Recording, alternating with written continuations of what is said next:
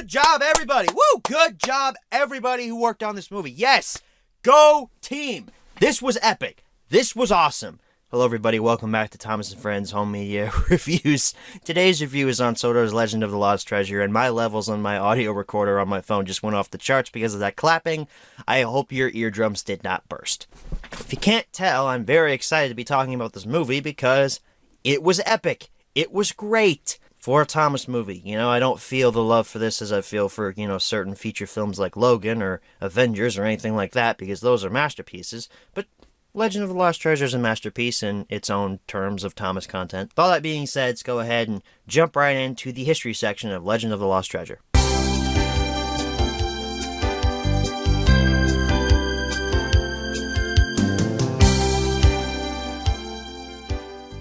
So Legend of the Lost Treasure has a similar history to Tale of the Brave, meaning that it hit digital platforms about a week or two before hitting Blu-ray and DVD. It hit digital platforms on August 25th of 2015, and the Blu-ray / DVD / DVD only release hit store shelves on September 23rd of 2015. And I remember little old Lego lover in 2015 asking his mommy to drive him to the local Walmart and drop him off and pick this up on day of release. And okay, let's go ahead and jump right into the close-up section of Legend of the Lost Treasure.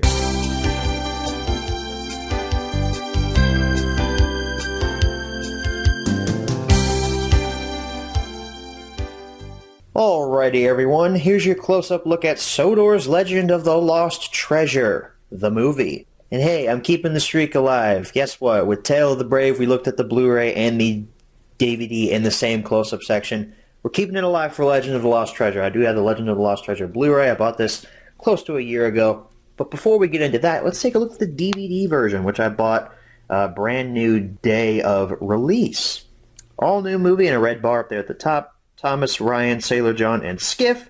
There at the top, Thomas Friends logo. The big Sodor's Legend of the Lost Treasure logo. The pirate ship with the treasure washing up on Sodor on the other end. I really, really, really like this poster. It is amazing. And honestly, I like it better on the DVD version than I do the Blu-ray because DVDs are taller and you get a better presentation. But Blu-ray picture quality is still so much better than DVD. Hit Entertainment logo. Thomas Friends Legend of the Lost Treasure down there on the side. Thomas portrait. DVD logo, Universal logo on the back. Set sail for action and adventure. Thomas Friends logo again. UPC code peering out through the barcode there. Boop. Blurb. Meet new friends Ryan and Skiff. I almost read that as Skip because it kind of looks like two P's instead of two F's if you look at it the wrong way. Which is funny because Ryan and Skiff are on the front, but the small railway engines are on the back, and this button is like over top of them. Like, hey, look, here's Ryan and Skiff, and like, here's this other dude. We're not sure who he is. He's not really that important. Okay. Thomas right there next to the small railway engines. You can really see the scale difference when they're right next to each other. Wow, they are really small. Your bonus features include sing-along songs for each of the songs present in this film, which are We Make a Team Together and Never Overlook a Little Engine. And Guess Who puzzles. And that's all your bonus features. There's still no games. I'm actually kind of missing the games here. I mean, I know that most of them sucked butt, but I'm still kind of missing them. And link to the Thomas Friends website with copyright information at the bottom. This is, again, a slipcover. Take that off. Oh, look, something's different. Feature-length movie underneath with all new movie on the slipcover. And that slipcover is embossed, and I love it. Same poster art. Same side. Same back, just copyright information at the bottom. You open this up. Your disc is a squished up version of 3/4 of the poster art. It's missing Ryan, but whatever. Here's your insert, along with some other stuff. The advertisement for the reboot of Bob the Builder, which sucks. Save 50% on Thomas and Friends magazine. I almost said save $5. Here's your insert, which is the same size as the Blu-ray, funny enough. Like I said, I bought this new day of release, so this is not the same insert that's inside of this Blu-ray. Legend of the Lost Treasure merchandise, Trackmaster, Take and Play, Ooh, this was an ad for the Thomas and Friends Wooden Railway website back when that was still a thing. You could get free shipping on orders of $45 and above with the code FS4Thomas through October 31st, 2015. Oh man, you guys can't use that code now. Darn it. Man, that sucks. Also, the Wooden Railway website and Wooden Railway itself are dead. So, some stuff about getting exclusive items, which is rendered mute now because we can't because the website is dead. Some books. Oh, the very first stories. That's the Railway series reprinted right there. Isn't that cool? I remember when that came out. Everyone was losing their pants over that. Of course, I'm not wearing any pants right now, so it doesn't matter. This is an advertisement for Thomas Land, which I think is open now in Edaville, wherever that is. Probably the middle of nowhere. Probably Kansas. Kansas is pretty much the middle of nowhere. You know, just a little side rant. I don't know how people can die from tornadoes when you live in Kansas. You can see it coming from 2 days away. Anyway, Legend of the Lost. I don't know. Why did I say that? Okay. An advertisement for Go Go Thomas. I guess this is an app? Because it was a release, but now it's advertising as an app. So you can download it on iTunes, Google Play, or Amazon. There's that applesauce stuff again, and a Day Out with Thomas ad. In the back, Little Big Club, and something about Thomas Friends on social media. So that's your pamphlet. It's not really simplistic. It's just not as flashy as some of the other pamphlets. I still find that weird how it's the same size as the Blu-ray, but it's in the DVD case. Maybe they just didn't produce any DVD-sized inserts for Legend of the Lost Treasure, which is also something I'll bring up during Journey Beyond Sodor whenever we get to that HMR in a few months. So let's take a look at the Blu-ray. It's pretty much the exact same poster art, except there's no red bar on top of it. It's just all new movie printed on top just by itself. Blu-ray plus DVD plus digital HD. Same poster, except this little sticker right here. Included with purchase, digital HD with ultraviolet. Watch it anywhere. And I use these codes like mad. I have a Vudu account myself. This movie is actually on my Vudu now. Because of the copy code that's in this, I've already used it. And yeah, Vudu is a very nice resource. Hidden Entertainment logo, again, same side, except now you have Blu-ray plus DVD on the side, whereas on that you just had DVD. HD picture and theater quality sound, that is true. Blu-rays are absolutely amazing when it comes to picture quality and audio. DVDs just look like garbage compared to Blu-ray, honestly. Same back and stuff, except now you have a little insert here for the digital HD portion. We saw something similar to this with Tale of the Brave, except my Tale of the Brave Blu-ray didn't have a slipcover. I actually bought this off of eBay and it had the slipcover with it, so that was a lucky find. Same poster art underneath, except now it says feature-length movie instead of all new. Same side. You can see the Blu-ray case protruding at the top. Same back. Images and such are just shifted around to fit the smaller contrast. There's your Blu-ray disc, pretty much the exact same artwork as the DVD, except it has a giant Blu-ray logo on the bottom there. Here's your digital copy slip, what that would have looked like if you bought this back in the day. I have already used mine, so don't try to steal it. And the exact same pamphlet as in the DVD. So, we don't need to look at that because it's the exact same. And there's your DVD. Again, exactly the same DVD that you'll find in that exact same contents and crappy picture quality as well.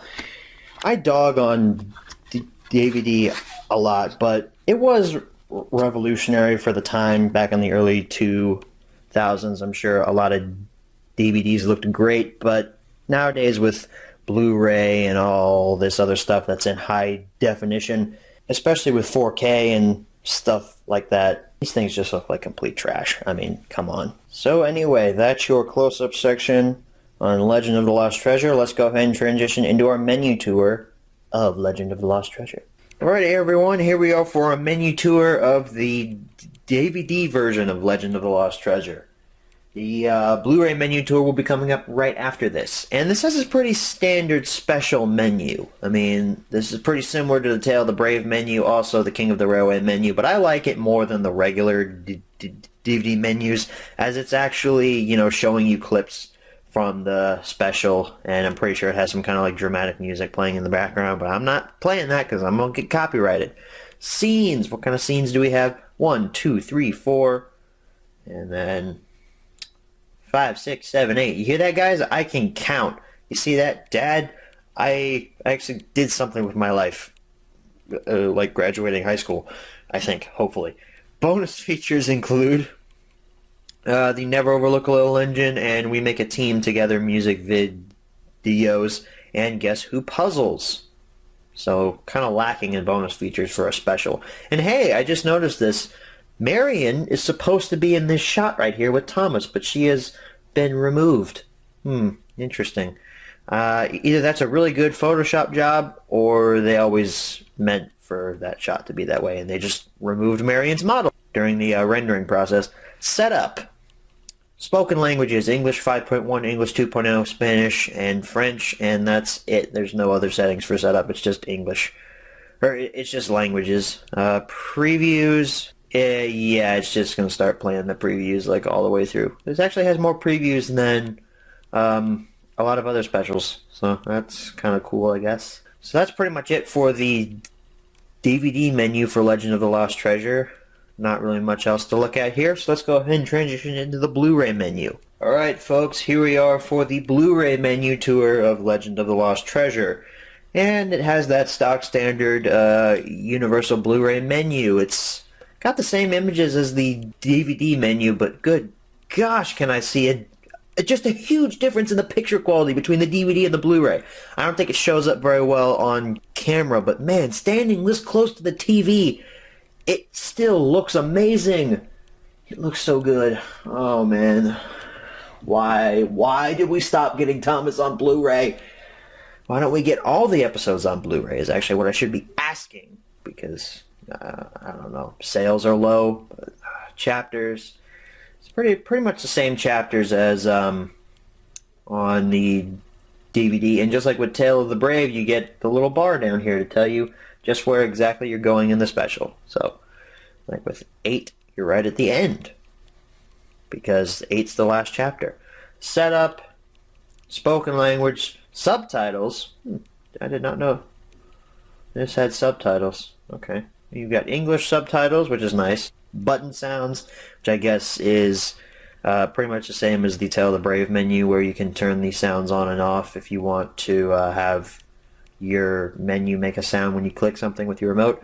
And spoken language, English 5.1, English 2.0, Spanish and French 2.0, which are the same language options as we had on the DVD.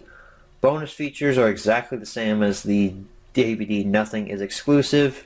Got the same music videos and presumably the same puzzles. And the previews are exactly the same. So, that's your menu tour for Sodor's Legend of the Lost Treasure. Let's go ahead and head on back and answer the 5 main questions as always. Alright, so we're back from the close-up, and now it's time to answer the 5 main questions as always. Number 1, where can you pick this product up? I have seen some copies of Legend of the Lost Treasure in Target. I know I talked some serious crap about Target last week with Wild Water Rescue, but in some recent months, meaning in like October and September of 2017, I saw some Legend of the Lost Treasure copies without slipcovers sitting on Target shelves. Are they still there now? No, but maybe at your local Target they might be. Honestly, I feel like my area out here in Kentucky is kind of like the abnormal area. Like, we get toys and stuff like months after they've started shipping at other places. Like, let me give you an example, okay?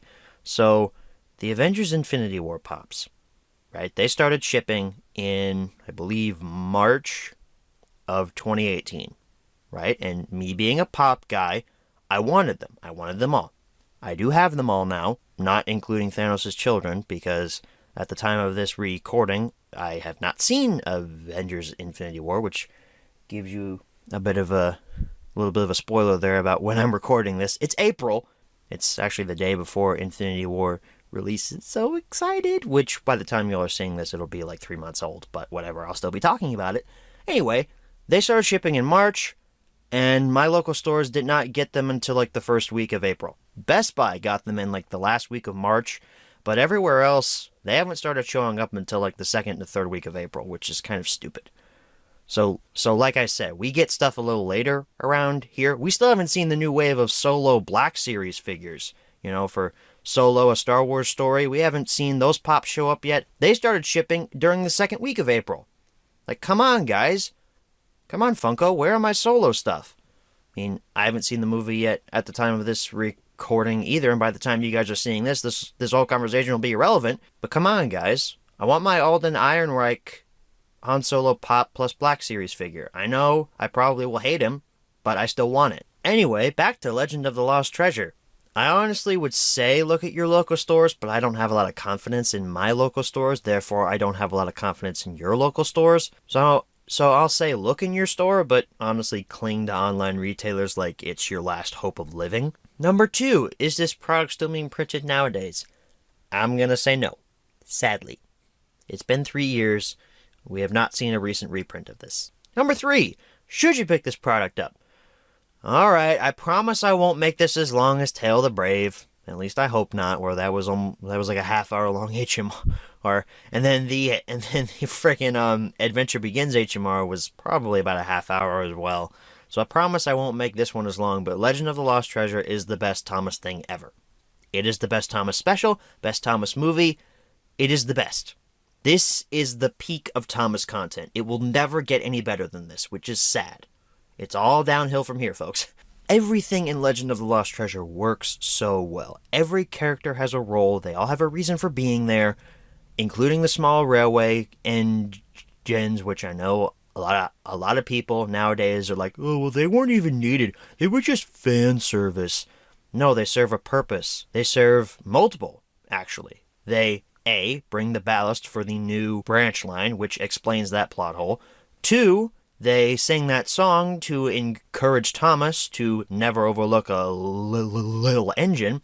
And 3, they slow down the pirate ship during the climax. So take that, haters. They serve 3 purposes. Also, can I just say it's great that we got the small railway engines on screen? Like, Audrey characters, Railway Series characters on screen.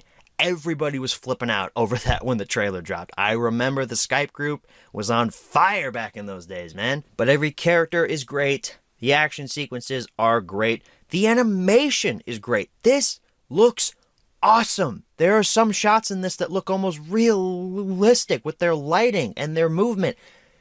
It's so awesome. And this got a great Blu-ray transfer, okay? This is one of the greatest Thomas Blu-rays I've ever watched. This got an absolutely gorgeous transfer. I love this Blu-ray picture quality. Moving into the home media aspect of this review. I don't talk a lot about the picture quality. When we get to Tales on the Rails, I'll talk about the picture quality, alright? But this picture quality looks gorgeous. And the villain, we got a human villain in Thomas and Friends. Sailor John is awesome. He's evil for the sake of being evil.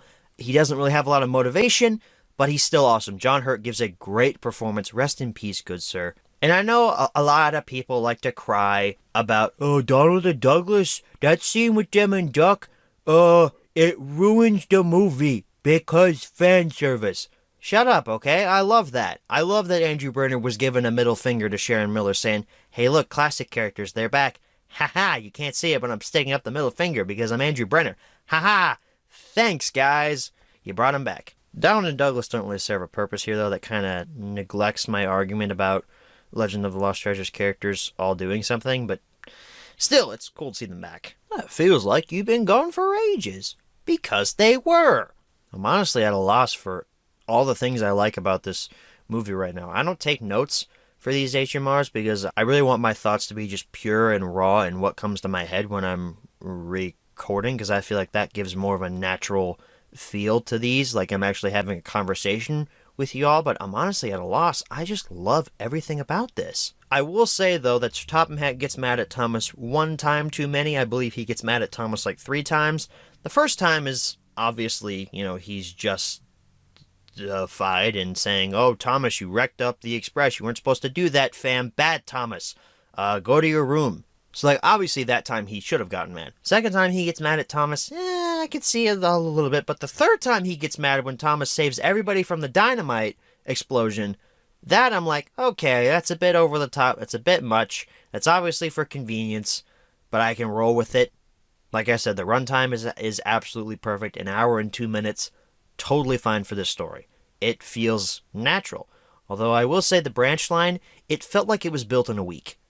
Like, there's really no sense of time passage throughout this movie, especially because the backgrounds and the sets pretty much stay the same the whole time, but it's just a little flaw. We don't need a 3-hour cut of Legend of the Lost Treasure. We don't need the Godfather cut of Legend of the Lost Treasure, where it's 3 hours of nothing but the engines talking about making offers that they can't refuse. Now that I say that, I would like to see that. Let's see a Godfather cut of Legend of the Lost Treasure. 3 hours long, where it's just Thomas, Rex, Mike, and Bert, and Oliver for fan service, and they're all just sitting in a dark room. They're talking with mob accents, and they're just talking about making offers that they can't refuse for 3 hours. I want to see that movie. Make it happen, Andrew Brenner. Anyway, Legend of the Lost Treasure is just amazing. I mean, I said this on my Twitter the night I watched this. There aren't enough words to say how perfect this is. There aren't enough words in my vocabulary to express how perfect Legend of the Lost Treasure is. And I firmly think that no Thomas special will ever come close to Sodor's Legend of the Lost Treasure in terms of quality. I have a fun time every time I watch Legend of the Lost Treasure. I watch it at least once a year. It's great. High recommend for Legend of the Lost Treasure. This is the Thomas movie that every fan needs to see. Number 4, where should you pick this product up? Same answers as number 1.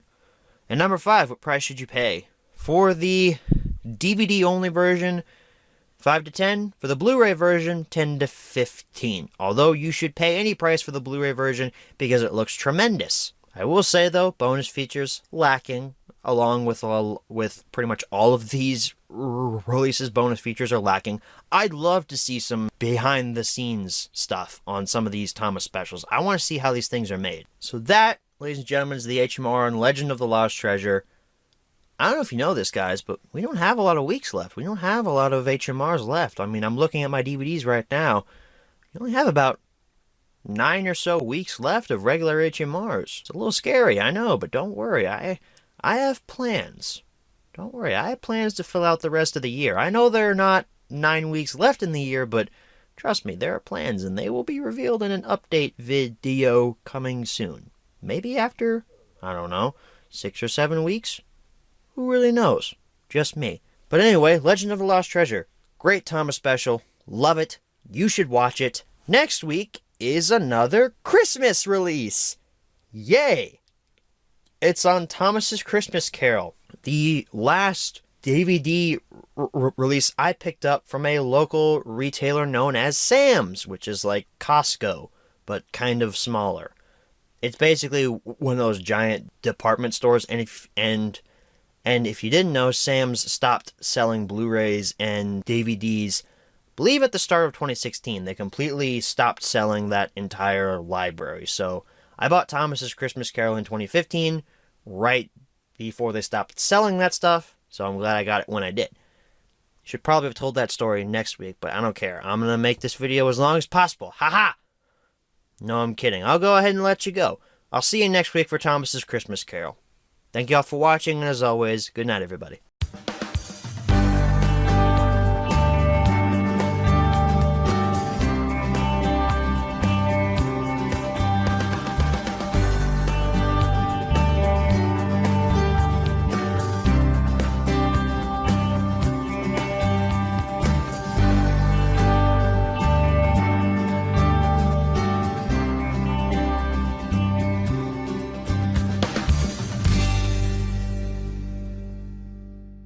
You know what's funny?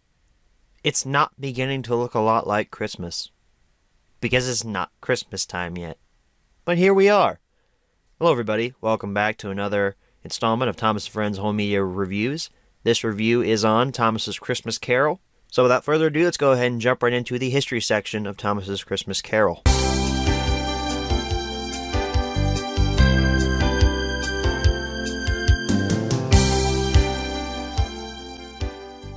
Thomas's Christmas Carol has an interesting lifespan. It was originally released onto digital HD on October 13th of 2016. It was then put out onto physical media, which also translates to DVD, on October 27th of 2016. That might have been like a week or 2 weeks later. Then it gets kind of weird. Thomas's Christmas Carol was then released in Walmart on November 3rd. Oh shoot, I've been saying 2016. This is 2015. My apologies, I read that wrong. My eyesight's I'm going blind, but disregard everything I said. It was October 16th of 2015 and October 27th of 2015. My apologies. But anyway, it was released to Walmart on November 3rd of 2015, which is interesting. I don't know why they held this back for a week to be distributed in Walmart. We'll actually see this again whenever we get to Thomas's holiday collection. It's weird how they hold things back at Walmart. They must really hate Walmart. I have a love-hate relationship with Walmart. Pretty much hatred over these past couple weeks. They have not been getting in a lot of recent stuff. So anyway, let's go ahead and jump right into the close-up section of Thomas's Christmas Carol.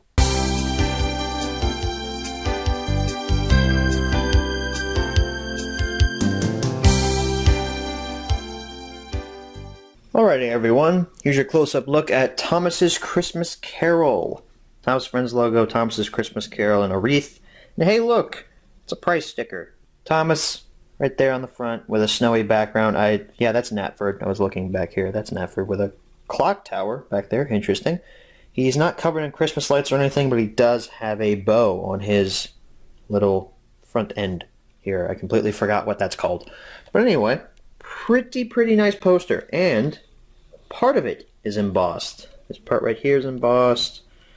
Running board here is all embossed. His face is embossed. So, Hit Entertainment logo, right there on the side. Thomas Friends logo, Thomas's Christmas Carol. They even keep the wreath. I kind of like that. Portrait of Thomas in gold, DVD Universal logo. On the back, Thomas Friends logo, delivering winter wishes in a Christmas-like font. You've got your blurb about what's on the disc and such, the stories and all that. UPC code peeking out through the slipcover. Bonus features include There's Snow Place Like Home, which is a music video, and Who's That Engine, which I think is a segment that comes when you actually play the release. So I don't know how that's technically a bonus feature, but we don't have any Guess Who puzzles this time. At least if we do, they're not listed here. Thomas and Diesel on the back there, because Diesel's Ghostly Christmas is on this, so it just makes sense. He's covered in Christmas lights as well, and I don't know why my camera is not focusing. There we go. Isn't that nice? You can see it in glorious 720p. You've got copyright information with a link to the Thomas Friends website at the bottom. Take the slipcover off. Exactly the same underneath minus the price tag.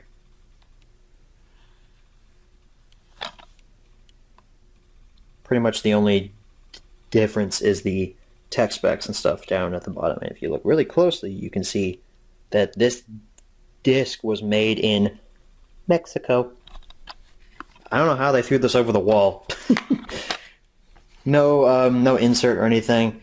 Your disc is, again, a squished up version of the poster art. You guys should just say that with me nowadays, because you know what I'm going to say when I talk about the disc, because it's not different. So that's the end of the close-up. Let's go ahead and transition into our menu tour of Thomas's Christmas Carol. Okay, everybody, here's your menu tour for Thomas's Christmas Carol. Again, we're in a situation where I am losing natural light at a rapid rate, so let's do this quick. Same options as before with the same image as on the cover. Episode selection, Diesel's Ghostly Christmas, Snow Place Like Home, A Cranky Christmas, and The Beast of Sodor. Now, the reason we only have 4 stories here is because Diesel's Ghostly Christmas is a 2-parter. It's a special double-length story, which is something Thomas and Friends has never really tackled in the past. I mean, we've had arcs of stories, but we've never had like a feature-length, double-length story. So that's kind of cool. That's a first. Language selection. Do we get French back?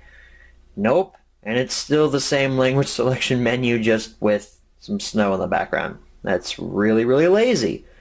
Bonus features include There's No Place Like Home, which is a song, and Who's That Engine. I'm actually going to play this. So I wonder what this is.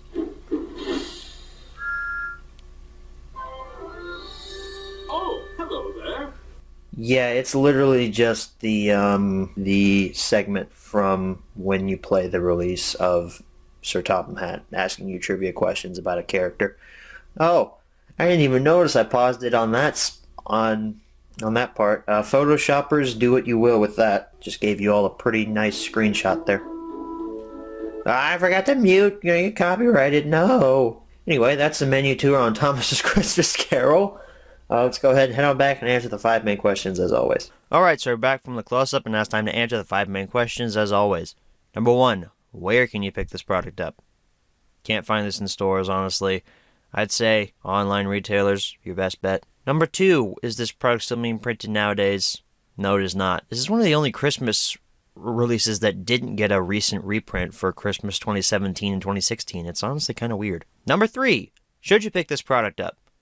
This release features, for the first time in Thomas & Friends history, a double-length episode, which is a really awesome idea. Diesel's Ghostly Christmas, while following the trope of a Christmas Carol parody, which a lot of shows do, honestly is one of the best Christmas episodes ever. I know that's a blanket statement and a really big statement, but honestly, I stand by that statement. I think that's true. It's really good. Now, the change for Diesel's character obviously doesn't stick, but that's an inherent flaw with Thomas itself. I brought this up during the Tale of the Brave HMR about how, character arcs, they happen and then they go away in like the very next story. They don't stick. You just continuously watch the exact same character arc over and over again, and I think that's really lazy with Thomas and Friends. But again, that's an inherent flaw with the television series itself and the fact that it's been going for over 21 seasons and they can't come up with anything new. The other stories, excluding Beast of Sodor, are really good. I really like No Place Like Home. It really shows that Victor actually cares about Kevin, even though he berates him over and over again. And Cranky Christmas, despite Cranky being a huge idiot, still a fun episode. Beast of Sodor, though, not great. It had shades of Sharon Miller, and you know how I feel about that.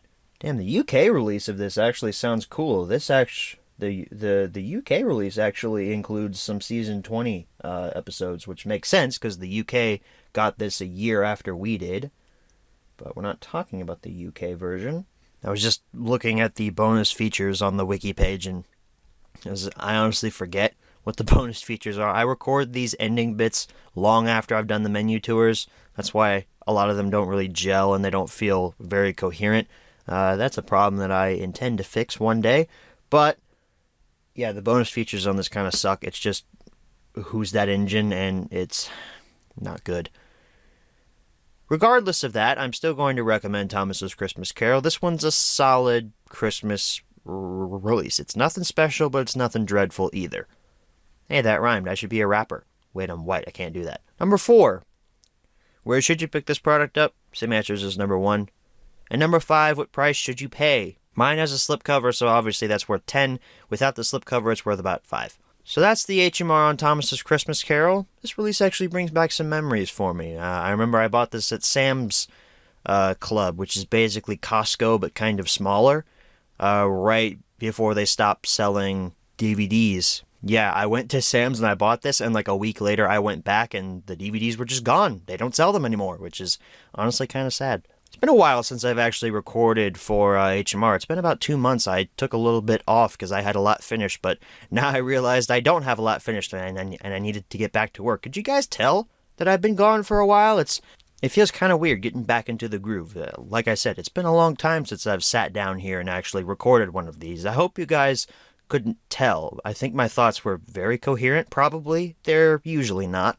Anyway, next week we're going to be talking about Tales on the Rails, a release that I have harped on in the past because of its picture quality. Rest assured, it will not be spared from my wrath next week. See y'all then. Thank y'all for watching, and as always, good night, everybody.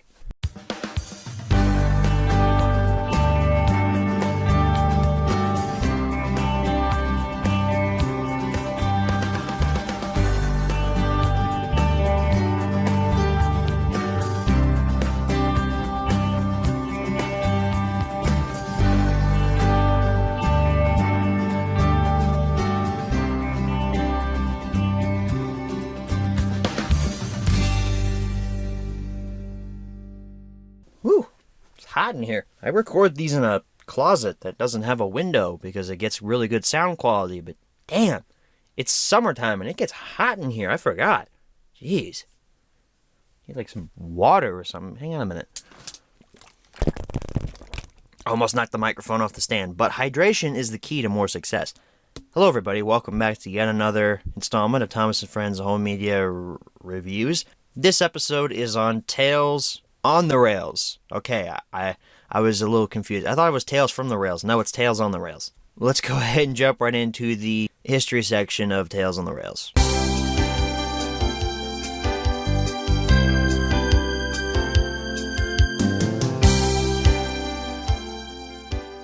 So Tales on the Rails has a bit of a short lifespan. It was released on digital HD on November 10th of 2015. I got the date right this time. I learned my lesson from last week. And it was released onto physical media on November 24th of 2015. And I remember picking this up in a Target. I was there with, I think it was my mom, and she was like, "Why are you buying that?" I'm like, "It's new. I have to have it." And she's like, "You spend all your money on this useless stuff." I'm like, "Yeah. I know. Have you seen my room? Have you seen all those pop figures I have everywhere? Of course, this was back in 2015 when I had just started that, so I probably only had about, 20, 30 back then. Nowadays, it's blown up to 100. Anyway, can you tell that the heat in this closet is getting to my head? Let's go ahead and jump right into the close-up section of Tales on the Rails.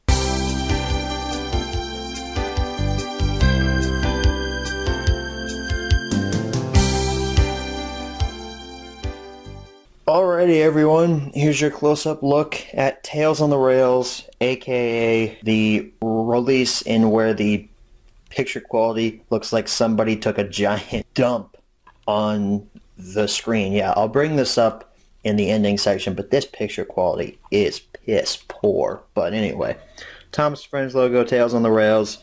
Kind of a simple logo, but I kind of like it, I guess. Thomas Percy up there on the front going down a hill. What it looks like. Simple cover. Side, entertainment logo, Thomas Friends. Tales on the Rails, portrait of Thomas, DVD logo, Universal. I am getting really sick and tired of saying these same things over and over again. Can you tell? Can we change it up a little bit here? Please. Tales of bold and daring adventures with the Thomas Friends logo. Blurb, Thomas and Salty on the back. Salty's looking a bit worried there. I'm sure if we took a look behind the image here, there'd be a dude holding an AR-15 next to his face, like, "You better smile in the picture or else I'll blow your face off, buddy boy." And then Thomas also looks kind of worried too. Maybe he's like, "Salty, I'm sorry, but like, I let this terrorist into our country. I'm so sorry because we're part of England and England banned guns, but we let terrorists into our country."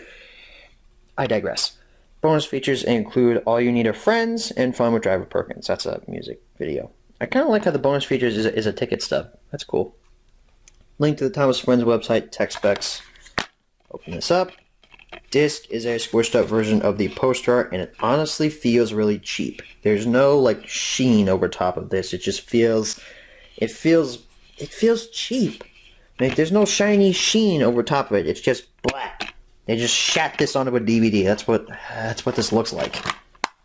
Anyway, let's go ahead and transition into our menu tour of Tales on the Rails because the close-up is finished. Okay, everyone, here's your menu tour for Tales on the Rails. Wow, this PQ is not great. I mean, the menu doesn't look that bad, but wow, the episodes are going to look even worse than the menu. The menu doesn't even look that stunning. Episode selection, what episodes do we have? Very Important Sheep, Salty, All at Sea, Den and Dart, Duck and the Slip Coaches, and Missing Gator. Interesting.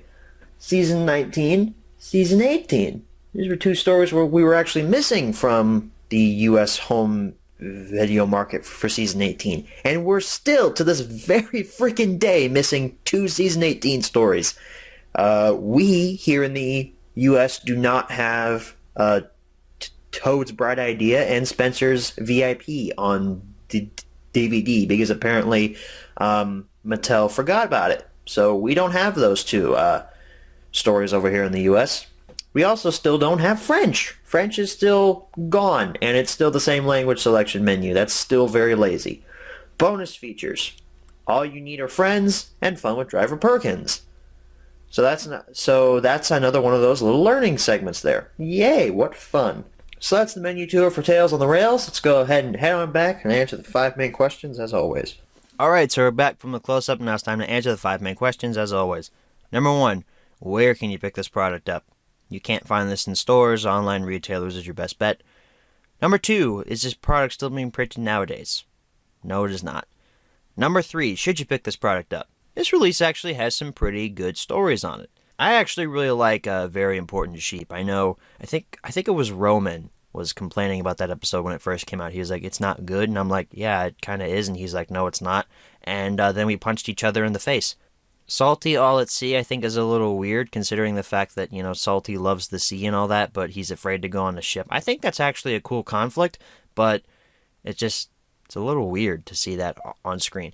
I think personally that Den and Dart is the best story on here. I mean, I know that, yeah, Duck and the Slip Coaches is on here, and yeah, that's a good one too, but Den and Dart, removing the fact that it's a story that I cannot say without stuttering to save my life, it's really good. It builds upon both of the characters of Den and Dart and shows why they need each other, or really why Den needs Dart and Dart needs Den, And also, Den kind of comes into his own with this story, and his character arc actually sticks. One of the rare occurrences in Thomas and Friends where a character's arc actually sticks and doesn't go away in the next story and they learn the exact same lesson. Already talked about Duck and the Slip Coaches. That's a really good story. It's weird hearing the US narration as a dude who watched the UK dub of that when it first came out and pretty much stuck with that for like half a year. It's weird hearing the US voices say those iconic lines. Hello, Duck. Nice to see you. Like, nah, that's... Nah. It should be, hello, Duck. Nice to see you. US dub is still better. Missing Gator. It's an episode I'm not too big of a fan of because it references Tale of the Brave, and y'all know how much I hate Tale of the Brave, ha! Nah, that's really not the reason. I just don't think it's a good episode. How could I go throughout this entire section without mentioning the picture quality like I have mentioned in past HMRs? This picture quality looks like total dog feces. I don't think you could have caught it on camera. It probably looks okay at best on camera. I know there were some people in the comments a couple of weeks ago saying, okay, well, why don't you just get a better TV? It's not the TV. Okay, well, why don't you just get a better DVD player? It's not the player. It's what's on that disc. They shat that onto that disc. They gave us that picture quality on that disc, and I'm not happy about it. And that's because of the limitations of the format that it's on. They render these stories in at least full 1080p, full HD. But they scale them down so much to put them on that tiny disc that they look almost that they're like 360p. The highest quality that DVD can reach is 480p. But these do not look 480p, okay? And I'm pretty sure that my Blu-ray player upscales because this looks really bad on my Blu-ray player for some reason. Whenever I put it in my computer that I know doesn't upscale, it looks semi-okay. But on my Blu-ray player, it looks awful. Like, it tries to upscale it to 720p, but it fails because it looks terrible because of how they mastered that DVD. It's got nothing to do with the Blu-ray player. It's got nothing to do with my TV. It's what they put on that disc. And I had noticed a picture quality drop since Adventure Begins. I could notice little lines in the frames. I could notice little pixels were kind of dead in a few shots.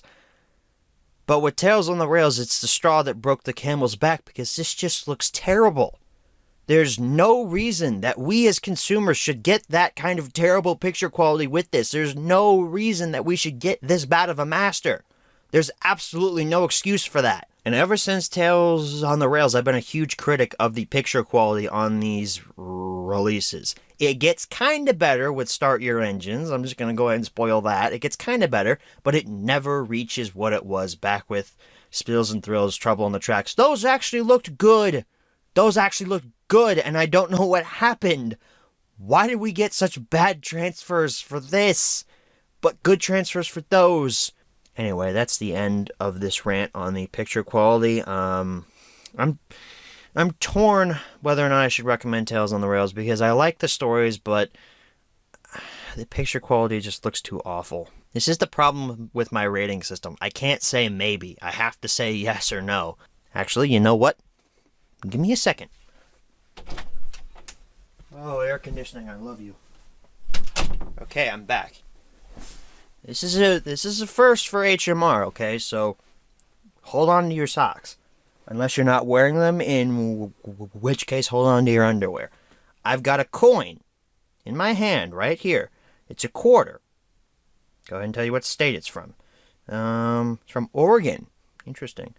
From 1859. But it also has another date, 2005. I don't know what that means. Anyway, I've got a coin in my hand. And you, the viewers, are going to decide whether or not I recommend Tales on the Rails. I want you to think really, really hard. And whatever you want me to say about this, try and think really, really hard and try and influence this coin flip, okay? Heads, I recommend. Tails, I not recommend, alright? Here we go. I promise you I will not fudge these. I have no reason to. Here we go, I'm flipping.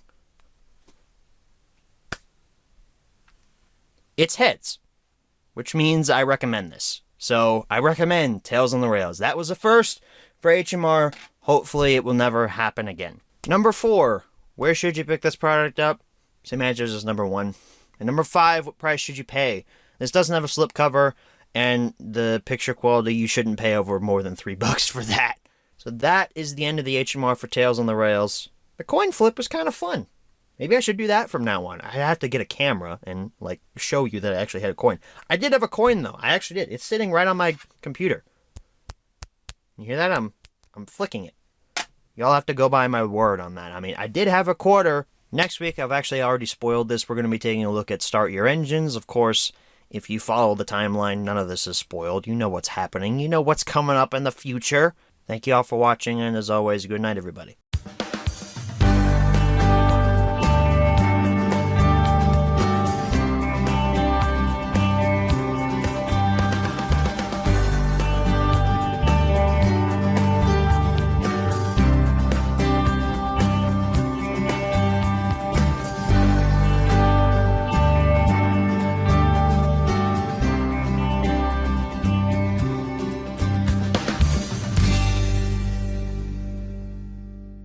Oh dear, it is still hot in this closet. It is still summertime and I'm not wearing a shirt right now. Welcome back to Thomas and Friends Home Media Reviews, everybody. How are you guys doing? This week we're taking a look at Start Your Engines. I just drank the last of my water. That's nice. Now, there's still a little drop in there. Alright, now it's gone. I almost flipped that. Damn it. Let's go ahead and jump right into the history section of Start Your Engines. This heat is getting to me. Oh my gosh.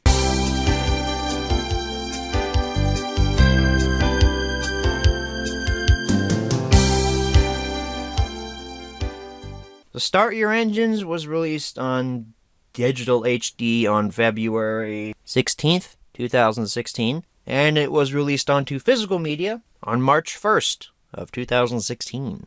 Also, interestingly enough, when this was originally released, you could find this in a 2-pack, exclusively at Walmart, with Up, Up, and Away of all releases. Because racing and stupid, retarded storytelling really go well together. Walmart has the weirdest 2-packs. So, all that being said, let's go ahead and jump right into the close-up section of Start Your Engine.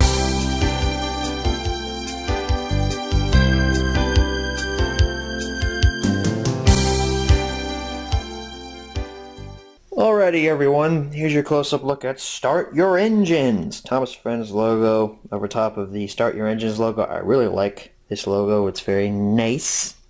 Got signals at Knapford Junction. Thomas on the front there looking really red-faced because he's racing and such. He's going, yo. He's like, look, I'm the Flash. It's Philip next to him. There's James up on a hill. I really like this poster, actually. It's really engaging. On the side, Hit Entertainment logo, Thomas Friends logo, Start Your Engines. Same picture of Thomas on the front, DVD logo, and the Universal logo down there at the bottom. High Speed Railway Adventure. Got a UPC code there, peeking out through the slipcover. Blurb, Thomas and James at some sort of celebration. Yes, maybe one of them won a race or something, but everybody's a winner in this day and age because we can't have any losers, because if we have losers, then people will be sad. And when people are sad, that's not okay, even though that's a natural part of life and the liberals don't understand that. Bonus features include Race With You and Go-Go Thomas. Those are two music videos, as well as On a Journey With You. It's also a song. And Guess Who Puzzles. Guess Who Puzzles are back. If we haven't seen them in the last couple of weeks, then they're back here, because they haven't been listed on any release prior to this, except for, I believe, Whale of a Tale was the last one that had Guess Who Puzzles listed on it. Or no, I'm sorry, it was Wild Water Rescue. That just came to my head. It was Wild Water Rescue that had Guess Who Puzzles listed on it last. Copyright information linked to Thomas Friend's website down below. Take out the slipcover as per usual. It is embossed, so it's nice. Same poster underneath. Same side. Mine's a little off center. I haven't taken the time to fix it. Back is exactly the same, except now you just have text specs and stuff down at the bottom, where you didn't have that on the original slipcover. Open this up. Wow, we actually have something in here this time. It's just subscribe and save up to 50% on the Thomas and Friends magazine, which I'm not going to do, because I'm not 5. Here's your disc. It is a squished up version of the poster art, and I know I railed on Tales on the Rails last week because it didn't have a sheen on it. This one does have a sheen. It is kind of nice. It doesn't feel like it was really cheaply made, but this one doesn't feel all that better quality. I mean, it's got a sheen on it, definitely. It's just, you can still feel where the piece of paper was glued onto the disc. I mean, you can really feel it. So that's your close-up. Let's go ahead and transition into the menu tour for Start Your Engines. Alright, boys and girls, here's your menu tour for Start Your Engines. The natural light's almost gone, but don't worry, the TV shows up fine on the camera, just not anything else. Episode selection. What episodes do we have? Two Wheels Good, Reds vs. Blues, just like Bloods vs. Crips. Slow Steven, the little engine who raced ahead. Best engine ever, aka Pointless Merchandise. And Philip to the Rescue. Language selection. Do we have French? Do we have French? No, French is still not here. Oh well. Maybe we won't see French ever again. Sorry, Eric Pierre and all of you who live over in France and Quebec and all that stuff. I guess you can't watch Thomas in French no more. That is illegal now. Bonus features include Race With You and On a Journey Today, Go-Go Thomas. Those are all music songs. That's right. And Guess Who Puzzles. So the Driver Perkins segment is gone. That's sad. I actually kind of liked those. That was actually kind of a cool bonus feature. But now they're gone, as were the games. I actually kind of miss those games though, because these menu tours have been really short and really basic these last couple of weeks. But there hasn't been much to talk about. I mean, am I supposed to analyze this picture? Thomas is going fast. Philip is also going fast. James is presumably also going fast. Done. Picture analyzed. So anyway, let's go ahead and head on back and answer the 5 main questions as always. Alright, so we're back from the close-up, and now it's time to answer the 5 main questions as always. Before we do that, my Wi-Fi went out. That's great. Number 1, where should you pick this product up? I almost forgot the question there, and I had a stroke at the same time. You can't find this in stores. I've not seen this in stores in forever. That 2-pack from Walmart, you're probably not going to find that new. So, yeah, online retailers. My Wi-Fi is still out. What is going on? I don't understand. Number 2, is this product still being printed nowadays? No, it is not. Number 3, where should you pick this product up? I like Start Your Engines. I like racing. I'm a huge Cars fan. I love watching things race for hours and hours. And honestly, I was a fan of the racing gimmick back in 2016. I really liked it. I thought it was cool. I also really like all the stories on here. Two Wheels Good, kind of an ironic statement about, Mr. Percival and his bicycle, basically saying that hipsters are cool, which they're not, so that episode is a liar. Reds vs. Blues, I really like that story as well. That's fun with the Thomas and James rivalry. Slow Steven, that's a cool one as well. Really builds on Steven's character and shows that, hey, not everybody has to be fast. Some people can be slow. The most controversial episode on this release. This release is the one that features the introduction of Philip, a character that you either love or hate. Philip is basically the embodiment of The Last Jedi in the Thomas and Friends fandom, at least until Journey Beyond Sodor hits. That's its own beast. But Philip, I like Philip. Sue me. I like Philip a lot, actually. I think he's cool. I think he's one of the strongest new characters introduced. He's naive, he's young, but he has room to grow. And I really like the little engine who raced ahead. I think it's a fun story. And Gordon gets humiliated. That's always fun. Best engine ever spawned a really stupid piece of merchandise that appeared on screen for 5 seconds. If you don't know what I'm talking about Wooden Railway Streamlined Emily, which is Multi-Green Thunder's favorite item. Right, buddy? You'll love that one. And Philip to the rescue. I think that's a good sequel to The Little Engine Who Raced Ahead. I think all these stories are good. I don't think any of them are fantastic, but they are really good. They're solidly entertaining, and that is all I need from Thomas. I don't need to be questioning the logic or anything if I'm having a fun time while watching it. So yeah, I recommend Start Your Engines. I don't need a coin this week, and you all tell me whether or not I recommend it or not. I'm totally on board with Start Your Engines. I recommend it. Number 4, where should you pick this product up? Same answers as number 1. And number 5, what price should you pay?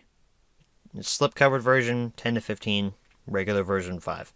If you can find it in that 2-pack new and sealed, that's actually worth probably a considerable amount, even though it includes Up, Up, and Away, but, you know, it has that little Walmart sticker on it, and people pay big bucks for that, so I'd say like 20 or 25 if you could find that new. Just don't open it. That's pristine. That's a collector's item. Okay, update on the Wi-Fi. It's still out, and I don't know what's going on. What am I going to do after I'm finished here? I was going to watch Punisher tonight, but I can't. I have to stream that using Wi-Fi. If I don't have Wi-Fi, what am I supposed to do? Someone leave a suggestion in the comments. That is the HMR for Start Your Engines. Again, this release is very fun. I enjoy this one.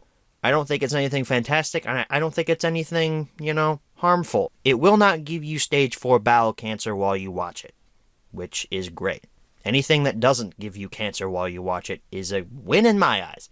Next week, oh boy, I don't know how to say this. I'm trying to build anticipation up for this.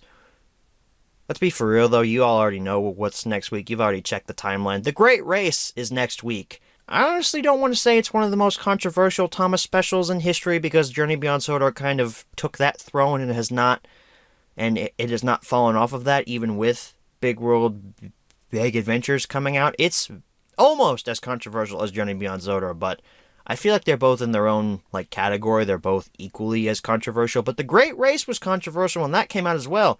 Because a lot of people loved it, and a lot of people hated it. Really hated it.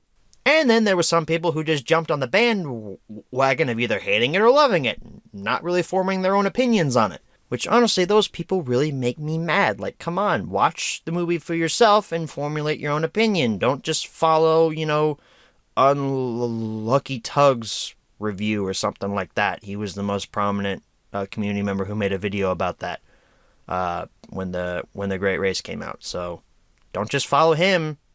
Create your own. This has been a PSA from Uncle Lego Lover. The Great Race HMR is next week. I wonder if it will be as long as the other HMRs that have dealt with specials. They've all been at least 20 minutes long. So expect a big one for this. Interestingly, this is one of the Thomas films I've done a review for. I've done a movie review of this one. I will link that in the description down below. So if you all want to see my thoughts when the movie first came out, you can watch that to gear up for the HMR next week. Have my thoughts changed, though? You'll find out next week. I've said next week way too often. I've also dragged out this ending way too long. My Wi-Fi is still out. This closet is still hot. Thank you all for watching, and as always, good night, everybody, and I am still not wearing a shirt.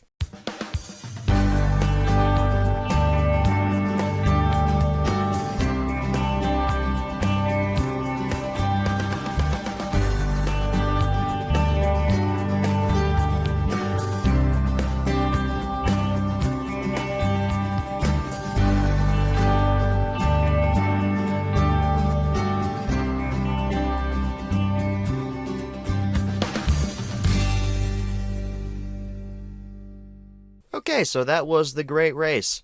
pretty much a jumbled mess, but hey, it was entertaining at some parts. Anyway, next week we'll be taking a look at yet another Christmas release, Tinsel on the Tracks. I'll see you all then. Good night, everybody. Did you really think the HMR was over? Did you think YouTube glitched or something? Did you think that I glitched? No, I'm just full of surprises. Anyway, welcome back to Thomas & Friends Home Media Reviews. Today's review is on The Great Race. Kind of spoiled my end review of the film, but hey, you don't know my in-depth thoughts on it, so stick around for that. Let's go ahead and jump into the history section of The Great Race.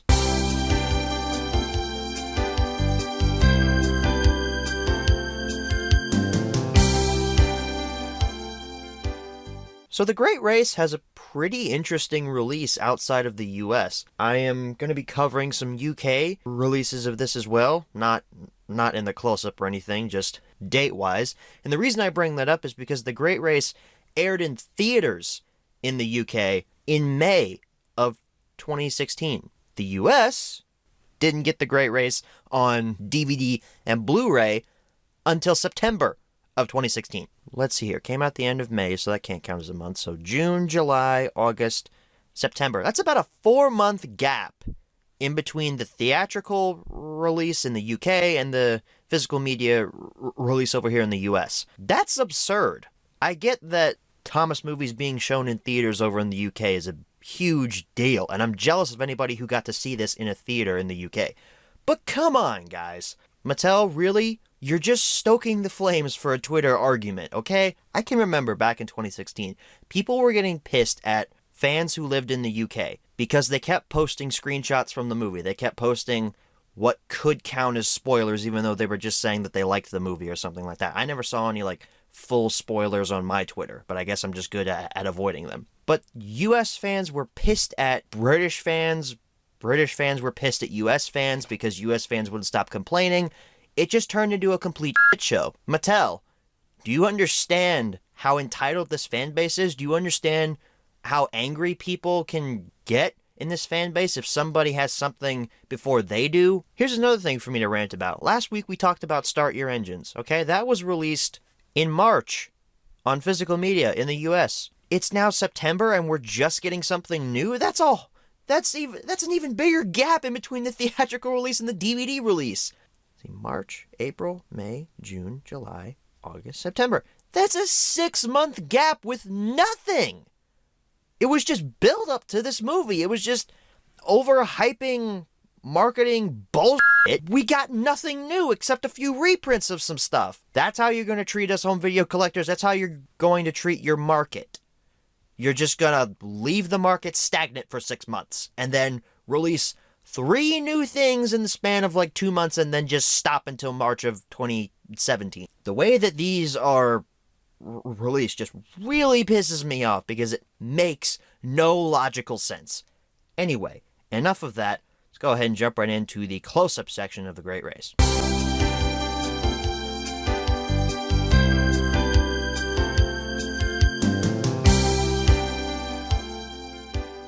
Alrighty, everybody, here's your close-up look at The Great Race. Now, it's weird. We're starting off with the Blu-ray here. That's because I do not own the DVD-only version of The Great Race.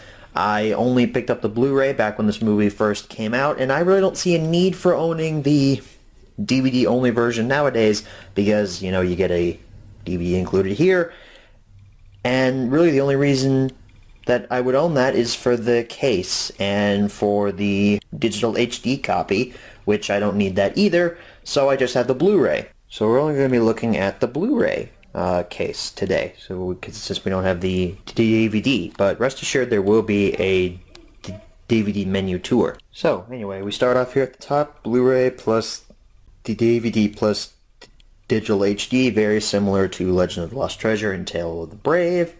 You've got a really, really, really nice poster. I love this poster. You've got Thomas and Ashima up here on the front and center. The Great Race, the movie up there at the top. All new movie, along with Flying Scotsman and Shooting Star Gordon on the respective sides. Again, this poster is awesome. I really dig this poster art. Much better than the movie, actually. Hit Entertainment logo on the side, Thomas and Friends logo, The Great Race. Again, portrait of Thomas taken from the front, Blu-ray plus DVD kind of shoved in down there at the bottom along with the Universal logo. On the back, HD picture and theater quality sound, Thomas and Friends logo, the race is on for Thomas and Friends, blurb about what's on the disc, UPC code peeking out through the slipcover, meet 13 new friends including Ashima, and this really awesome photo of all of the international engines including Thomas, Gordon, and Flying Scotsman there on the back. Really love this image. Even though you don't really meet 13 new friends, it's really you just meet Ashima, Vinny, and like one other person. Sort of. Frida. Yeah, you meet Frida. You have a little indentation down here about ultraviolet and digital HD. It also works with iTunes if you go that route. Your bonus features include 4 sing-along songs. I can't read, I guess. 20 character shorts and 8 Guess Who puzzles. Link to the Thomas and Friends website down there at the bottom along with copyright information. Take off the slipcover here. Pretty much exactly the same underneath, except your image is now shifted down to make room for the Blu-ray disc up here at the top. It also says feature-length movie up here at the top as opposed to all-new movie. But other than that, pretty much the same. Except this image is now shifted up. The blurb is now shifted around the UPC code here. You also don't have the race is on. You don't have as much room on the Blu-ray case. Same bonus features listed, same copyright information and such, except you have text specs down here on the bottom. Open this up. There's your disc. It's pretty much the exact same art as the DVD, which is over here, except for the giant Blu-ray disc logo at the bottom. And there's your DVD for comparison's sake. Both of them are squished up versions of the bottom poster, bottom half of the poster. Put that down there. Here's what your digital HD copy code looks like. I've already used my code, so don't try to steal it. And on the back, hey, look at that, Jurassic World. That's a funny advertisement to get on a Thomas and Friends product. Put that down there. Here's your product guide for the Great Race. You've got Trackmaster, some more Trackmaster. Or no, that's Wooden Railway. I was weirded out by the fact that they had Wooden Railway on like a Trackmaster ad, but no, that's actually the Wooden Railway set. That's the Sky High Bridge Jump set. And an advertisement for Extraordinary Engines, coming to DVD and Digital HD spring of 2017. You've also got a listing for some other DVDs down here at the bottom that you can purchase. Here's some books, but who reads books anymore? Some Thomas clothes and writing things. Advertisements for Little Big Club. Experience the island of Sodor like never before. Thomas Land. Thomas Friends on social media. And Thomas and Friends apps with express delivery. I assume that's a game. Take a look on the back here. Here's an advertisement for a new Bob the Builder toy. This is RC Super Scoop. I really don't like the new Bob the Builder stuff. I've never actually watched a full episode of the new Bob the Builder stuff, but I hate this new babyish style, so I'm probably just going to hate the series for the rest of my life. The classics were always the best. So that is your close-up for The Great Race. Let's go ahead and transition into the menu tour for Great Race. Ready, everybody? Here's your menu tour for the DVD version of The Great Race. There's your proof that the DVD is in the player. The Blu-ray is right there. So, the DVD menu looks like this. It is not similar to the poster art in any way, shape, or form. You have Thomas and Ashima outside of Vickerstown. It's actually quite a nice image. Scenes. What kind of scenes do we have? 1, 2, 3, 4, and 5, 6, 7, 8. Boom, boom. And then some kind of dance battle starts. I don't know what that's about. Language selection. Spoken languages, English 2.0, same English, or same, not English, same languages as any other special. My brain is currently melting out of my ear. Bonus features. What are the bonus features? We have the 4 songs from the special here. Will You, Won't You, Streamline Full Surprises, and You Can Only Be You. 20 character shorts. and the Guess Who puzzles. Now, the 20 character shorts, that's interesting. The 20 character shorts are the character spotlights that were released onto YouTube back in early 2016, late 2015 to hype up the Great Race. If you don't know what I'm talking about, here's an example. I'll go ahead and play this and we'll watch one of them. Welcome, you fans of Steve. Welcome, fans of speed. Welcome, one and all, to this year's Great Railway Show. Only here can you witness the mightiest locomotives from all over the world, competing in feats of strength, speed, and skill. Allow me to introduce you to this year's contenders. And here is Axel of Belgium. And just look at those. So basically what these are is, it's a little short, they're about a minute and a half long each, and it highlights one of the international engines here in this little segment. You can see he's got like stats over here. He's like a video game character. Speed, weight, length, fuel capacity, strength, and agility.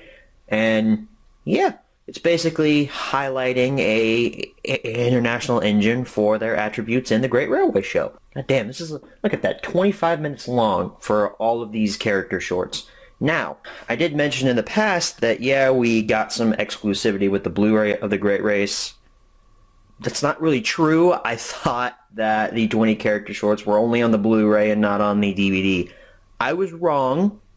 Unfortunately, there is no exclusivity to the Blu-ray like I thought there was. However, there is some exclusivity to this release. I'm holding up the pamphlet here because I can't grab anything else. There is some exclusivity to this. There are 3 character shorts on this release that have not been put out on the Thomas and Friends YouTube channel. At least not back in 2016 when these are being uploaded. If they have been, it's been very recent.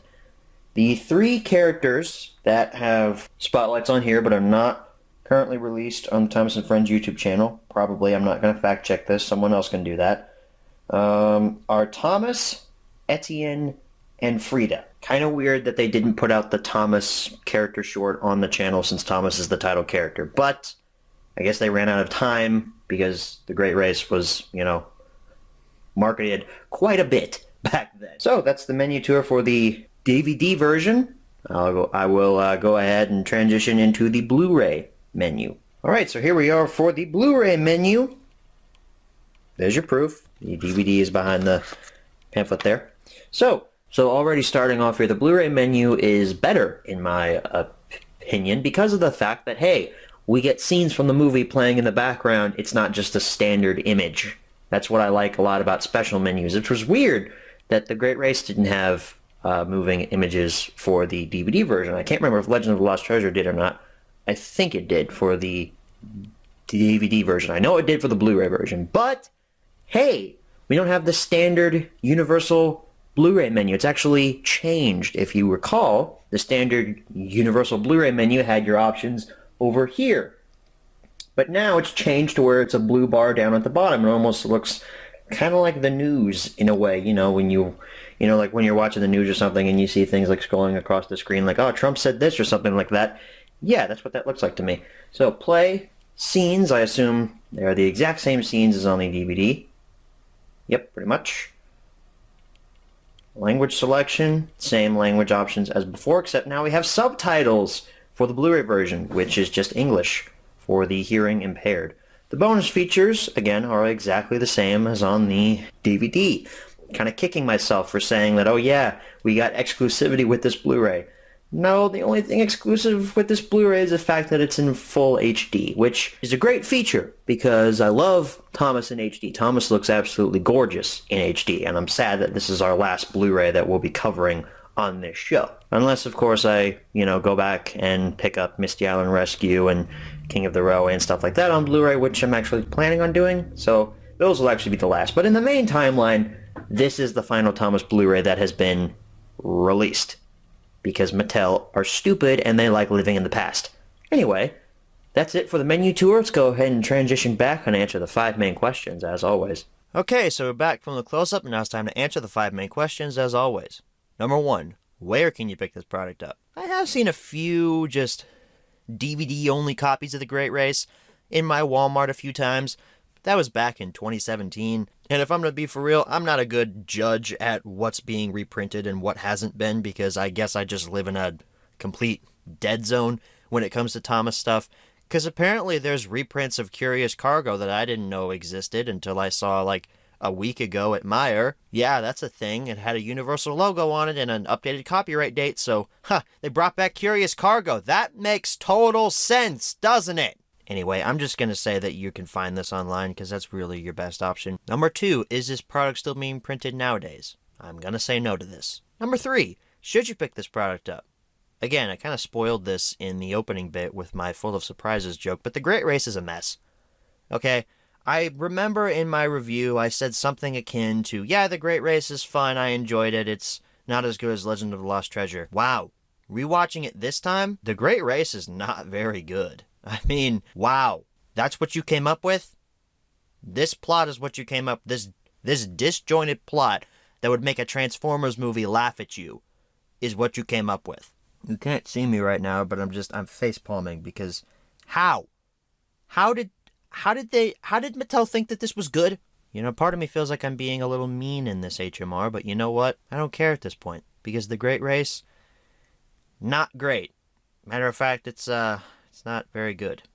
It's kind of mediocre. The mediocre race is what this really should be called. So let's start off with things that I liked. I like the comedy. I laugh at most of the jokes. Not as much as I did when I first saw it. I thought the movie was hilarious whenever I first saw it.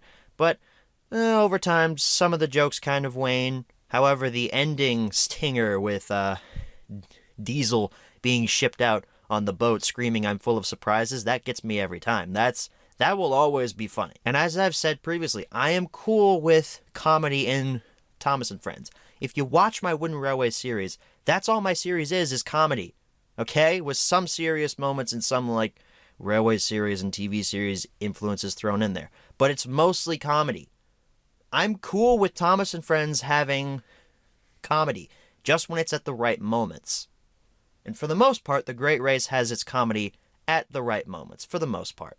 I love the Flying Scotsman. I think the Flying Scotsman was a great addition to this movie, and he sounds exactly like I thought he would. I think I mentioned this in my review back in 2016 as well. But Flying Scotsman, absolutely perfect. I wish he had more screen time. The Great Race itself, when that actually happens, that's a lot of fun. I enjoy watching that. That's awesome. That like whole 2 minutes of footage that makes up for the entire title, which doesn't make any sense. Why? Why is this called The Great Race? Why? The race is like 2 minutes of the movie. And even at that, it doesn't really impact the main storyline. If anything, The Great Race itself is a subplot.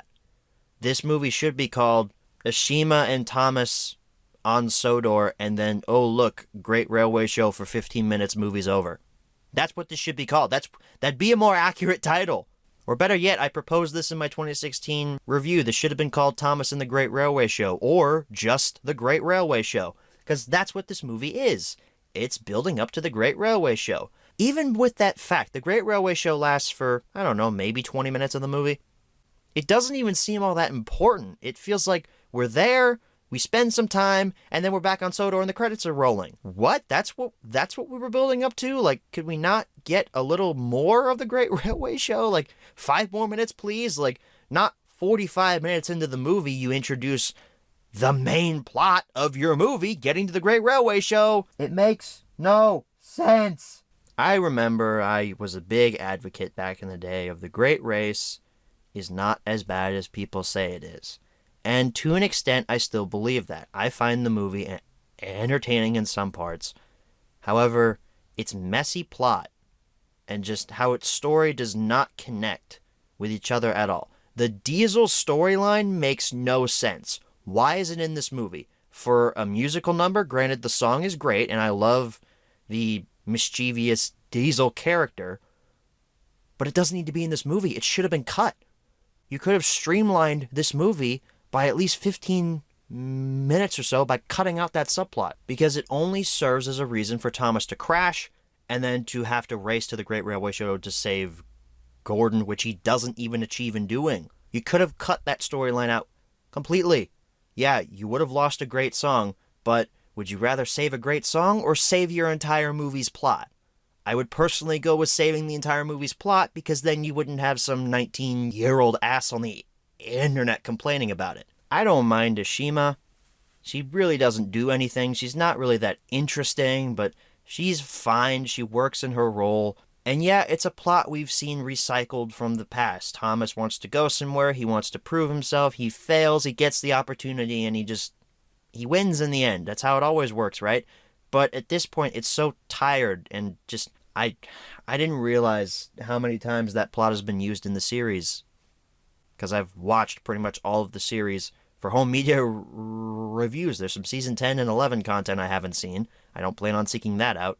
It baffles me. I think the reason why I hated people saying that, oh, it's just reusing a plot from the past back in 2016 was because I hadn't seen those episodes that they were referring to. I think the Unlucky Tug used the Thomas episode Dream On as a reference to this movie's plot. I personally have not seen Dream On, but I'm going to take his word for it and say, yeah, probably. It's probably a repeat. Anyway, before I rant some more, let's talk about the special features on this Blu-ray/DVD. The picture quality is amazing. I have no complaints there. Thomas always looks amazing in 1080p. I don't care what movie it is. It could be Misty Island Rescue. It could still look amazing. The movie itself could be total garbage, but it would still look pretty cool. And the 20 character shorts that are included on both of the Blu-ray and the DVD, that's cool, okay? I don't think the marketing for The Great Race was handled particularly well, especially with the fact that it was building up to The Great Race for a year, and we got what was mostly underwhelming. For sure did not live up to the hype that Mattel was pushing. However, those character shorts were pretty awesome. They served as fleshing out the international characters and promising that they would all have a bigger role in the special, even though they're all just background characters, which I'm fine with, okay? That's one thing I can't see why people complain about that. The international characters are extras. They're extras in a movie. Who cares if they have any character or not? I don't care about Carlos or Young Bao or any of those characters. Just let them be extras. Let them be background fodder. Nobody cares about, I don't know, the citizens in New York running away from the aliens in the first Avengers film. You didn't see anybody complaining there that, oh, well, the guy in the black suit, yeah, I wasn't riveted by his character. Not recommend. I really wanted to see more of him. No, he's an extra, exactly like these characters are. They're extras. I will admit, though, yes, if you did watch those character shorts, they were built up to be way more than they actually were in the movie. And I can understand that if you watch those character shorts leading up to the movie, you would be underwhelmed. I didn't watch those character shorts because I didn't care about any of them. However, it is nice that they're included here. And you get 3 little exclusive ones. I think it's Thomas, Etienne, and Frida, if I'm not mistaken. Okay, upon doing 15 seconds of research, and by research I mean going on Hero the Japanese Train's channel and looking at the video he posted when the Great Race Blu-ray came out, yes, I was correct. It's Thomas, Etienne, and Frida.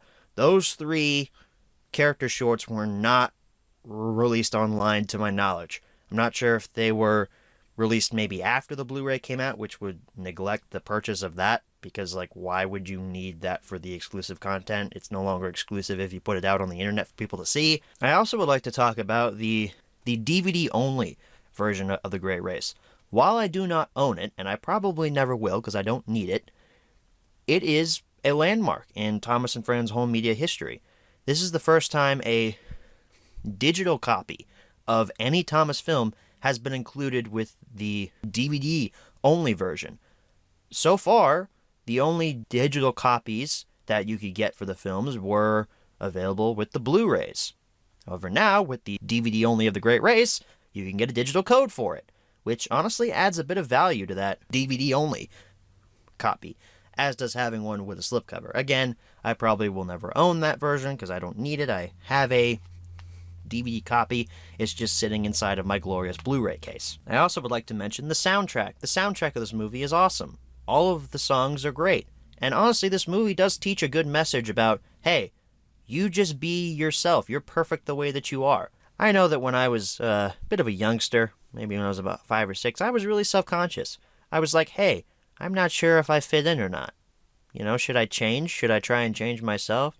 Break me, shake me, take me all apart? I didn't say that, but believe me, I thought it.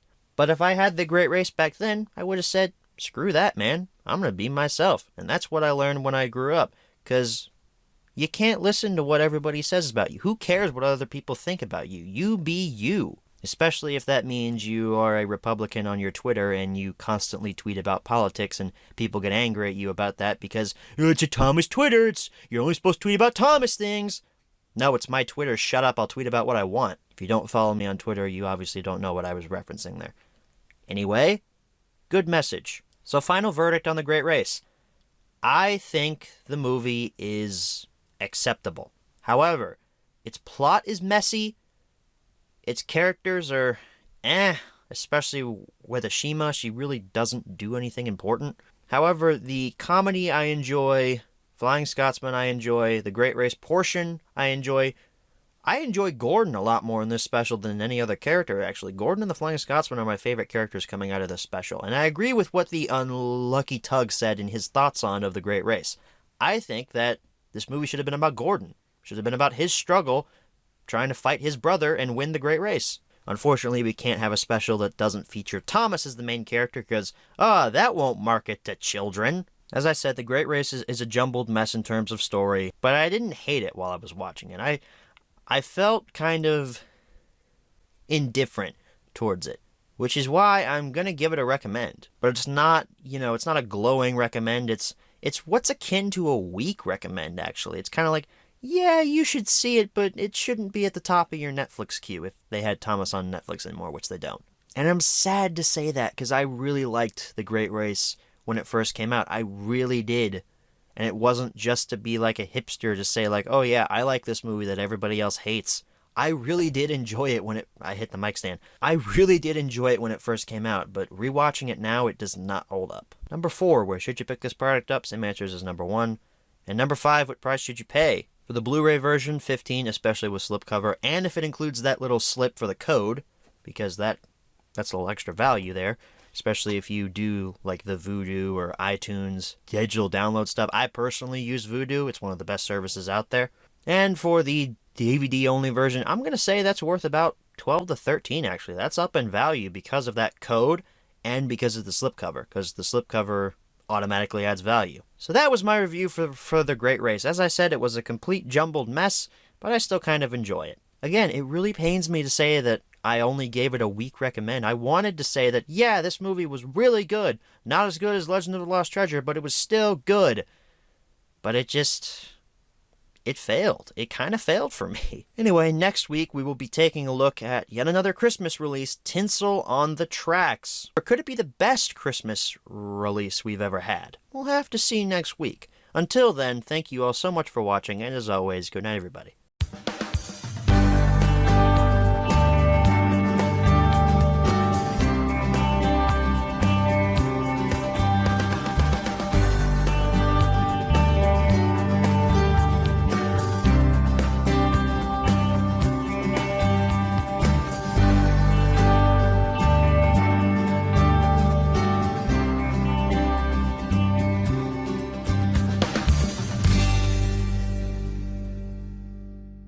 I'm not even going to start this off by saying Merry Christmas. I've done this in the past, and it's not funny. Hello, everybody. Welcome back to yet another Thomas & Friends Home Media Reviews episode. Today's episode is on Tinsel on the Tracks. Let's go ahead and jump right into the history section of Tinsel on the Tracks.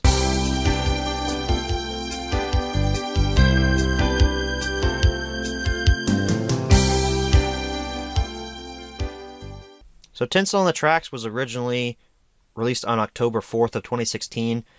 But that wasn't for the physical media version, that was just on digital HD, and about 5 seconds after that, the episodes were uploaded onto YouTube for everybody to see, and then it was released onto physical media on October 18th. However, there's a third date here. This was released to Walmart on November 1st of 2016. Really? We're bringing that back? We're going to hold back this release until a week after it comes out at every other retailer, but at Walmart it's coming out a week late. Doesn't make any sense to me. This is a whole Incredibles 4K Blu-ray situation again. If you didn't know, back in, June of this year, The first Incredibles came out on 4K Blu-ray. It was originally supposed to come out on June the 12th, and I went to like 3 different places in my area, couldn't find a single copy anywhere.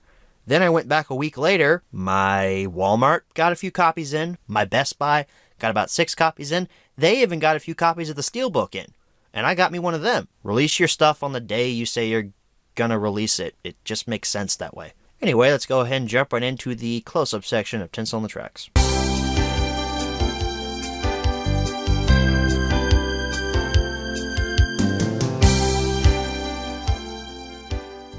Alrighty everyone, here's your close-up section for Tinsel on the Tracks. You better appreciate the fact that this has a slipcover because this is the last time we'll be seeing a slipcover till Journey Beyond Sodor, and that is a very sad thing. Thomas Friends logo up at the top. Tinsel on the Tracks. I really like that logo. That's really nice. Very, very Christmassy, even though we're not even close to Christmas. You've got Thomas, Percy, and James up there on the front with Harold. They're all with their snowplows, and you've got letters saying to Santa, even though Santa is not real. I just ruined everything for anyone who's under 5 watching this video. I'm sorry, not sorry. On the side, Hit Entertainment logo, Thomas Friends logo, Tinsel on the Tracks again. Portrait of Thomas from the front, DVD logo, Universal logo, and the numbers are larger this time. If I pull out, I just have Whale of a Tale over here next to me. I just recently refilmed this close-up, if you remember when that HMR aired months back. Look at that. The numbers are huge. Why? I have no idea, honestly. Delivering holly jolly fun over top of the barcode peeking out of the slipcover. Thomas Friends logo again. You've got your blurb. It has to form around the barcode. Glyn on the front there with screenshots of a child and another child putting some letters into what I think is a mailbox. Percy and Thomas. Hey look, we got screenshots. They finally came back. That's cool. Bonus features include Glyn's Christmas Wish, which is a sing-along music video, which that song sucks, and Guess Who Puzzles. Copyright information down at the bottom. Oh no, it's a very solid slip cover, and the thing I like most about it, it's embossed. You actually can't tell on camera, but I'm poking Thomas's nose right there. Boop. Yep, it's embossed. Other than the fact that it has a slip cover, there's really nothing else different underneath, except for, of course, text specs and such. And the numbers the numbers are small. Numbers are small in the actual DVD case, while they are huge on the slipcover. That is interesting. I just dropped it. I'm not cutting that out. No edits here. We don't edit anything. Come on. Open this up. There were no inserts. I bought it new. Tinsel on the Tracks. It is pretty much the standard Universal DVD, which is actually kind of sad because up until this point we'd actually had artwork, and now Universal has skimped out on the artwork, and now they've basically changed all of their DVDs to resemble their artwork for reprints, which that's not even really artwork. It's just a reflective gray look with the title printed on it. But now it's red, so cool, I guess. I mean, I'm not a fan of this at all. I mean, yeah, it's red for Christmas and all that, but come on. Squished out version of poster art, that's like a trademark of this series, and I can't say it this week. Sad face. So that's the close-up. Let's go ahead and transition into the menu tour for Tinsel on the Tracks. Alrighty everybody, here we are for the menu tour for Tinsel on the Tracks.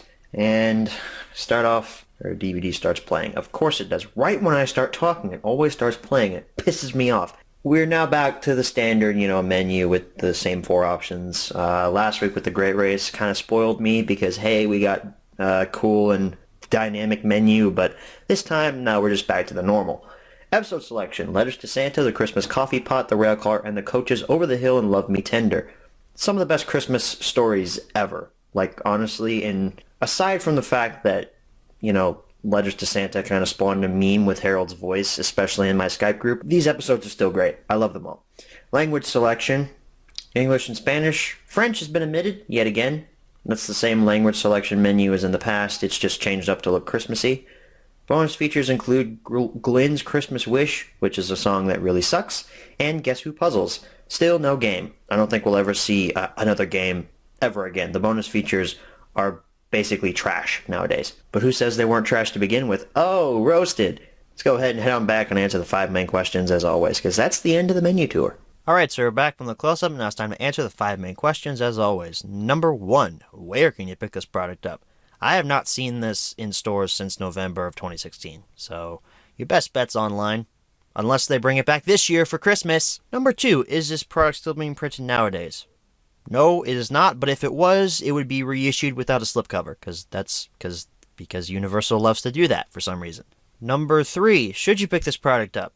As I said last week, Tinsel on the Tracks was a contender for one of the best Christmas releases ever, and I gotta say, it's pretty high up there. I mean, I still think that Ultimate Christmas is above it, but this is definitely a solid number 2. I mean, Tinsel on the Tracks is great. It kind of starts off a little rocky with Letters to Santa, even though it did spawn a classic meme of, I might have to spend Christmas in his field. Oh, thank you, Percy. You brought me my fuel. I don't know what to say. Yeah, that spawned the classic Harold meme. If you're friends with Ronnie, aka RonDog248, you've heard him say that multiple times. Or if you're friends with me, you've heard me say that as well, because it's so funny. But Letters to Santa, it's okay. I think my main problem with it is Percy.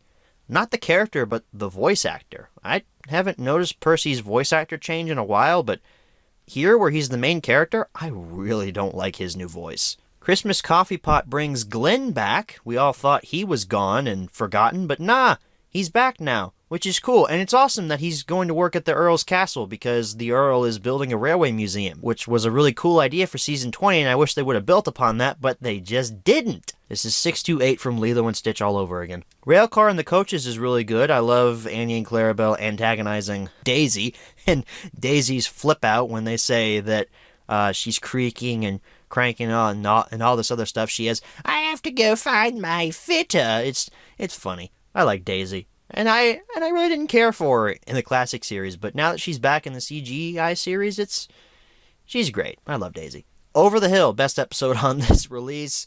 Glenn and Steven, quote-unquote, racing, and then they act like old fuddy-duddies. Oh, yeah, they don't make railways like they used to. That they don't, Glenn. Would you like a glass of milk with that, young Gordon? I want to see a trilogy of Steven and Glenn just talking, and then in, like, the final part of the trilogy, they fight, like, the forces of evil or something, but they don't actually fight, they just talk them to death. That'd be awesome. I would love to see that. Love Me Tender is really good as well.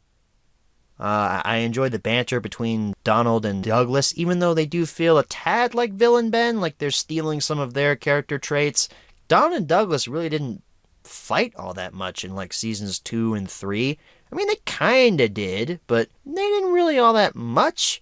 And I feel like they're taking some trait personalities from Bill and Ben, the fact that they constantly fight with each other, but yet they make up in the end. It really just, I wouldn't say it feels out of character, because Season 6 is classic series, and Season 6 has the story where Donald and Douglas fight, and they split up, go on different ends of the island. I don't remember what that episode's called.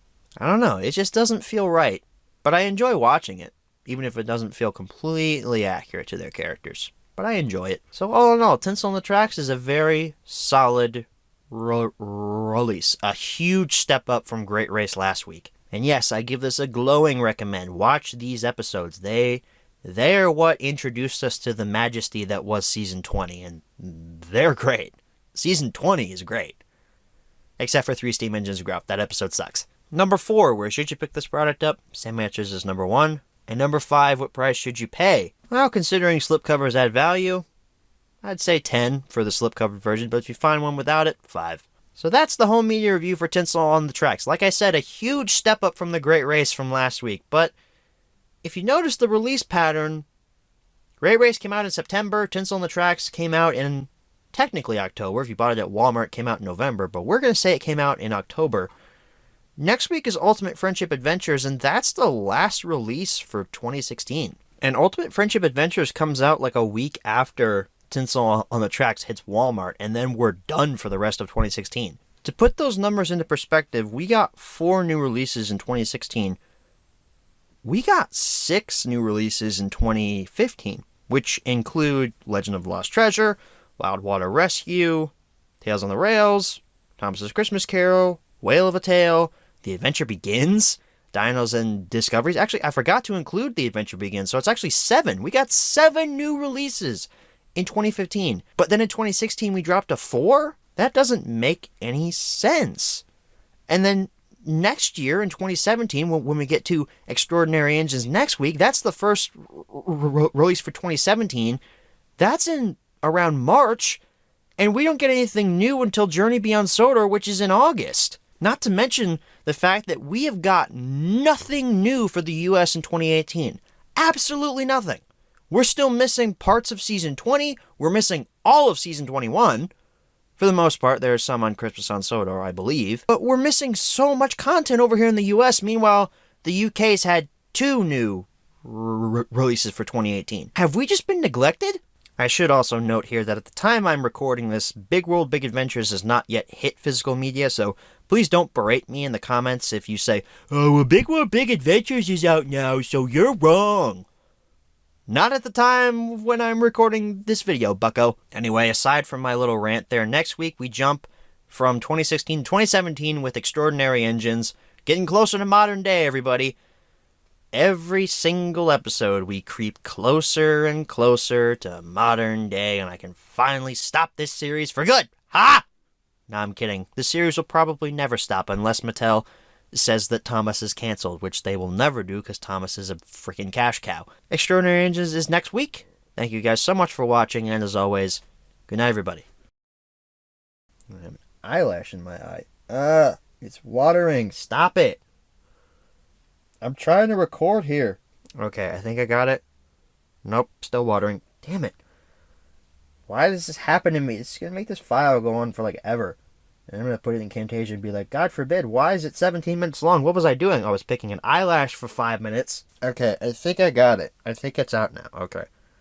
It's still kind of watering, but we're going to power through. Damn, it's still there. Why? This is so going to be a blooper. It feels like that. And I don't... Damn it, I really should have water in here when I record.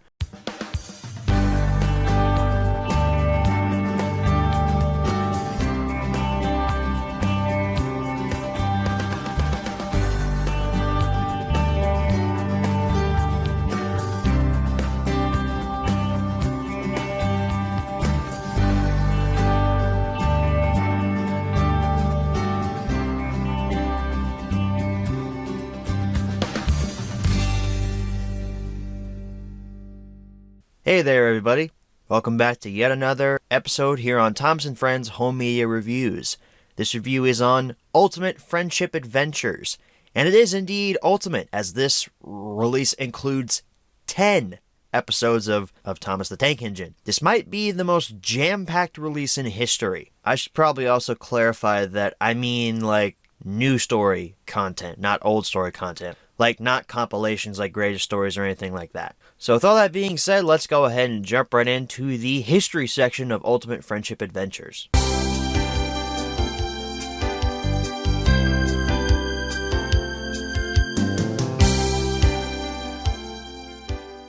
So Ultimate Friendship Adventures, aside from it being the last Thomas & Friends release for 2016, doesn't have that long of a lifespan.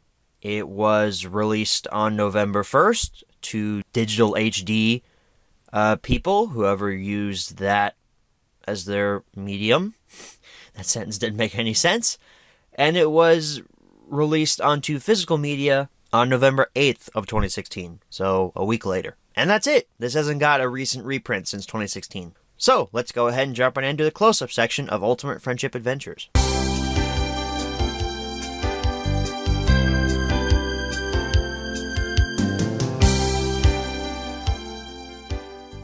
Alrighty, everyone. Here's your close-up look at Ultimate Friendship Adventures.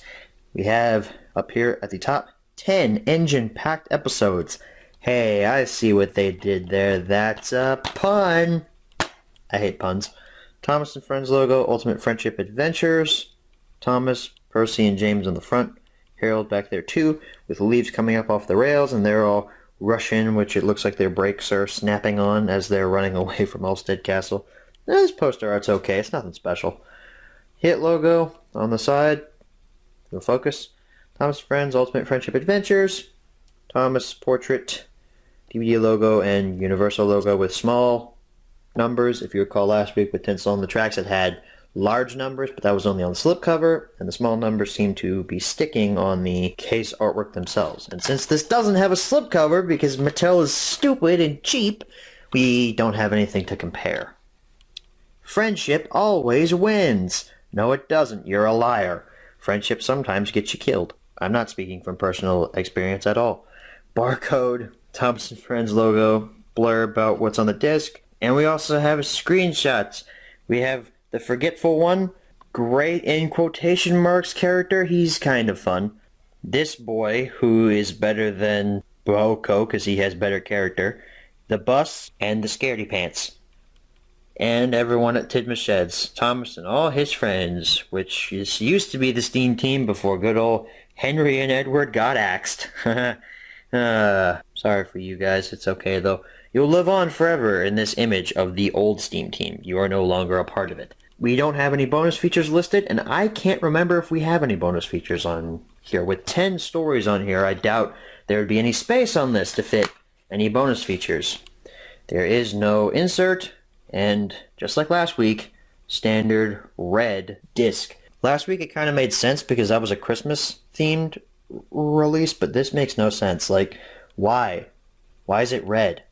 Make it something else. Come on, guys. Make it blue to match the sky. So that's your close-up. Let's go ahead and transition into the menu tour for Ultimate Friendship Adventures. Alrighty, everybody. Here's your menu tour for Ultimate Friendship Adventures.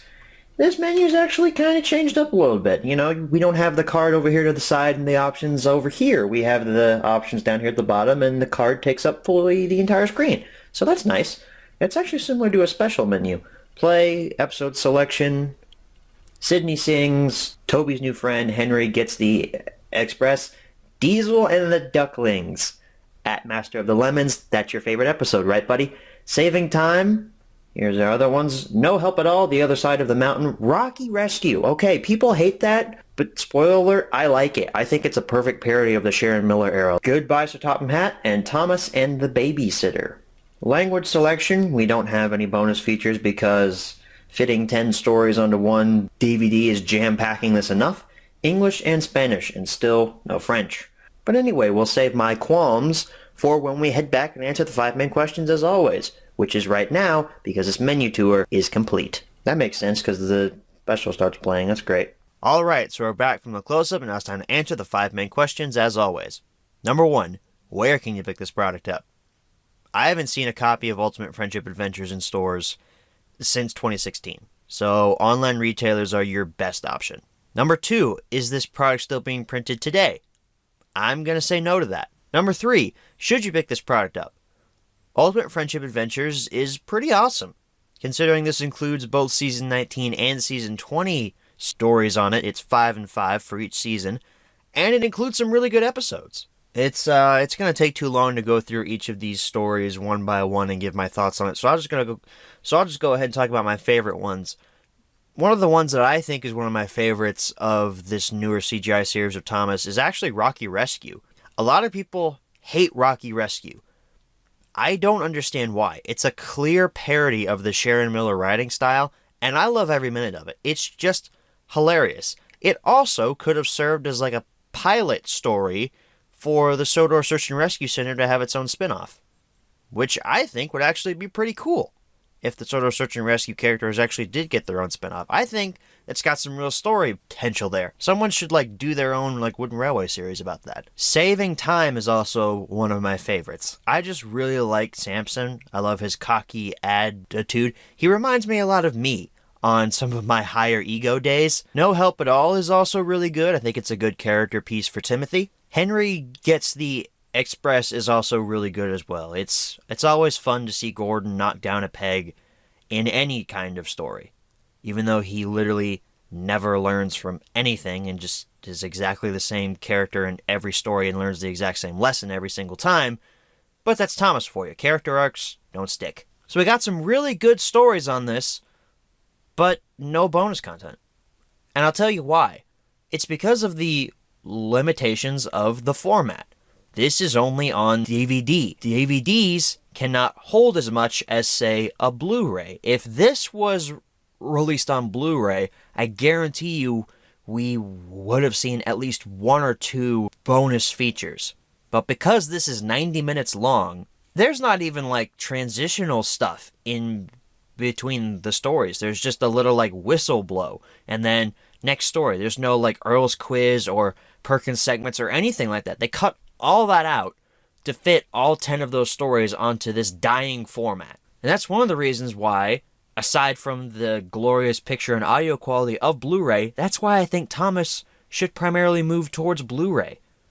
Because you can fit more on a disc and have less releases. Mattel, take the hint. But no, you want to stick with the dying format and not, get with the times. Although, there still has been nothing new for 2018 in terms of Thomas & Friends physical media. And apparently there are reports of Big World, Big Adventures not even getting a physical media release in the US. It's only going to air on Nick Jr. That's how the US people are going to see it. Not even a digital HD release. Mattel, has your marketing strategy really become this stupid? Like, at first you were really keen about advertising to the US. You were really keen on the US market, and now you're just abandoning it completely. It makes no sense. This is why your company is dying, Mattel. This is why your stock is in the goddamn toilet. I'm sorry, I got a little angry there, but it just pisses me off that Mattel just basically said, screw it, we're done with physical media. We're not doing anything else. Basically gave us, as Thomas fans, the middle finger and walked away. That's ridiculous. At any rate, Ultimate Friendship Adventures doesn't have any bonus content. Interestingly, I read on the wiki, this is the first Thomas & Friends release to not have bonus content since Milkshake Muddle. Remember that, HMR? Yeah, good old Milkshake Muddle. But anyway, Ultimate Friendship Adventures, I'm going to say, yeah, recommend. You should check this out. It's really good. Although I didn't mention all the stories here, they're all pretty decent. Number 4, where should you pick this product up? Same answers as number 1. And number 5, what price should you pay? $6 or $7, maybe even 10. Doesn't have a slipcover, which is stupid, but Mattel doesn't care about us. They've clearly shown that. They have overplayed their hand. If we were playing poker right now, they would have lost. So that's the HMR on Ultimate Friendship Adventures. We have rounded out the year of 2016. We're going to move into 2017 next week with Extraordinary Engines. And guys, we're kind of coming down to the last few regular HMRs here. I don't know if you know this, but Extraordinary Engines, Journey Beyond Sodor, and 2 Christmas releases, and the show's finished, pretty much. That's not to say the show's canceled or anything. I'll talk about that in an upcoming update video that's going to air after the Journey Beyond Sodor HMR. But I think you guys are going to like what I have in store after HMR goes on an indefinite hiatus. But you still have a few more weeks of shows from me. Extraordinary Engines is next week. Thank you guys so much for watching, and as always, good night, everybody.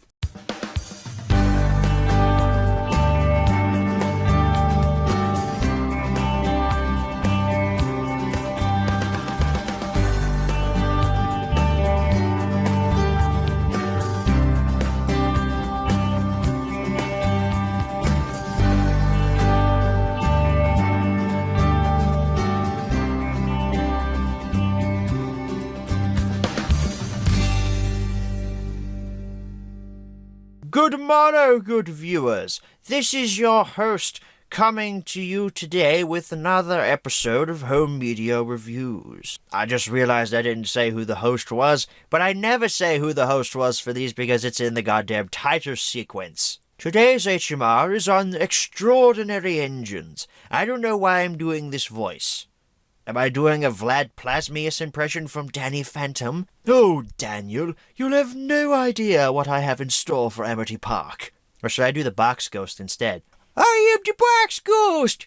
Beware!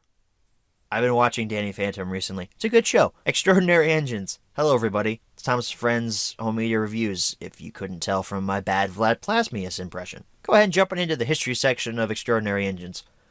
While my computer slowly dies.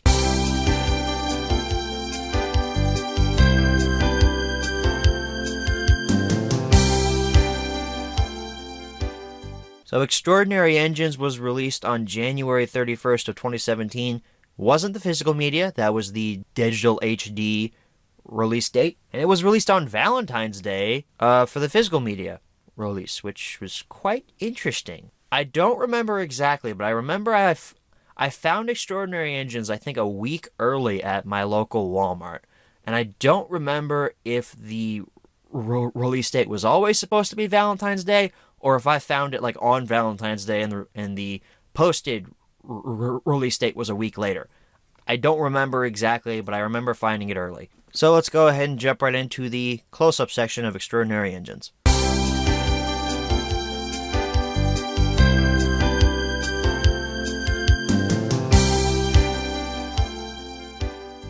Ready, everyone, here's your close-up look at Extraordinary Engines.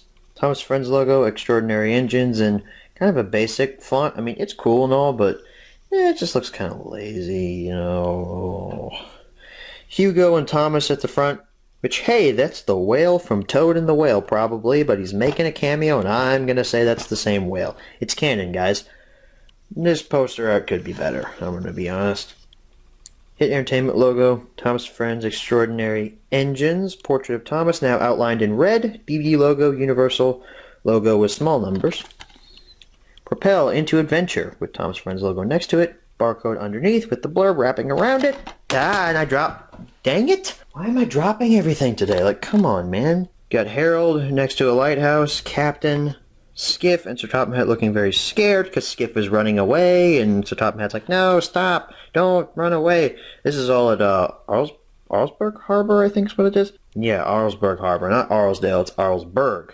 There's a difference. Bonus features include Let's Go and Spring is Here, which they are both sing-along songs, and Railway Fun with Thomas. I wonder what that is. I actually don't remember what that is. 2 screenshots. They're just stock images. I really don't think they're from any stories. If they are, they're not from stories that I remember. Thomas Friends website link, along with text specs and copyright information. And if you look really close, this disc was made in Mexico. How did this get over the wall? Open this up. There was no insert. And look! Return of the squished up version of the poster art. It's been so long since I've gotten to say that I actually missed it. I should sound more enthused, but I'm really not. I don't know. This whole release just felt like fan service and phoning it in and all of that. I mean, yeah, it was our first release for 2017, but was it lackluster? I mean, for something that's like so special, that's introducing a brand new character, you'd think this have more going for it, and you'd think it would at least have a slipcover, but it doesn't. There is no slipcover, and that really makes me mad. So that's your close-up. Let's go ahead and transition into the menu tour for Extraordinary Engines. Alright everybody, here's your menu tour for Extraordinary Engines. Before we get started here, I want to mention the fact that this has a trailer for The Great Race on it. Why? The Great Race was last year's special. If we're back in 2017 when this came out, The Great Race was last year's special. Why isn't there a trailer for Journey Beyond Sodor on here? Actually, I don't think the JBS trailer was out yet, so that's probably why. But, just a little minor complaint there. Also, Whale from Toad and the Whale. Look at that cameo right there. We have our same standard menu here. Play, episode selection. What episodes do we have? Engine of the Future, Henry in the Dark, The Missing Breakdown Train, Hugo in the Airship, 3 Steam Engines Gruff. That episode's really bad. Skiff and the Mermaid. A lot of people think 3 Steam Engines Gruff is good. It's not. It's not good at all. That's also a screenshot from Reds vs. Blues, if you noticed that. Let me go back. Look at that. That's from Reds vs. Blues. That's not from 3 Steam Engines Gruff. Language selection. Does French make a return? No, it does not. And this is the same menu. Guys, stop being so lazy. You're just reusing the same cards. Change it up a little bit. Bonus features. Let's Go, which is a music video. Spring is Here, and Railway Fun with Thomas. What the heck is this? Following all engines! Following all engines! It's Bell! You gotta be kidding me. They just took one of these little things and put it here. Like, okay, this is 10 minutes long, though, and it has several chapters, so let's see what other things are on here. Well, hello. Wait a second. If any of you all don't know, these like little segments play throughout the release in between stories, but I assume they're all compiled here in this bonus feature. Does that mean they're not like in the actual video track? Hang on, we gotta figure this out. Copyright infringement. Please don't hit me with that, YouTube. That's fair use. Okay, so here we go with the intro. Let's just look here. Engine of the Future, okay. Skip to where it ends. Okay, this is the ending, I think. This is a live experiment here. We're gonna figure this out, guys. I haven't seen this episode in a long time. I have no idea what they're saying. Oh, come on. When does it end? When does it end? Wait. That was the ending. That was the ending, wasn't it? Yeah, they totally stripped those out.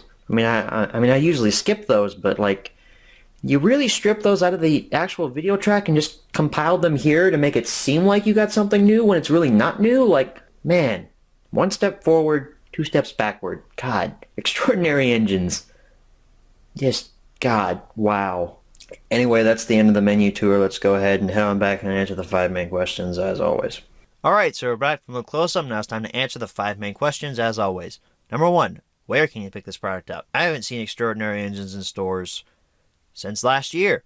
It's kind of funny how that works out. Most Thomas & Friends releases stay in stores for about, 3 to 4 months, and then they're gone. You never see them again. And I can tell you right now, it's not because they sold all of their stock. I don't know what Walmart or Target does with the excess. They just put them in the back room and wait for Mattel to give them the go-ahead, because if they put them back out on the shelves, Mattel will literally kill their families. I don't know. I don't know how Mattel works. I just know that their company is going down the toilet right now, so it's probably not very good over there. And I'm not just saying that because Big World Big Adventures is presumably bad. I haven't seen it at the time of this recording. I'm saying that based on Mattel stock numbers. If you look at their stock, it's dropped significantly. Like, it's in the toilet right now. It's so bad. Anyway, online retailers is your best bet to find Extraordinary Engines. Number 2, is this product still being printed nowadays? No. Number 3, should you pick this product up? For being the only, one of the 2 regular releases of 2017, Extraordinary Engines is pretty special because it's one of the last Thomas & Friends home media releases ever. That doesn't excuse the fact that this release doesn't have great episodes on it per se. I mean, Henry in the Dark is pretty great. Okay, I love Henry in the Dark. That's a great episode. But the Hugo episodes, not their best work. Not Andrew Brenner or the writing team's best work. I don't know. I just don't think Hugo's that interesting of a character. I think it's hard to write a not interesting character in a interesting story. They usually come off as not interesting. I wasn't interested in either one of these Hugo episodes that are on this. And then 3 Steam Engines Gruff I just flat out hate. I don't like that episode in the slightest. It just, I don't know. The first time I saw it, I really hated it, but watching it this time, I don't hate it as much. I still don't like it though. I think it's not good. The Missing Breakdown Train's really good too. I think that and Henry in the Dark are the 2 greatest episodes on this. I mean, come on. Did you really think that we would forget about Judy and Jerome writers? I actually think they forgot about Judy and Jerome, and this was like a whole meta story about, oh crap, we forgot about these Crane characters that we introduced in The Adventure Begins, and if you go along with the Thomas CGI timeline, they've been here for literally ever. Skiff and the Mermaid I enjoy as well. Not one of my favorites though. I mean, the comedy with Sir Topham Hatt I do enjoy, but it can get a little much in this episode, especially when he turns into Castaway. But there's literally just a rock that's by the beach and he can't see that he's next to Sodor, but couldn't he hear the children laughing and playing in the water? Or, I don't know. What would have made that even funnier is if while Skiff and Sir Topham Hatt were on the water, the Megalodon shark from the movie The Meg comes up and just snaps him and just kills them both instantly. That would be a great ending. Talk about turning the genre on its head, mate. And you actually get some pretty good bonus content with Extraordinary Engines. You get a Mr. Perkins segment. You get a little thing about Thomas talking about friendship or something. It's basically a clip show, but it's nice. All right, upon further clarification, you can tell how low budget this series is. The Perkins segments and other stuff like that was actually only included on the UK release of Extraordinary Engines, not on the US version. On the DVD, back of the DVD case, it does say Railway Fun with Thomas. I don't know what that means. I shot the close-up for that literally months ago, so I don't remember what that means. So whatever you saw in the close-up, that's the bonus features we got. So Extraordinary Engines, it's okay. It's not great. Picture quality is not great either. I didn't mention this last week with Ultimate Friendship Adventures, but that picture quality didn't look too great either. But it's because of the limitations of the format. Aside from what a lot of fans will tell me in the comments, no man, just get a new TV. I have a new TV. It's a Toshiba 50-inch 4K television. It makes DVD look like ass. It's what's on that disc. It's got nothing to do with my TV, got nothing to do with my player, which is an Xbox One S, by the way. Nothing to do with my hardware. It's what's on that disc. I'm not going through that rant again. Extraordinary Engines, it's a mild recommend. I don't know, if you want to own those stories, sure, seek it out. You shouldn't own 3 Steam Engines Gruff, though. It doesn't deserve it. I mean, Trevor speaks, but fine, whatever. Yeah, Extraordinary Engines, mild recommend. It's okay. Number 4, where should you pick this product up? Same answers as number 1. And number 5, what price should you pay? $5-6. I actually think Extraordinary Engines is going to be kind of hard to find in the coming years because of the fact that not a lot of people bought it. It's one of the final Thomas & Friends releases for the US. It's probably going to be worth a fair amount. So that's the HMR on Extraordinary Engines. Kind of sad that Mattel is going out on a whimper and not a bang. But hey, there's another release that features other episodes on it from the newer series. So maybe that one will be better than Extraordinary Engines. Maybe that one will have some effort put into it. Because Extraordinary Engines feels like it just got shot out because it was part of the contract deal. Next week is not the penultimate Thomas film. I said that was Sodor's Legend of the Lost Treasure, but possibly the single most controversial piece of Thomas & Friends media that's ever been released to the public. I remember when the trailer for this dropped, people went nuts. And it wasn't a lot of good fanfare either. There was a lot of Railway Series enthusiasts, including people who I used to be friends with, were going nuts over this trailer. The engines bounce. This is disrespectful to the Reverend Audrey's good name. Man, I'm so mad that they made the engines bounce. Journey Beyond Sodor. I did a review for Journey Beyond Sodor when it first came out, a movie review, and if you want to see what my thoughts were on it back then, you can check that out before the HMR next week airs. Journey Beyond Sodor is next week. Thank you guys so much for watching, and as always, good night everybody. Oh my god, Phil, we're reviewing Journey Beyond Sodor next week. Dude, can you believe they made the engines bounce? It's awful! It's insane! Dogs and cats living together! Mass hysteria!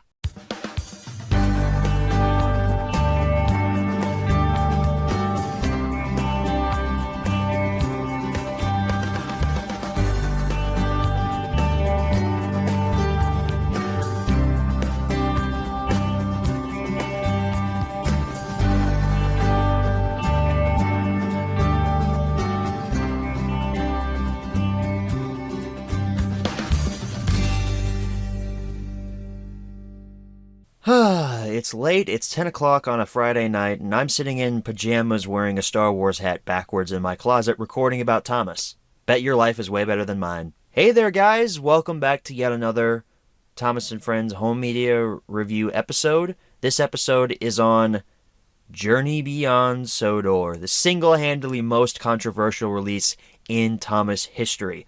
I'll go into more detail about that later on in the review and why I think that. But before we get to that, let's go ahead and jump into the history section of Journey Beyond Sodor.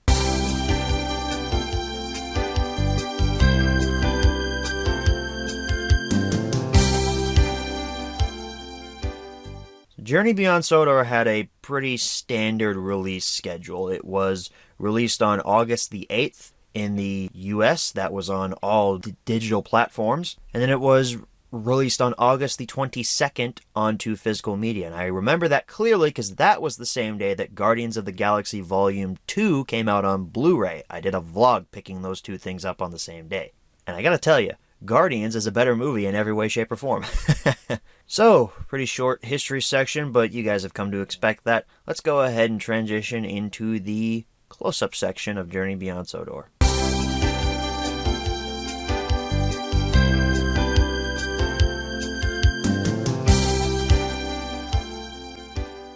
Alrighty, everybody. Here's your close-up look at Journey Beyond Sodor, the movie. Here we go. We'll start off here at the top. All new movie up there in a rusted metal type bar up here at the top. 2 bolts supposedly securing that in. Thomas Friends logo over top of the Journey Beyond Sodor, the movie logo. I love this logo. It looks great. It looks really industrial, which is representative of the Steamworks. Rest of the poster, though, it's okay. You got some pipes and the Steamworks in the background and all that.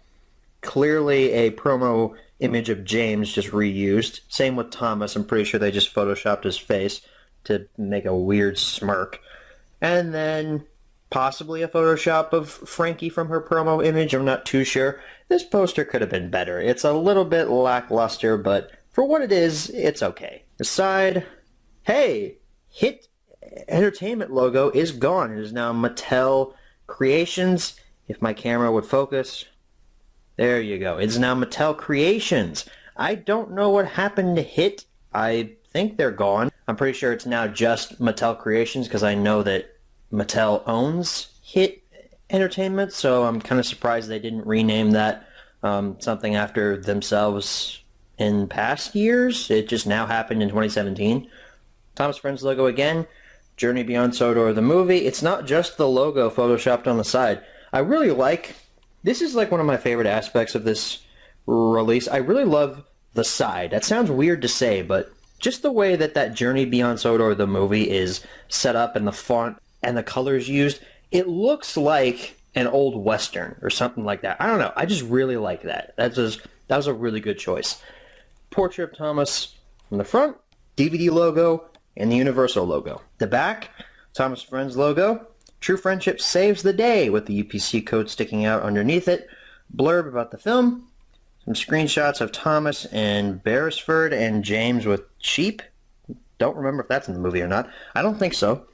And there's the experimental engines. Down there at the bottom. Bonus features 4 sing-along songs, which are just the songs from the film. Landmarks of Sodor traveling to the mainland, and top 5 funniest moments, which is a pretty entertaining little mini movie, I guess you could say. It's fun for what it is. Copyright information down at the bottom. Take off the slipcover here. That's one thing I can say about this. Slipcovers are back, finally. That took forever for slipcovers to come back. There was actually some effort put into this, but not a lot. Other than the copyright and tech spec stuff down at the bottom, there's not much that's changed, except for True Friendship Saves the Day is now smaller, and those screenshots, I believe, are... Yeah, they're shrunk down a little bit, because the experimental image... The experimental engine's image, is shifted up to fit the copyright and tech spec information down at the bottom. Open this up. Look at that. Got a pamphlet in there. There's the disc. Just a plain blue background now, which does not match the theme of this at all. If there was ever a chance for Mattel or Universal, whoever makes the choices for how these discs are colored, red would have made perfect sense for this, but it's blue. That stupid. Here's a subscription to the Thomas and Friends magazine if you want to save up to 50% off cover price. Must read verbatim. Hashtag not sponsored. If you'll notice, though, the pamphlet, it's not as big or as tall as the case. I didn't mention this in the history section or the opening section or the opening of this section either, but Journey Beyond Sodor, I believe, was supposed to have a Blu-ray release, but it got canceled. I don't know why it got canceled, but this is part 1 of my evidence to my theory. This is about the size of a standard Blu-ray case, so I think all the pamphlets were already made and they didn't feel like changing it to fit the DVD case once the Blu-ray release presumably got canceled. But anyway, let's take a look at what's in the pamphlet. Superstation advertisement, Trackmaster, other Thomas Friends DVDs. Look, they're advertising Legend of the Lost Treasure Blu-ray, but it's the same size as all these other DVDs here. Doesn't make any sense. Railway Pals, that creepy as F toy line. books based on the movie, Thomas Tent, other products in there. Little Big Club advertisement, Day Out with Thomas, Friendship Tour 2017. Follow Thomas Friends on social media, and the minis. Yay, the minis. The minis stink. This we didn't see before. Another minis set, as well as Mega Blocks. That's a weird advertisement. But anyway, yeah, this pamphlet is supposedly was a part of the Blu-ray release before that got canceled. Again, it's only a theory, but there is another part of my theory that I will go ahead and mention here before we move on to the menu tour. The other part of the theory that I have is in a early YouTube upload for Journey Beyond Sodor. You guys know how Mattel does those weird end cards at the end of the videos they put on the Thomas and Friends YouTube channels. This was when the Journey Beyond Sodor trailer first premiered on the Thomas and Friends YouTube channel, and the fandom flipped out because of it, because, oh, they bounce. Basically, at the end card, there was, I believe it was at the top left of the end card, it said, look for Journey Beyond Sodor on Blu-ray and DVD, and it gave its release date. I don't remember it off the top of my head. However, about a few weeks after that, the end card was changed to now only say DVD. Blu-ray was axed completely. Again, supports my theory that more than likely this was supposed to have a Blu-ray release, but I guess the Great Race didn't sell very well on Blu-ray. I don't think Thomas in general sells very well on Blu-ray, but looks amazing, especially to anal retentive assholes like me who are crazy about picture quality, especially considering this picture quality I remember not looking too great. But anyway, that's just my theory that Journey Beyond Sodor was supposed to have a Blu-ray, then it got canceled, and I'm sad about it because The Great Race is the last Thomas Blu-ray, and I wish Journey Beyond Sodor got a Blu-ray release. And apparently there's not even going to be a physical media release of Big World, Big Adventures in the U.S. I don't know how us U.S. fans are supposed to see it. Recently there was a theater recording that surfaced online. Someone went to a theater in, I presume, the UK and just recorded the entire movie on their phone. At the time of this recording, I have not seen Big World, Big Adventures, and there is no physical media release announced here in the US. If this entire segment is outdated by the time this HMR comes out, I apologize, but this is modern day when I'm recording this. It's July when I'm recording this. Just letting you guys know. Transparency. Anyway, let's go ahead and jump right into the menu tour of Journey Beyond Sodor.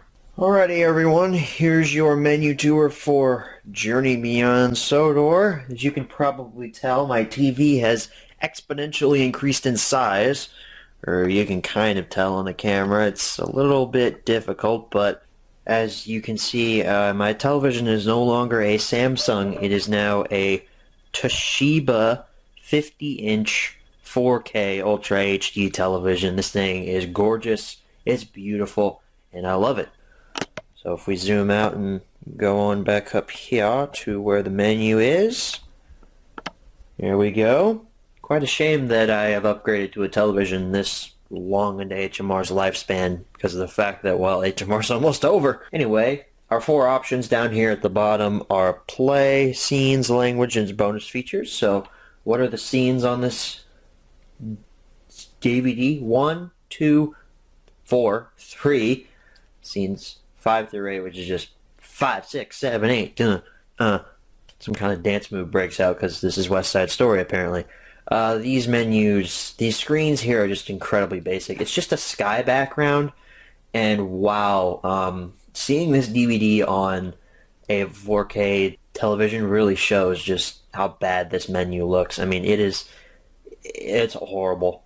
Language selection is also horrible. Just English and Spanish.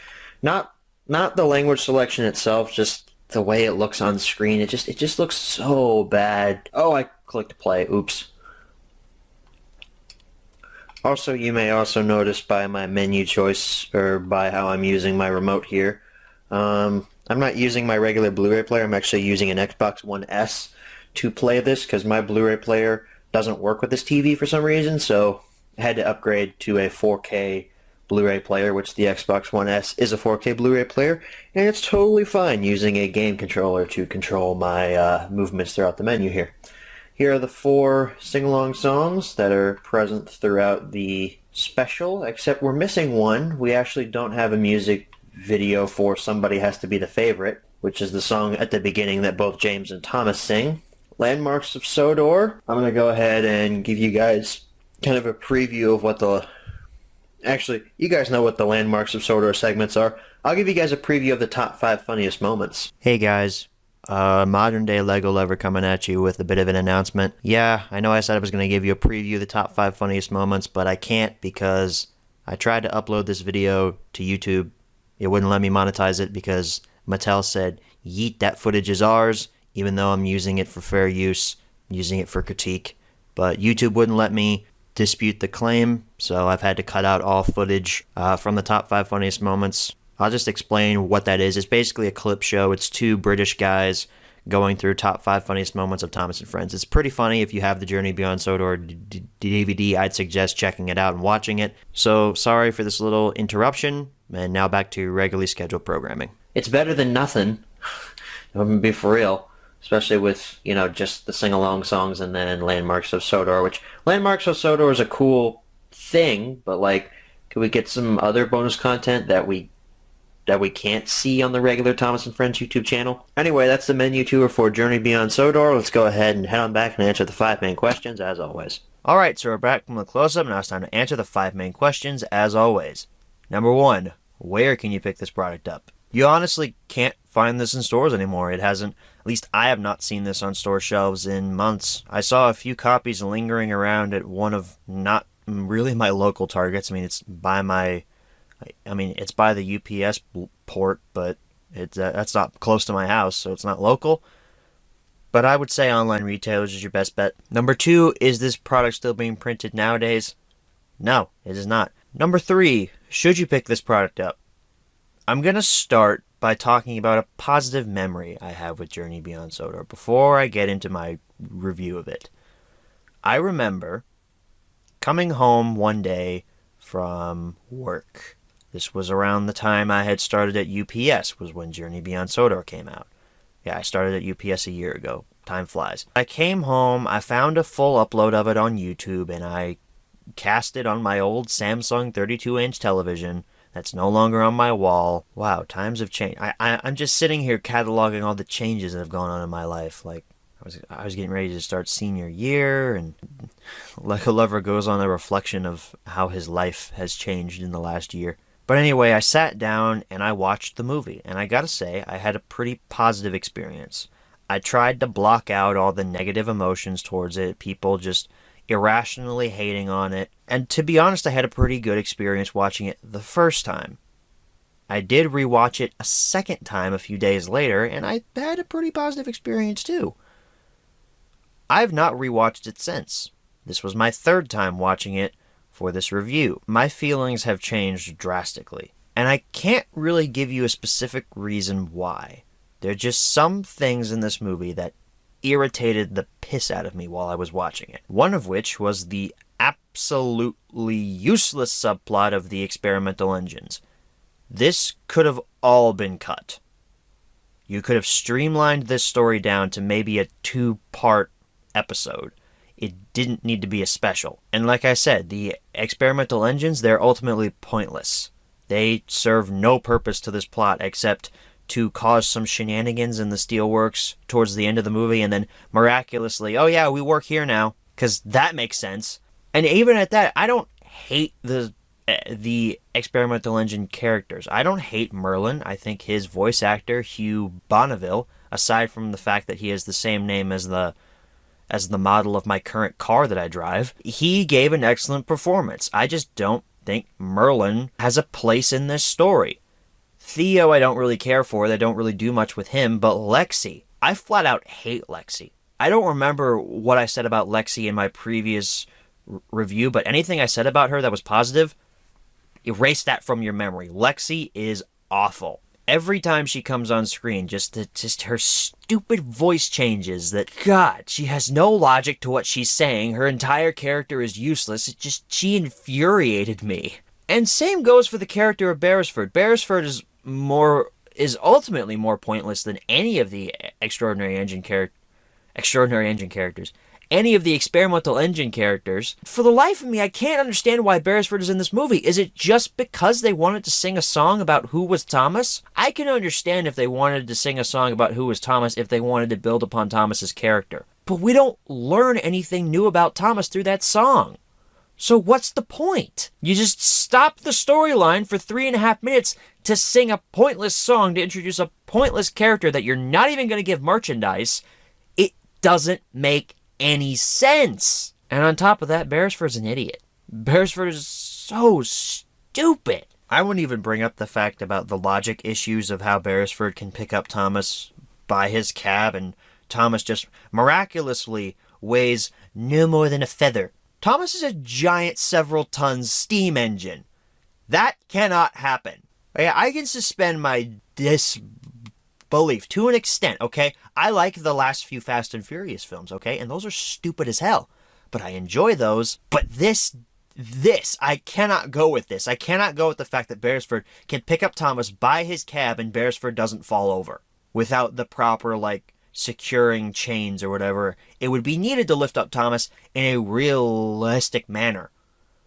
And on top of that, Thomas doesn't weigh any more than a feather in the steelworks either when he's over top of the molten steel pit. A bucket knocks him out of the way. I keep wanting to curse. I keep wanting to say phallic and expletives that I shouldn't say on the show. But it's so f***ing stupid. A bucket knocks Thomas out of the way and Thomas weighs literally nothing, and he can somehow control his own wheels as he lands on some machinery on the side of the steelworks. I know I've made fun of people in the past for having these thoughts about the logic issues in the show, but I'm finally coming around to their side because watching it now, it made my brain hurt. Just seeing that a several-ton steam engine can be knocked out of the way from falling to its death by a bucket that's barely any bigger than him.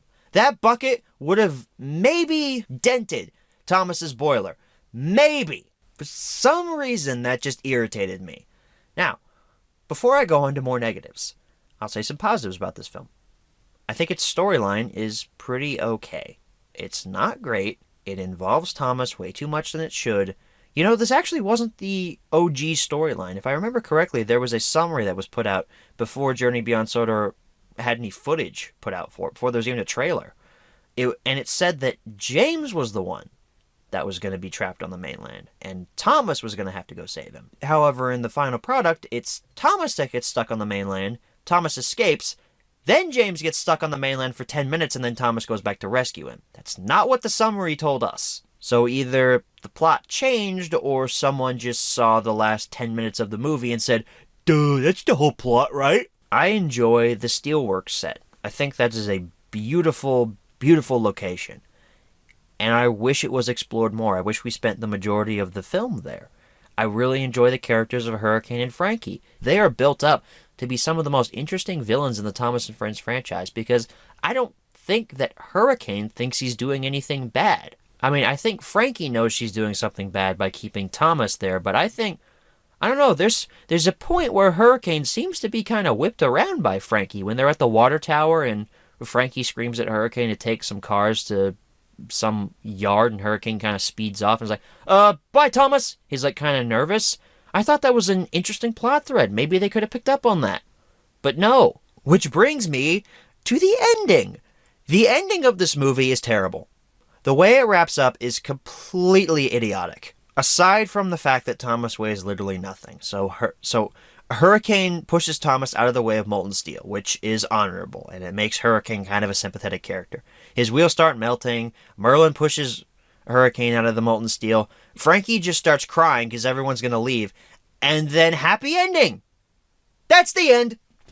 Frankie cries. Engines sing a song about being friends. That's the end. What? What?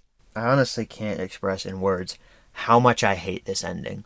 If you saw the night that I watched this, which was a few months ago, I was live tweeting some of the points in the movie that I just found atrocious.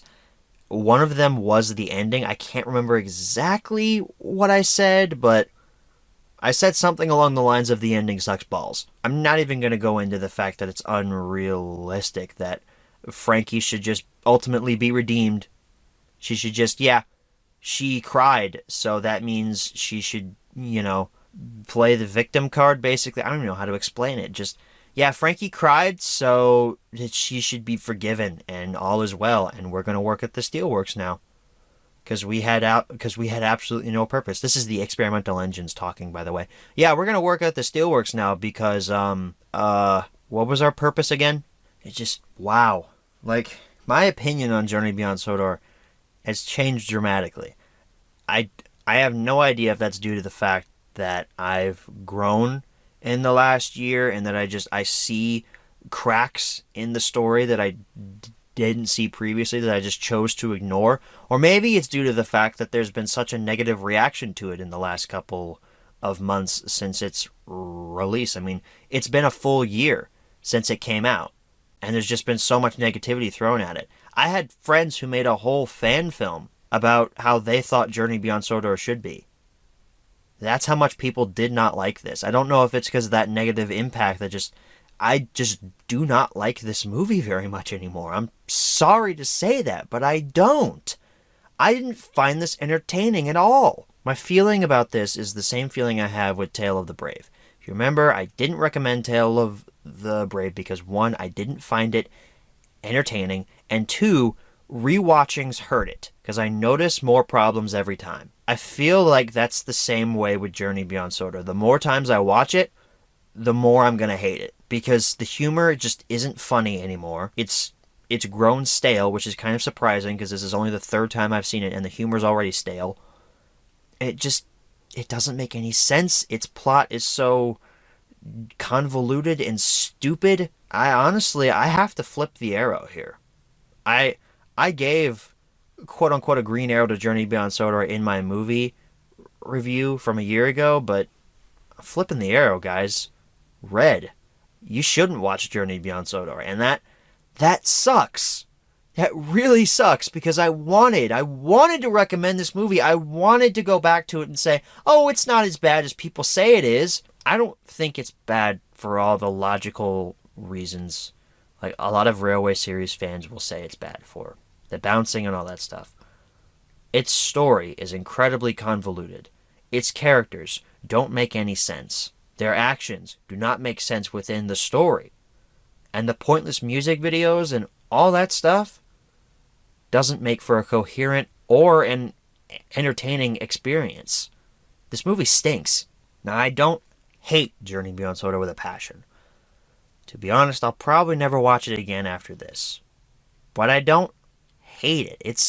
It's in that camp with Tale of the Brave for me. Tale of the Brave, I think, is the worst, new special. Journey Beyond Sodor, I feel, is maybe a niche above it. I don't know. They're kind of on the same playing field. They both have flaws that I see every time I watch them. And they're not entertaining to me. Not anymore, at least. I wanted to talk a little bit about the cultural impact Journey Beyond Sodor had on the Thomas and Friends fandom. Even from that first trailer that dropped, and I think it was May that it dropped. I was just finishing up my junior year of high school, I believe.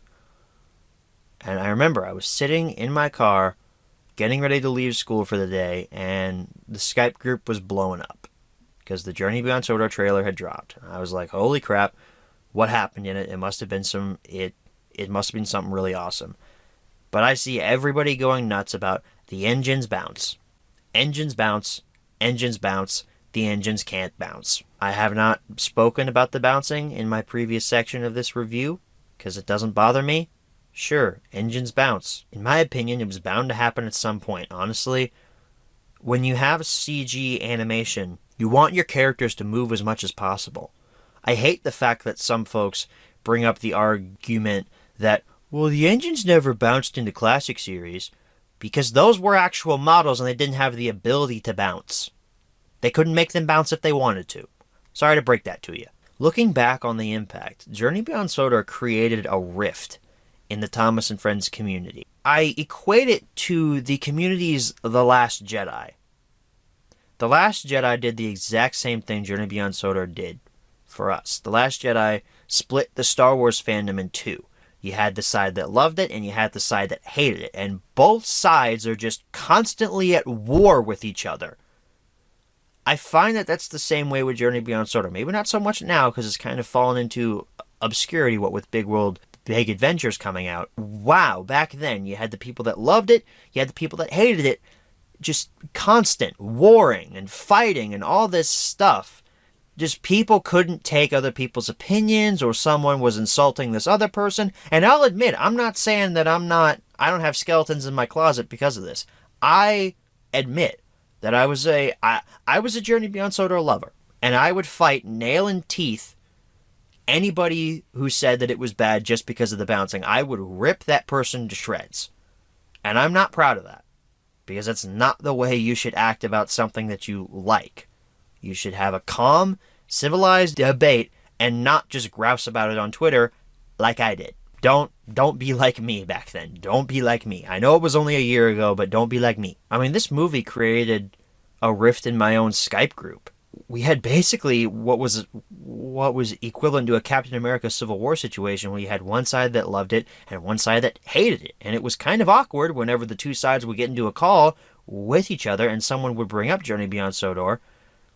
No one just really wanted to talk about it, because it would just turn into a fight. There were times on Skype when I got really worried about the future of the group, because we just couldn't agree on anything. We just kept fighting each other. And I'll admit, I didn't try to stop it. I was fighting for the lovers. I was fighting against the haters, and the haters were fighting against the lovers. And that's not the way we should have gone about it. That's not the way the entire fandom should have gone about it. We shouldn't have had two sides. We should have just said, hey, you like it, that's fine. You hate it, that's fine too. Respect each other's opinions. Contrary to popular belief, we can disagree peacefully. It's not a dead art. But that's just my observation about what Journey Beyond Sodor did to the Thomas community. I'm not saying it was fully united beforehand, but this movie really shoved the knife into that wound just a little bit more, and just split the fandom apart just a little bit more. Number 4, where should you pick this product up? Same answers as number 1. Number 5, what price should you pay? I honestly don't know. This is a perplexing question, considering the fact that, well, I don't think Journey Beyond Sodor sold very well. There's probably not a lot of copies on the secondary market. You probably can't find one with a slipcover nowadays. I don't know, 10 to 15 maybe? This is honestly one of the hardest question 5s I've ever had to answer. So that, ladies and gentlemen, is the HMR on Journey Beyond Sodor. Again, I did not want to hate this. I went into it wanting to recapture that fun time I had a year ago when I watched it for the first time, but I just couldn't do it. I forgot to mention this though. Hottest Place in Town? One of the best Thomas songs ever. So catchy. Great song. If you've kept up with the timeline any, you know that we only have 2 regular releases for the US left. Christmas on Sodor and Thomas's Holiday Collection. So what are we gonna do about this? I'm thinking of that scene from Iron Man where Pepper Potts is in Obadiah Stane's office and she's looking on his computer, like downloading all those files onto the hard drive and trying to see what Obadiah's been up to. And lo and behold, Obadiah is standing at the doorway and he says, "So, what are we going to do about all this?" My exact feelings about going forward with this series. But don't worry. Don't you worry. My plans will be revealed next week in an update video. I hope you guys are excited because my future plans, I think you're going to enjoy it. At least I hope so. Check out that video next Monday. Thank you guys for watching, and as always, good night, everybody.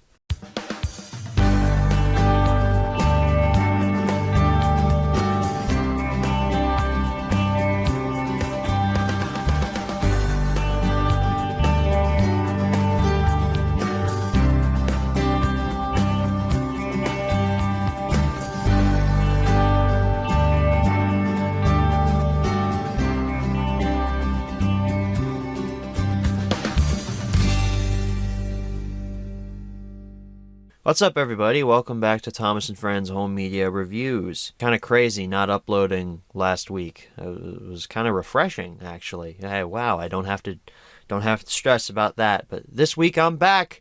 I'm back, baby, for another HMR, and this HMR is on Thomas samplers.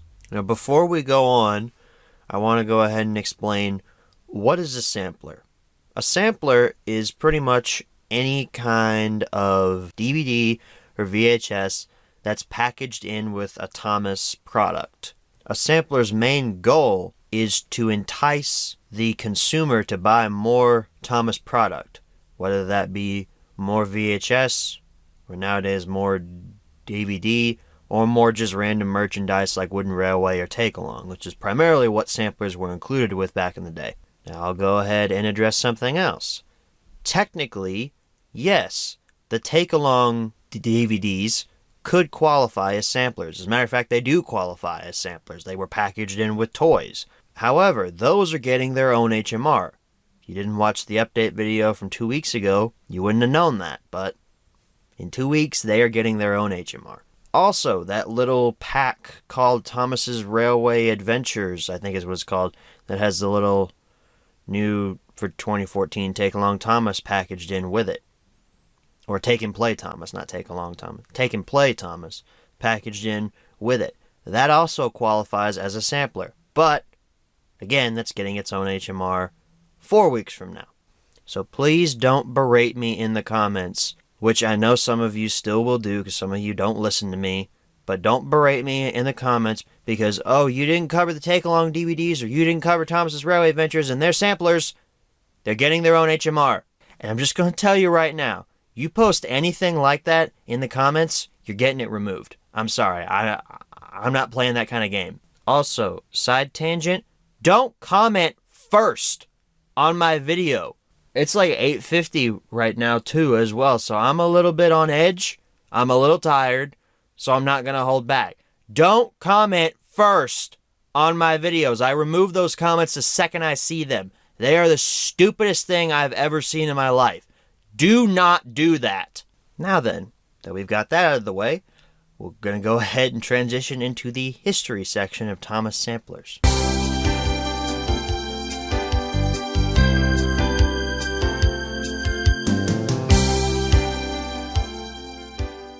So this history section's going to be a little weird, considering we're looking at multiple releases in this section. I'm just going to go ahead and go through them release by release in a rough chronological order, because the wiki only gives me the date that these were released, not the month or anything like that. So I'm going to assume the first sampler was one known as Thomas's Trainyard Adventures.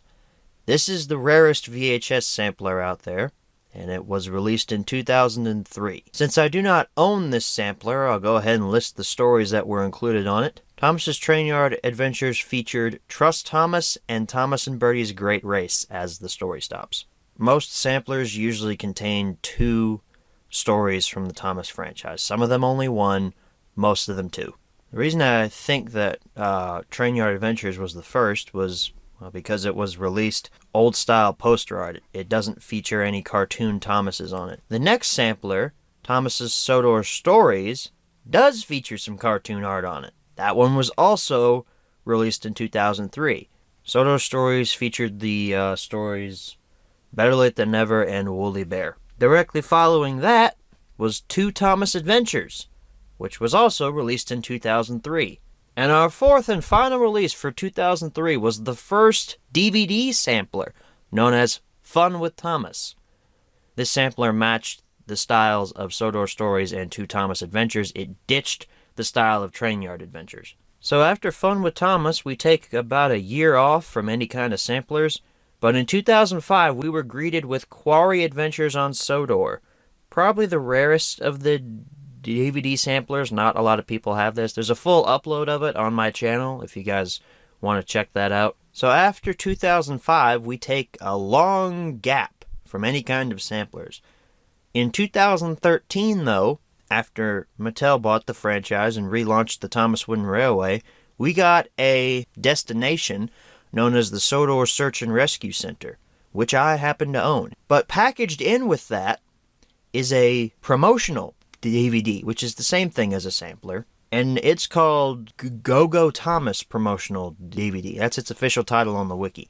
I, for one, like to call it the Sodor Search and Rescue DVD, but that's just me. And after that, we take about a 3-year break from any more samplers, unless you want to count Railway Adventures coming in between there, in which case, in 2016, we were greeted with another sampler, and this is the final sampler that we're going to talk about here on the history section. It's the promotional DVD known as Disappearing Diesels. This DVD was packaged in with a Wooden Railway set in 2016 called Wooden Railway Working Hard Steamies and Diesels Set. I'll throw a picture of it on screen next to the actual release. I don't remember what this looks like. I'm sure it was interesting. This one, however, only features one story. I'm sure you can guess what story that is. It's obviously Dead and Dark. So that concludes the history section for this week. Kind of a longer one, actually. We had multiple releases for multiple years. And the samplers actually spanned about 13 years or so. They started in 2003, unofficially ended in 2016. That's about 13 years long, so good on you, samplers. So anyway, let's go ahead and transition into the close-up section of Thomas samplers.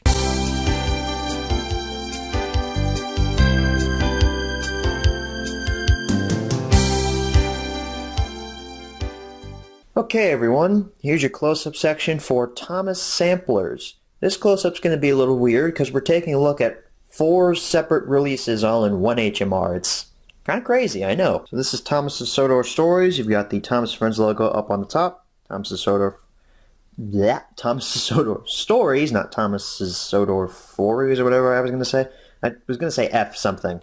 Not the bad word, but just, I don't know what this is anymore. 2 Thomas Adventures, which is what's included on this tape. Free sampler video with purchase of playset. Thomas and James up there on the front. This is in the old style of VHS artwork from way back in the 2000s, and I really like it. Side, Thomas and Friends logo. Free sampler video on the side. Free is huge. With purchase of playset down at the bottom. Hit logo down there as well. On the back, another Thomas Friends logo. Barcode there, storyteller George Carlin with a cartoon Thomas on tracks. You've got a blurb about what's on the VHS and such, and then a blurb about the Thomas Wooden Railway system, because I believe this came with a Thomas Wooden Railway set. Your story stops are Better Late Than Never and Woolly Bear. You've also got down here at the bottom copyright information along with a link to the Thomas the Tank Engine website, which is probably dead now. Slide the tape out. Thomas and Friends logo again, with a weird demonic Thomas there. Thomas' Sodor Stories, 2 Thomas Adventures. Pretty simplistic ink label tape there. So that's the first sampler. Oh, I should probably show you the top as well. Thomas Friends logo with Thomas Sampler on the top there. They will all say Thomas Sampler. So that was the first sampler. The second sampler, which I believe was released in the same year. I don't know, I haven't done research for these yet, but here's the second sampler. It's just called 2 Thomas Adventures. There's no title for this. It's just 2 Thomas Adventures, which is kind of weird. Thomas Friends logo, 2 Thomas Adventures again. Free sampler video with purchase of playset. This time it's Thomas and Percy on the cover, and it is yellow around it. I actually like this poster art a little bit more. It's a little more vibrant with that yellow. It's right in your face. Thomas Friends logo on the side. Free sampler video again with purchase of playset. Hit Entertainment logo down there at the bottom.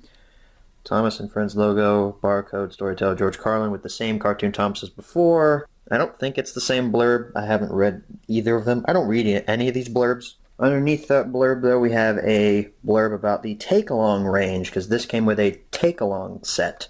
So that's cool, back when Takealong was still alive. Our story stops are Double Trouble and Thomas Percy and the Fruitful Day. Double Trouble, I believe that's the one from season 2 that was renamed from Thomas Percy and the Cull. I think so. I'll have to look that up, but I think that's the same one. I don't think it's the one with Donald and Douglas. Copyright information down at the bottom along with a link to the Thomas Friends website. And then there's your ink label. Free sampler video with the same Slenderman-esque Thomas there. That's just creepy. Look at his face, and the rest of him's all white. So he's probably an alt-right Nazi. Just jeez. And I just realized this while I was looking at these. These colors are inverted, especially on the sides. You know, you've got free sampler video in yellow here, free sampler video in blue here. They just inverted the colors. Look at that. Even on the back, they inverted them. That's kind of clever. Fun with Thomas. Thomas Friends logo at the top. Red outline around it this time. So it's in that same style as the two VHS tapes were. Free sampler DVD instead of video with purchase of playset. Why does my camera keep going in and out of focus, okay? Ever since I got back from Hilton Head, it's been weird. Quit doing that. Maybe it's got sand in it or something. This time we have Thomas and the character whose name is really hard for me to say. We have a cartoon duck instead. I don't know why, but like D words and B words, stuff like that, it's just really tough for me to say without having a sentence accompanying it. I don't know why. It's weird. Just the way I am. I like this poster art a lot too. You've also got the DVD logo down here in the corner. See, I can't say DVD. I just said it. I just said DVD. I said it again. Hey, Cartoon Thomas is back there on the side with the DVD logo below it. Thomas Friends logo. Free sampler DVD with purchase of playset. Anchor Bay logo down there, because at this point, this one, I don't know. I was going to say that Hit was probably gone by this point, but it's not. Anchor Bay is here, and I just noticed there's a Hit logo on the back. Thomas Friends logo, barcode, storyteller George Carlin. I don't know why these have barcodes to them, because you can't sell these by themselves. They're samplers, so why would they need barcodes? Cartoon Thomas down there on some tracks. Blurb. Another blurb about the wooden railway, because that's where this came from. And our story stops are The Runaway and Fish.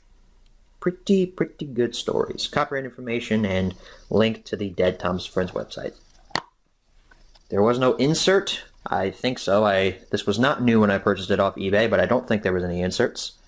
Fun with Thomas. 2 Thomas adventures with the cartoon Thomas and the character's name. That's hard for me to say. I'm not even going to say his name. Just cartoon animal is what I'm going to say. Second sampler is probably one of the rarest samplers. I've only seen this pop up on eBay, actually never. I picked this up in a small little thrift shop that I think recently closed. Kind of sad. They didn't have any more Thomas stuff. I pretty much cleaned them out last time I went. But I got this years ago. It is Quarry Adventures on Sodor. There is a full upload of this on my channel if you guys want to see what's on this. I'll link it in the description below. Tom's Friends Quarry Adventures on Sodor. Rusty and the Boulder screenshot there. Free sampler DVD with purchase of playset. 2 Thomas stories. This is in a different style than the other samplers, if you can see there. Kind of an interesting style. It actually looks unique compared to the other samplers. Here's the side, Cartoon Thomas, and with another appearance with the DVD logo underneath it. Thomas Friends logo, Quarry Adventures on Sodor. Sampler DVD down there. It actually says the title on the side. It doesn't say free sampler something, which is cool. Anchor Bay logo really big down there at the bottom. The back, storyteller Alec Baldwin, which should really say Alec Baldwin and George Carlin, because it's not just Alec Baldwin that's on this. All aboard with some blurbs about what's on the disc. Fun on the Run, which is a little blurb about the Thomas Takealong range, which I know which set this one came with. This came with the Rusty and the Boulder Takealong set, or the Boulder Mountain set. I can't remember what it's called. I think it's the Boulder Mountain set. And your story stops are Rusty and the Boulder, and Thomas breaks the rules. Because Rusty and the Boulder makes perfect sense, but Thomas breaks the rules? Also makes sense? No, it doesn't. It makes no sense. Why is that on here? Put Mavis or something on here. Something that makes sense that's actually like in a quarry. Is it because they just mentioned the fact that there's a line near a quarry that runs by Thomas's branch and it goes for some distance along the road? Is that why they put that on here? Because it doesn't make any sense to me. Copyright information and Hit Entertainment down there at the bottom. No tech specs or anything. This case is not in the best of shape. If you can see on the bottom, there's like a whole chunk of it that's missing. Obviously, you can tell I got it used. And there's your disc. It's actually quite cool. It's like the entire screenshot of this was pasted onto the disc here, I really like it. I really like that artwork on that. See, it doesn't even lock right when it's on here. This case is just in terrible shape. So these last few samplers were available with wooden railway sets, but before we get to those, I do want to mention that the story of Thomas and the jet engine does technically qualify as a sampler, but I'm not going to be covering it here because we've already looked at this in the Thomas and the jet engine HMR from all those years ago, but I wanted to go ahead and mention it here because I know somebody in the comments is going to be mad at me saying, oh, why did you cover story of Thomas and the jet engine? That's technically a sampler.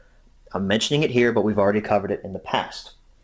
This is a special promotional DVD, but it does qualify as a sampler, and this was available with the Sodor Search and Rescue Center wooden railway destination. I bought that from Marshall's at a deeply discounted price, and I bought it for the set, but I mainly bought it for the DVD because I want the whole media aspects and stuff. So you can tell this was put out around the time when Go-Go Thomas was just hitting physical media. Big old picture of Thomas there on the front with the Thomas & Friends logo. The back talks about what stories you have on there. It includes 2 action-packed episodes. Race to the Rescue and James to the Rescue. Wow, they both say rescue. I wonder if that was by design. Thomas & Friends logo. Another advertisement for Go-Go Thomas. Racing onto DVD March 2013. Copyright information, Mattel, Fisher-Price logo down there, Hit Entertainment logo right next to it. We slide this out. This is in like it's about the size of a CD case. It's one of those cardboard cases that just holds the discs. You can tell it's not the same size as a regular case here. That was special promotional DVD up there at the top. Thomas Friends logo. Same picture of Thomas is on the front. And it doesn't say anything else about the contents that are actually on here. It just has a bunch of copyright information, some logos with Fisher-Price and Mattel, and this noting that it's Region 1. That's that. Really not much to it. And then our last sampler here is kind of a weird one as well. This was available with a Wooden Railway set, but there's no artwork on the actual case. If you take a look here, look at this. It's just a blue cardboard case. It's the same size as this. It's either they're the same size, about the size of like a computer case, or like a computer game case. It has one episode on it. It's Disappearing Diesels. Not rated, color approximately 11 minutes. DJC14 DVD video, and I love down at the bottom, it tells the children that this is not a toy. You are not allowed to play with this. It actually does have a little flap there to hold this down, so that's nice. My camera would focus there. You slide the disc out, and look, the disc has some artwork on it. Episode Disappearing Diesels. CGI Thomas and Diesel on the front. Universal logo, Hit Entertainment logo, a bunch of other company logos, along with an advertisement for Start Your Engines, because this was released in the early part of 2016 when Start Your Engines was racing its way onto physical media. Oh, how many years ago it's been. So, slide that right back in there. And if any of you guys just happened to watch my 2018 edition of my Thomas Wooden Railway collection, you would have heard that I have 2 CGI wooden Thomases. I mentioned that one of them came with the American the Rock Crusher set, but the second one actually came packaged with this. I bought this in an eBay auction for about $6 or $7, and for some reason the seller had this in the listing. It was a CGI Thomas, I guess to add some oomph to the lot. Maybe he had a few of these and they just weren't selling well, so he decided to add this little Thomas in there. So that was kind of nice. So that's where that CGI Thomas came from. So we're not going to have any menu tours because none of these samplers have menus. They just go straight into the video file and play all the way through, and then when they're finished they take you back to the menu on your Blu-ray or your DVD menu, and honestly that's a bit of a relief. This has been kind of a long close-up. So without further ado, let's go ahead and head on back and answer the 5 main questions as always. Man, throwback to the old days of HMR when we used to only have close-ups and not have any menu tours. Those were the days, man. Alright, so we're back from the close-up. Now it's time to answer the 5 main questions as always. Number 1, where can you pick this product up? Well, since they're products, I'll give you a straight answer for each one. Thomas's Train Yard Adventures, you can't find that anywhere. eBay is your best option for that, and even at that, that is super rare. Sodor Stories and Two Thomas Adventures, they're not too hard to find on eBay. Fun with Thomas I see almost every day on eBay. There's a new one being listed. A lot of people own that. Quarry Adventures on Sodor, like Train Yard Adventures, is super rare. eBay's your best option for that. The promotional DVD that came with the Search and Rescue Center, if you have a Marshall's or a TJ Maxx near you, go and see if they have the Rescue Center, and you'll find it with that. If not, then online. Heck, I paid $30 for my Rescue Center. The Disappearing Diesels DVD, I don't know about that one. I found mine online for pretty cheap, and it actually came with a 2013 Wooden Thomas. The seller just included it as a little bonus. So I'd say check eBay for that. Try and find that set too. You know, maybe the seller will have it packaged in with the set. Basically, all of these, your best bet's trying to find it online. Number 2, are these products still being printed nowadays? I'm going to say no to all of them, because Wooden Railway is dead. There's no way Search and Rescue Center's not being made anymore. That set is not being made anymore either, so I'm going to say no. Although considering Thomas & Friends Wood has just been canned, maybe the Wooden Railway is going to come back. I don't know. Number 3, should you pick these products up? This is an interesting question to answer for these, because Thomas samplers on the whole are not necessary in the slightest. They're cool little collector's items. They're cool little one-offs that you can gloat about having, but in the end, they're ultimately pointless. They're a marketing gimmick to try and convince the parents of the kids to buy the kids more product. Now, I will admit it's an ingenious marketing tactic, okay? The early samplers were really good with that, you know, packaging them with 2 with Wooden Railway sets and 2 with Takealong sets. That's pretty awesome. At the same time, though, you don't really have to own them. They're not essential. You already own all of those stories if you own just the first 6 or 7 releases from the main timeline. You don't really need them. But does that mean they're not cool to have? No, they're definitely cool to have. They're pretty awesome. I pop in Fun with Thomas every now and then. If I just want a quick fix of Thomas and Friends content, I'll pop in, Fun with Thomas or Quarry Adventures on Sodor. Because they're short, sweet, and to the point. They're only about 10 minutes long each, so I can pop it in, feel good about myself for 10 minutes, and then go right back to being depressed.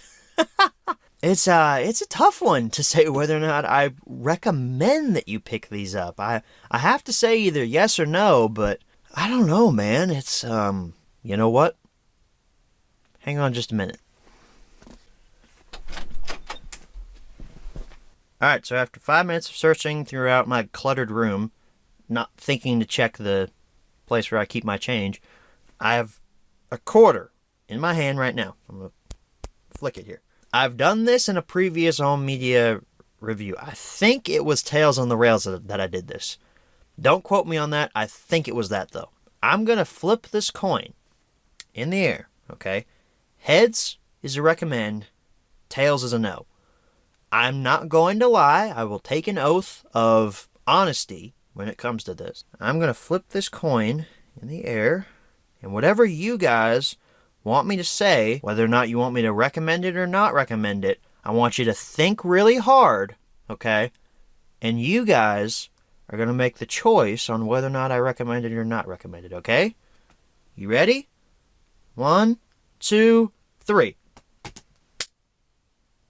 It's heads, which means I recommend that you pick up Thomas samplers. It's not a strong recommend, because they're ultimately pointless in the long run, especially if you're just a casual collector. So it's not a strong one, but it's still a recommend. This is weird territory for me.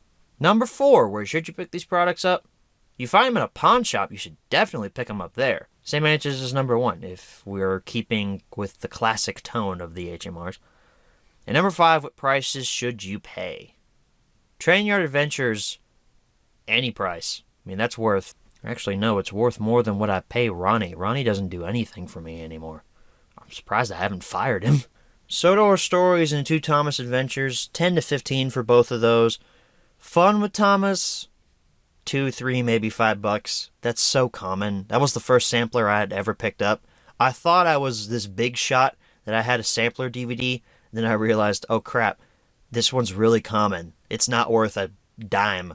Quarry Adventures on Sodor, I'd say, is worth about as much money as I invested into Master of the Lemon's Cars-themed Roblox game that we were building about a year ago. Was shut down, definitely, after the cops found out that Lemmy was laundering money to finance his drug business. So, you know, that's why Lemmy hasn't uploaded in about a year, is because he's been in jail. I know you thought that you saw him at TWRCon 2018, but that actually wasn't Lemmy. That was his twin brother, Smemmy, the evil version of Lemmy. The real Lemmy is plotting his escape from prison. For both of the, quote, promotional DVDs, 15 to 20 for both of those, too. Those are pretty, not very common.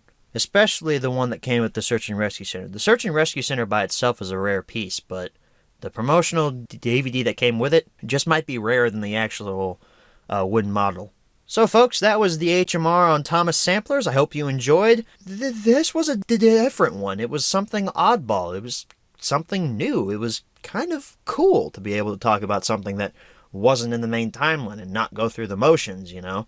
Well, you know, it involves stories and bonus features, and I recommend it, and you should probably pay no more than $5 for it, and next week we're talking about this, and I'm gonna commit suicide because this show got really stale in its final few episodes. At least recording them it did, and basically had to force myself to do it. I'm so lonely. I don't know where that last part came from, but it's true. It was fun to be able to talk about something new. In 2 weeks, we'll be back with another new HMR on the Takealong DVDs, and I'll explain what those are in 2 weeks. Thank you all for watching, and as always, good night, everybody. So that pretty much wraps up the history section. Bit of a longer one this week. I just got a email from Hulu. I wonder what it says. I'm going to read it live on the show here. Show me the movies. Check out some of the top movies we've added to Hulu this month, from heartwarming rom-coms to heart-pounding thrillers. And it gives me 3 options here. Mother, which I heard sucked balls, Jerry Maguire, which I've wanted to see, and Dr. Dolittle 2. Discover more on Hulu. Bunch of copyright information. Okay. That is a blooper. I'm not cutting that out. That's staying in. Because they're short, sweet, and to the point. They're only about 10 minutes long each, so I can pop it in, feel good about myself for 10 minutes, and then go right back to being depressed. I'm just kidding. I'm not Turtles and Thomas. Is that bad? Dave, should I keep that Turtles roast in? I shouldn't? You think he'll get mad? Dave, you seriously think I'm getting invited to TWRCon 2019? It's not going to happen, dude. That guy hates my guts. Alright, fine. I'll cut it out of the main episode, but I'm putting it in as a blooper. You can't stop me from doing that. I'll fire you if I have to. Golly, I have everything else in this room. It took like 5 minutes to find a freaking coin. And there goes the mic. Oh, this blooper section is going to be packed.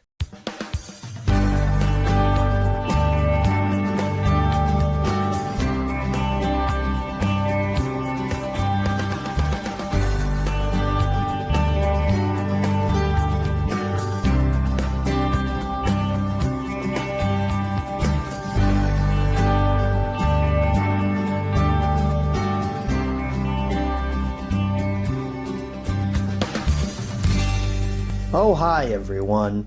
Welcome back to a kind of impromptu supplemental here on Thomas & Friends Home Media Reviews.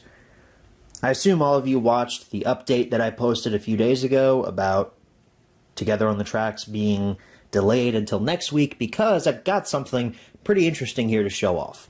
So this is a eBay lot that was actually sent to me by one of my fans who is constantly sending me eBay links on my YouTube comment sections. This shout out goes to Gum Robber, who is always at the live streams, always interacts with us in the chat, and as I said, constantly sends me links to stuff on eBay through my YouTube comment sections. And Gum Robber, definitely don't stop doing that, because this... Thank you so much for sending me this link, man, because I snagged this immediately after I saw it. So this lot is actually of 3 Thomas DVDs. They all don't have cases, they're just the discs. First up is Engines and Escapades. This one's, you know, pretty common. We already did an HMR on that. Second one is Thomas and the Treasure. Nothing too special there either, but it's the 3rd disc that's something special. This disc, I have actually never seen anybody in the community have this, or at least I've never seen somebody post about having it. I have seen people talking about it, though, on Twitter and such, and posting the the promotional picture that's on the wiki right now, which is the only picture I'm seeing on the wiki for this. Of course, every time I say that, hey, this is an item that I haven't seen anybody else in the community actually own, somebody comes out of the woodwork a few weeks later and yells at me in the comments section saying, hey, I've had that since 2007. How dare you not mention me? Sorry, I didn't know that you had it. It's not me being mean or anything. I just don't know of anybody that has this. The disc in question is this one. Take it out of its little plastic sleeve here. This disc has no official title. I'm just going to go off of what the wiki says and call this the 2008 Sampler DVD. I guess you could also say that the title is just Thomas and Friends, because there's literally nothing else on here that denotes this as being a sampler. So you got Thomas and Friends logo up there at the top. Some of the artwork has actually scratched off of this thing here, so that kind of stinks, but I'm going to keep it in pretty good condition. Thomas here on the side with James and Percy over here. This entire setup seems kind of, I don't know, contrived, I guess is the word you could say, because this definitely wouldn't happen in a real railway. It's like, where are Percy and James supposed to go? And then on the bottom, you got your hit logo. Then actually, if you look down here at the copyright date, you can see it's 2008, but it does say that this is a sampler DVD. So that's your only indicator that this is a sampler DVD. Other than all that, this is just a bunch of copyright information. DVD for promotional use only, not for individual resale. So according to the wiki, this disc was included in a Trackmaster set called Duck at McColl's Farm. If I can find a photo of that set, I'll put it on the screen right now. I don't know what the set looks like, so I can't comment on if it looks cool or not, but interesting though that this is a sampler that not many people actually know about. I didn't even know about this sampler when I made my home media review on Thomas and Friends samplers, so this is something I should go back and edit that video and put this in there if YouTube would let me do that. Here's the back of it, just for transparency's sake. It is kind of scratched. It does have some top scratches on it. The seller, I guess, didn't take very good care of this, but I have popped it in my Xbox, and it does play just fine. It's about 16 minutes worth of content on this disc. So the disc in question includes the Thomas story, Thomas and Skarloey's Big Day Out, as well as the intro and outro for that episode. It also includes a little copyright warning at the beginning of it, and it includes 2 songs. It includes the Where Oh Where Is Thomas song from the Great Discovery, and also Responsibility. And according to the Thomas wiki, Responsibility is the shortened version, and Where Oh Where Is Thomas is the extended version from the Great Discovery. Speaking of that film, there's also a brief trailer for it that plays after the FBI anti-piracy warning, but before Thomas and Skarloey's Big Day Out. So all that adds up to about 16 minutes worth of content. And for the sake of preservation, in case the disc gets any more scratched, I have ripped it. It is on my PC right now. Plays totally fine, looks okay. If you guys want me to upload that in full to my YouTube channel, comment down below, and within the next couple of weeks I will definitely do that. So I'm going to go ahead and call it here that this is one of the rarest samplers that I have ever seen, because once again I have not seen a lot of people who actually have this disc. In fact, as I said earlier, I might be the only one. I don't know though. I'm not trying to toot my own horn here. Please correct me in the comments if I'm not the only one that has this disc. However, I'm extremely happy to have it. It's definitely a grail piece in my collection now, and I'm happy to have covered it here on Thomas & Friends Home Media Reviews. So that's it for this supplemental, regular Thomas & Friends Home Media Reviews. Episodes will continue next week with Together on the Tracks. I apologize for anybody who is excited for that. It's still coming to you very soon. Thank you all so very much for watching this episode. I will see you all next time. Good night, everybody.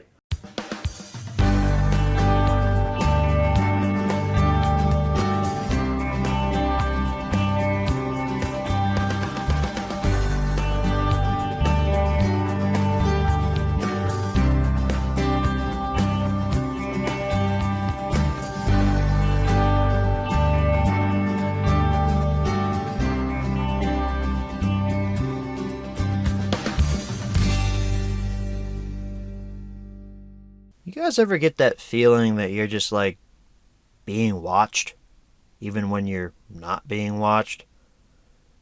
Not that I've had that feeling tonight or anything, but I just wanted to know how you feel about that. Because sometimes I feel like that, especially when I'm at work. I mean, I know there's cameras everywhere in work, but it just feels like somebody is singling in on me at some points. It kind of freaks me out. Welcome back to Thomas & Friends Home Media Reviews. This review is on the Takealong DVD range. Now, what is this range? The Takealong DVD range was a range of merchandise that was introduced in 2004. Basically, what it was it was a package that was about the size of a couple VHS tapes stacked on top of each other. It was a big plastic box that had a character with an exclusive expression on his face in the Takealong line of merchandise, if you couldn't tell by the name. I'll use the Thomas and the Special Letter Takealong one as an example. You had your character, which in this case was Thomas, and it had an exclusive facial expression. In this case, it was him shutting his eyes as he was going through the brick wall. You also had a specialized piece of track from the episode in question that the play thing was based off of. In this case, Thomas and the Special Letter, he had a piece of track that had a little plastic brick wall that hooked into the track itself and could break apart in two pieces. And you could roll Thomas through the brick wall, bam, brick wall's broken. You also had a DVD that contained the following: a trailer for the Takealong merchandise brand, a trailer for Thomas on Home Media, and then the episode in question. And the idea was you could act out the story with your little Takealong trains as the story was playing out on your TV. It was it was really a cool idea, actually, because kids love to act out Thomas stories. I know from personal experience, when I was a young buck, I loved to act out Thomas stories on my train table, on my own personal layout, and kind of personalize the stories to me. I love doing that. So to have a way to actually act out the story with a specialized piece of track that featured either the brick wall, there was one with Percy Takes the Plunge that had a pond that you could put Percy in, that James and the Trouble with Trees had a tree that fell over. That was fun. That was so much fun as a kid, having all three of those. Nowadays, I have lost the certain components of my Takealong playsets. I have no idea where the Thomas is that has the expression. I don't know where the track piece is. I lost the brick wall pieces years ago when I was young. Still have the Percy, still have the piece of track. It's somewhere here. I know it's in this house somewhere. I'll find it one day, maybe when I move out. And then I lost the track piece for the James set, but I still have the James. So not a lot of pieces from those survived my childhood. But enough about that. Go ahead and transition into the history section of Takealong DVDs.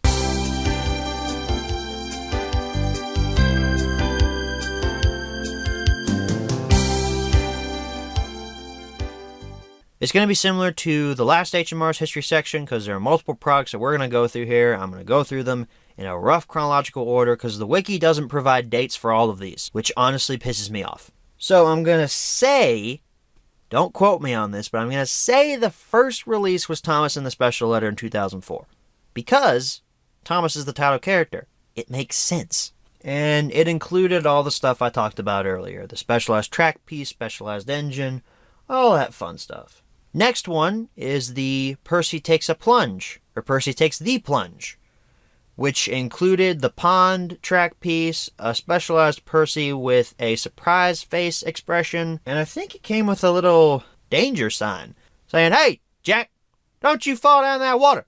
Don't you do that, you idiot." And a little known fact about this is the episode is ripped from the Best of Percy VHS Master, meaning Ringo Starr is narrating on that DVD. Crazy that they didn't use the George Carlin version, but I don't know. I grew up on the Ringo version because of Best of Percy, so I'm partial to the Ringo version. The next one is another one that doesn't have a date for it, James and the Trouble with Trees, which included specialized track piece with a tree, plastic tree that fell over and could be reset. It was bolted into the track so you couldn't lose the tree. And a specialized James that had him shutting his eyes in pain. Also, the James model had black wheels, while the OG Takealong James had gray wheels. Don't know why I remembered that. Next one is another one that doesn't have a date for it, and one that I didn't own as a kid, Gordon Takes a Tumble. Had no idea this one existed till I was doing research for this HMR and picking up some stragglers in my collection. And this one came with a Gordon model with a specialized face of Gordon looking extremely surprised. A track piece that was sloped, that had two barrels at the end that you could smash Gordon into, and I think the barrels could come clean off the track and they were resettable. And it also came with a go slow sign that could be stuck into the track piece. Again, did not own this one as a kid. Next one I also did not own as a kid, Henry and the Elephant. This one does have a date for it. It's from 2004. So it's from the same year as Special Letter. This one does not have good pictures with it, so it's hard to say what this actually came with. It looks like it comes with a Henry model. Obviously it comes with a Henry model, but I can't tell what the face is. I think it's him either with his grossed out face or him shutting his eyes face. I can't really tell. It does come with a little elephant model and a little plastic bit that's supposed to represent the tunnel. The track piece looks to be just a standard straight piece, but it has little areas where you could stick the tunnel piece in. If anybody owns this out there, could you tell me what that comes with? Because the wiki didn't give me a good image, and I can't find any other good images on Google. This next one doesn't have a good picture for it either. Another one I didn't own as a kid, Emily's Adventure. So this one comes with an Emily model. I can't tell if her face is changed or not. It doesn't look that way on the box. Comes with a giant-ass barrel, though. A giant-ass purple barrel. A couple plastic cows. And a specialized track piece that has a ramp. And apparently this was a Target exclusive, too. It has an Only at Target sticker on the box. Alright, this picture is really bad for this last one, but it's the only picture that I can find of it because this one is the rarest out of all of them. It's Thomas Saves the Day, based on the Season 8 episode, and it comes with a diesel model. Can't tell if his face has been altered or not. A cargo car and some barrels. And I think it comes with a specialized track piece where you can put the barrels beside the track. I've never seen this in person. I've never seen this set listed on eBay. This one is extremely rare. It's the rarest of the bunch. There's really no good pictures of that one that have surfaced online. If anybody owns that, please let me know because I want to see what it looks like. So that's every single Takealong DVD, I mentioned earlier, I do not own all of them. Missing the last two, the rarest of the two. So, let's go ahead and transition into our close-up section of the Takealong DVDs.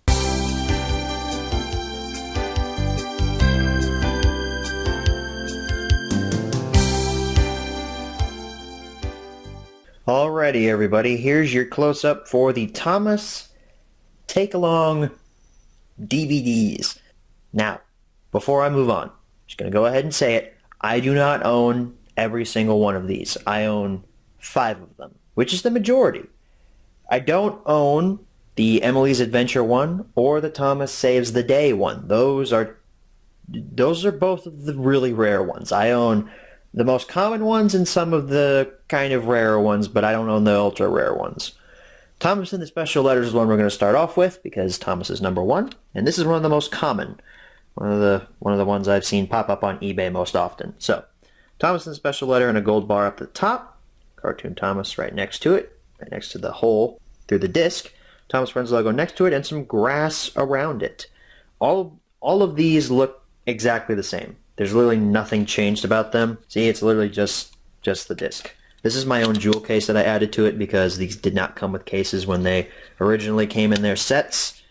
They didn't have any cases with them, so I needed to protect them. So, continuing on, Percy Takes a Plunge, not Percy Takes the Plunge. Don't know what the official title is. Pretty sure it's Percy Takes the Plunge, but it has now been changed to A. So, Percy Takes a Plunge in the same gold bar as Thomas and the Special Letter. Cartoon Percy this time. Thomas Friends logo again, along with a grassy background. So it's just going to go by really quick, you know? James and the Trouble with Trees. This ends the really common era of these. James and the Trouble with Trees in a gold bar. Cartoon James. Hit logo with a grassy background and Thomas Friends logo. I hate that this is going so fast, but these are just really simple. Here comes the semi-rare section. Henry and the Elephant. Henry and the Elephant in a gold bar. Cartoon Henry, Thomas Friends logo, grassy background with hit logo. These are literally the same. And then ending out that section and ending out this close-up, Gordon Takes a Tumble. Gordon Takes a Tumble in the gold bar. Cartoon Gordon this time. Grassy background, hit logo, Thomas Friends logo. So that's the best camera angle I could get on all 5 of them, but I do own 5. There were 7 released. Maybe one day I'll get my hands on those other 2 ultra rare ones. So we won't be having a menu tour for this HMR either because these don't have menus. They literally just play a trailer for the Takealong range, then they play a trailer for Thomas Home Media, then they play the story, then they play some credits, then they're over. Since there's no menu, we don't have a need for a menu tour. So let's go ahead and head on back, answer the 5 main questions, as always. Alright, so we're back from the close-up. Now it's time to answer the 5 main questions, as always. Number 1. Where can you pick these products up? Online. It's the only place I've ever seen them. Never seen them at a pawn shop. Never seen them at places like Half Price Books. I've only seen them online. Number 2. Are these products still being printed nowadays? No. Not in the slightest. These have been out of date. These are all 10 years old at this point. So no, not even. Number 3. Should you pick these products up? I don't want to say a solid recommend because I'm not a Takealong guy. I'm not a Takealong collector. I like Takealong. I personally like it better than Ertl. I know. Sue me. Or don't, because I can't afford that right now. YouTube ad revenues in the toilet. If you could not sue me, that would be nice. But I like it better than Ertl. But at the same time, though, they're not a necessity. We're not kids anymore. At least I'm not. And a lot of my viewers aren't kids either. What would we do with these? Put them on our shelf and feel better about ourselves and what we're doing in life? Nah. You do that with action figures, you dummy. But they are a cool idea. They're a really cool idea. They're actually kind of revolutionary. I personally would love to find one new in box and give it to, I don't know, my kid on his 2nd birthday or something. Say, hey, I bought this for you when I was 19 and single before I met your mother. Here you go. Happy birthday, Squirt. So I don't want to do the coin thing again because that just be repeating a dumb joke from last HMR, which was repeating a dumb joke from a previous HMR. So I don't know what to do. I don't want to say that I want to leave it up to you guys because personally, I do not trust you guys.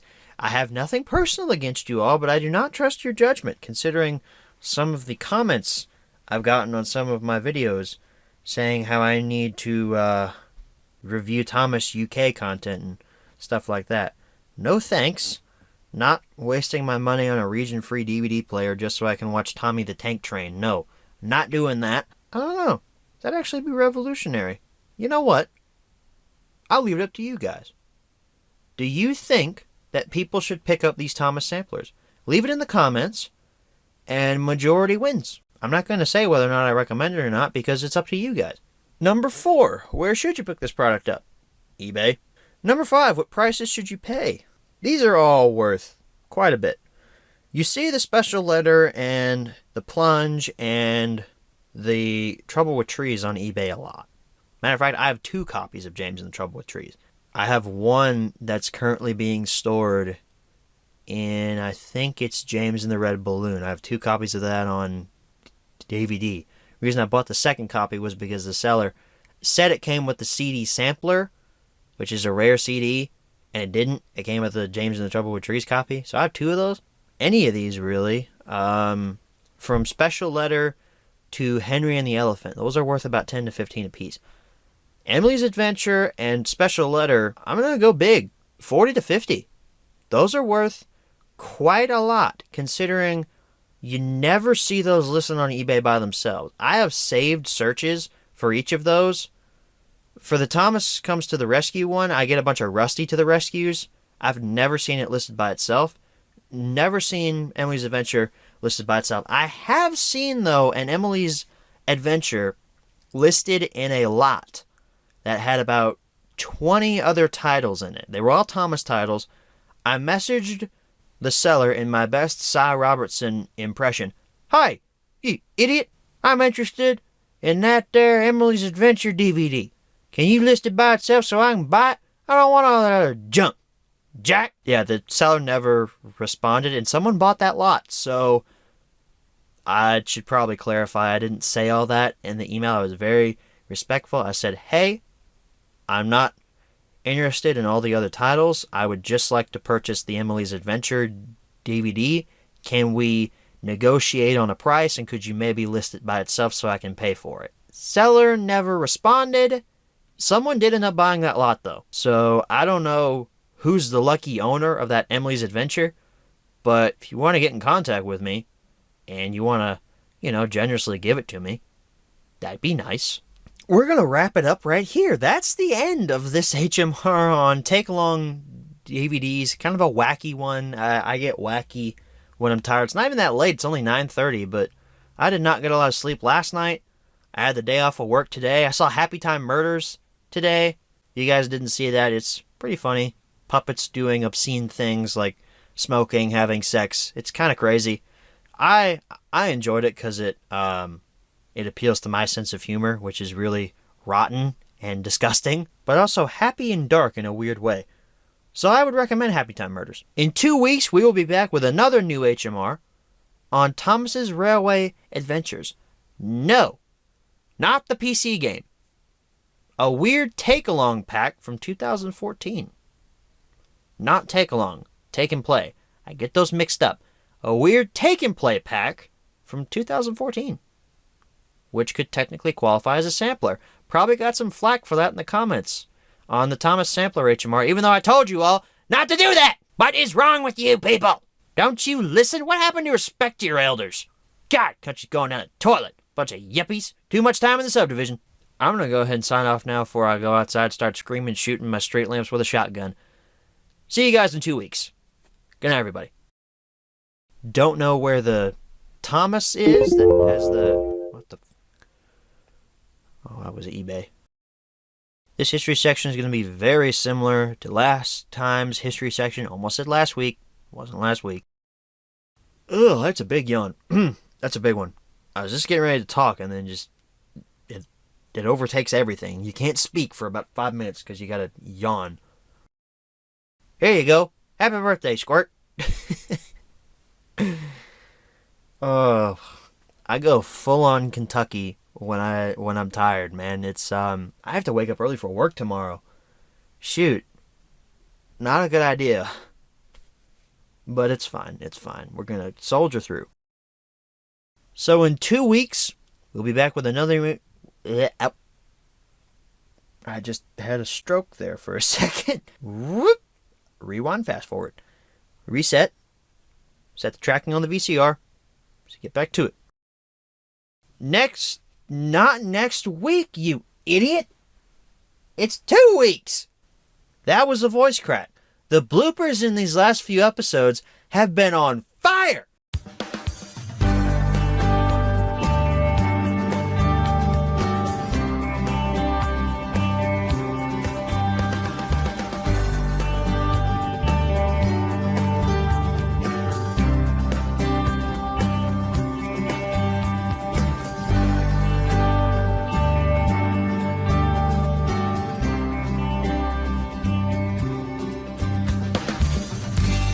Hey there everyone, welcome back to yet another supplemental here on Thomas & Friends Home Media Reviews. This review is an update slash, not really slash anything, I don't know why I said that. It's an update letting you guys know that I have another Takealong sampler here. If you recall, in the previous HMR, the one that's previous to this in the playlist, we took a look at Takealong DVDs, which were DVDs that were packaged in with a little play set that included a Takealong engine and a piece of track themed around the story that the DVD was based on.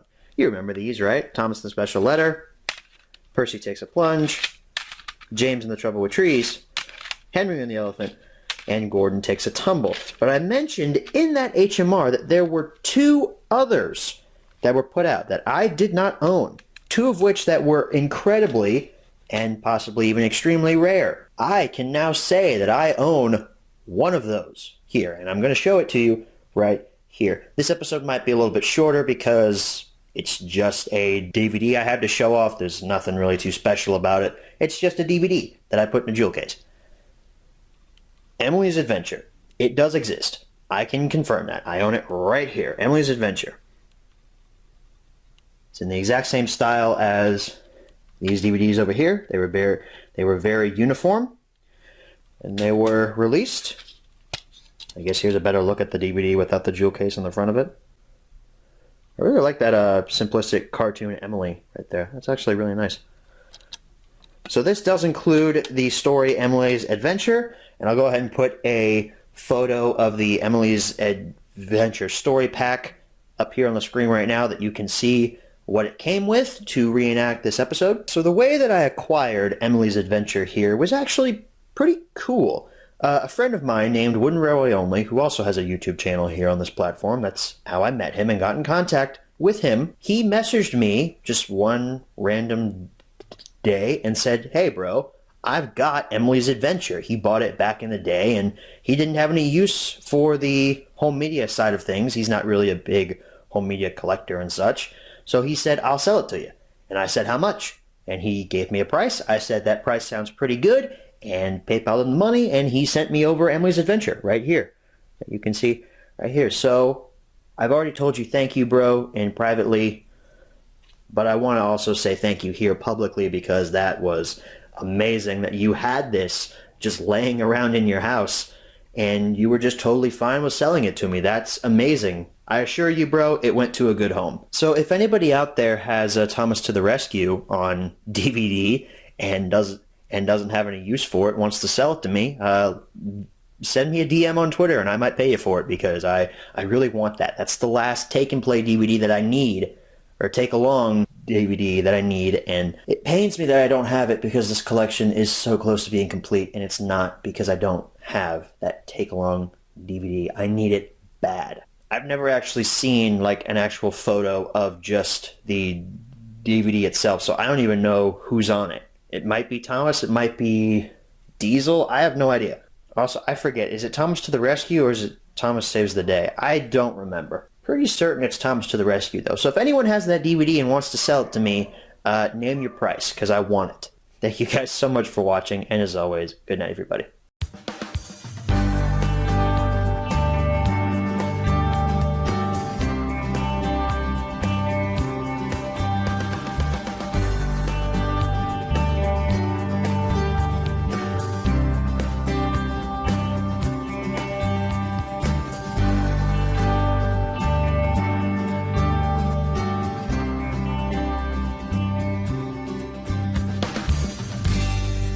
Alrighty everyone, welcome back to another supplemental here on Thomas & Friends Home Media Reviews. We're here, finally, to what might be my favorite supplemental that I've ever shot in my entire life, because it completes a collection, well, pseudo completes a collection. We'll talk about that at the end of the video.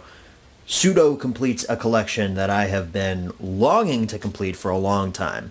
You might be able to tell what it is, considering I've got the Takealong DVDs sitting out here in front of you.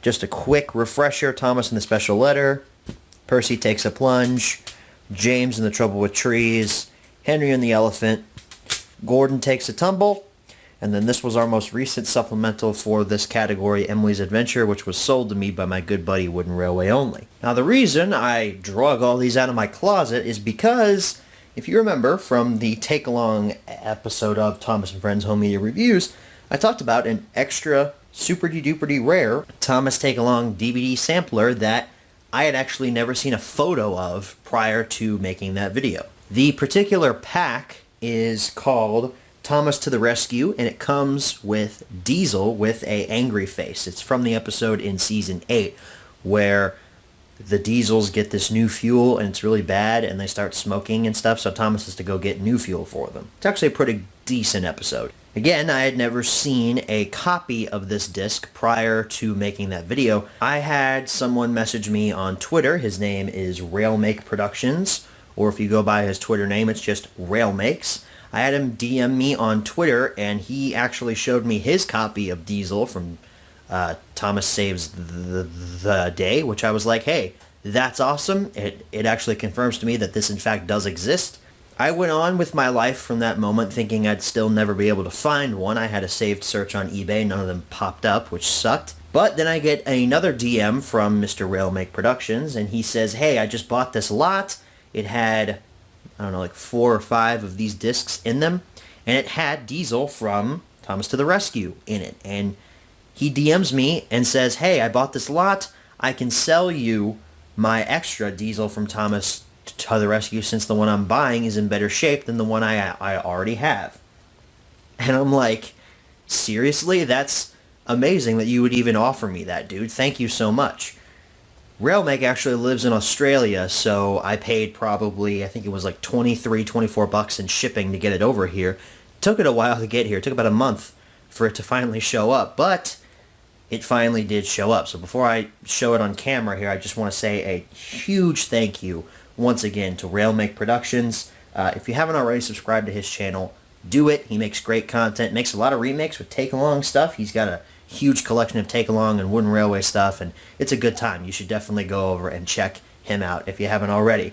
Here is Diesel from Thomas to the Rescue. It does indeed exist. Let me take it out of its case here so we can get a more up close and personal look at it. You can see it's in the same style as all of the other discs. You got Diesel from Thomas to the Rescue up there at the top. Interesting though that they changed it to add the character name that this comes with. It should just be Thomas to the Rescue, but I guess it makes more sense since Thomas isn't actually featured on this disc. It's Diesel that's on the disc, so I guess that makes more sense.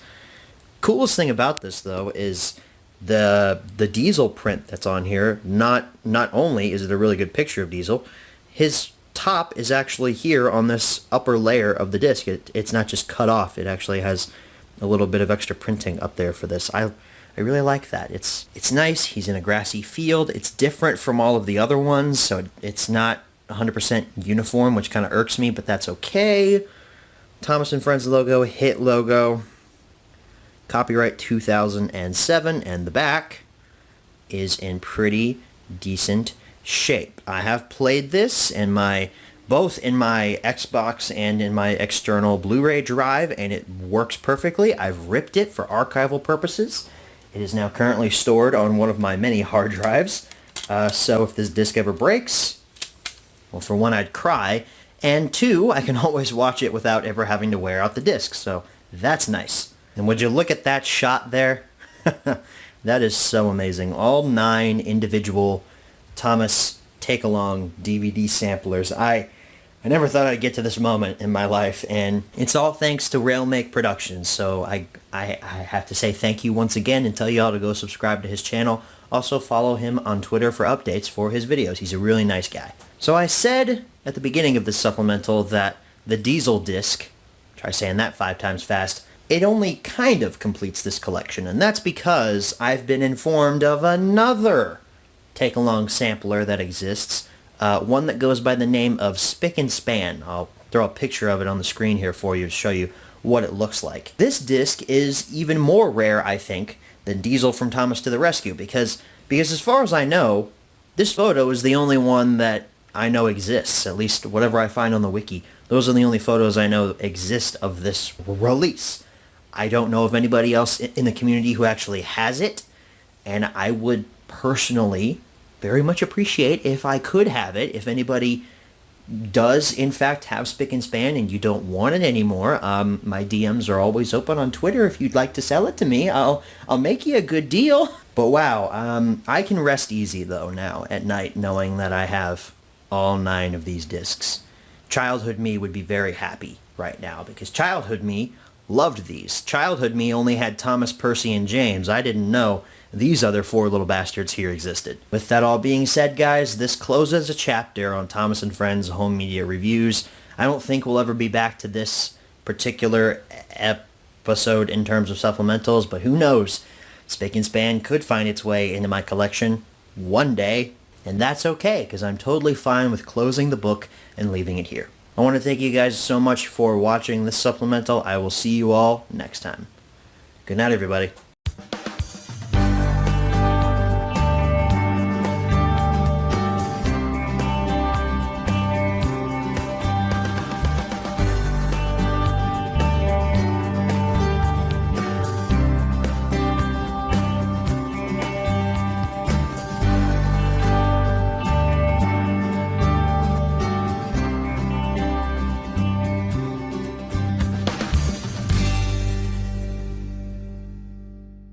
Hey everybody, welcome back to Thomas and Friends Home Media Reviews.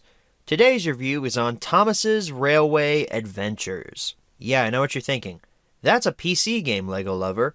That's a whole nother thing. Is this a reboot of Home Media Reviews? Are you doing Thomas and Friends PC game reviews now? This is not on the PC game. This is on the weird sampler / take and play / weird release that I believe came out in 2014. But we'll find that out in the history section. By the way, history section. Let's go ahead and jump into that.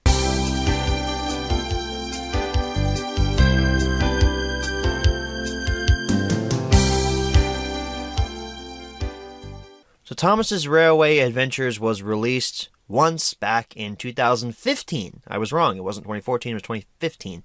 And this was shortly after the Take and Play line had been reworked to include those giant, ugly magnets. However, this was a year or 2 before Adventures came into the fray, and since Adventures has recently been killed, that didn't really make much sense. I just wanted to mention that Adventures is dead! Thanks, Mattel! Your one, actually good brand line, you just murdered. Of course, you already murdered Wooden Railway, and that was your best line, even though it wasn't really that good. But you killed that, brought it back with Wood. Then you killed Wood because Wood sucked. You killed Take and Play. Then you brought it into Adventures. People actually like Adventures, and then you kill Adventures, and now you're going to merge Adventures and Trackmaster together? What are you thinking? Here's a side tangent, Mattel. Instead of rebranding and relaunching your brands over and over and over again, why don't you just throw all your money into one brand and let that brand make back your money that you've already spent on these other brand relaunches, and then bring in a new brand, 3 or 4 years from now. Since you've already killed Wood and Adventures, focus on Trackmaster. Why don't you make great products for that line, and then have kids get familiar with that line, let them buy that line, and then 3 or 4 years down the road, maybe you bring back Adventures, or maybe you bring back Thomas Wooden Railway, or maybe you don't do anything and just keep funneling your money into Trackmaster. There are better ways for you to make back your money rather than brand relaunches. Because brand relaunches cannot be cheap. That was a PSA announcement from Lego Lover about how Mattel's being run. It's not being run well. That all being said, let's transition into the close-up section of Thomas's Railway Adventures.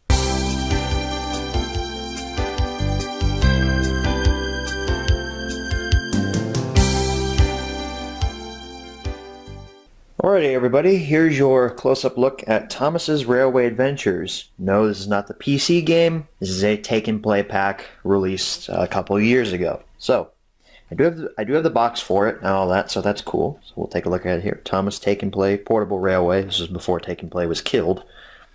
Thomas up here at the top with die-cast metal over top of him. This is ripped right here, but it's supposed to say...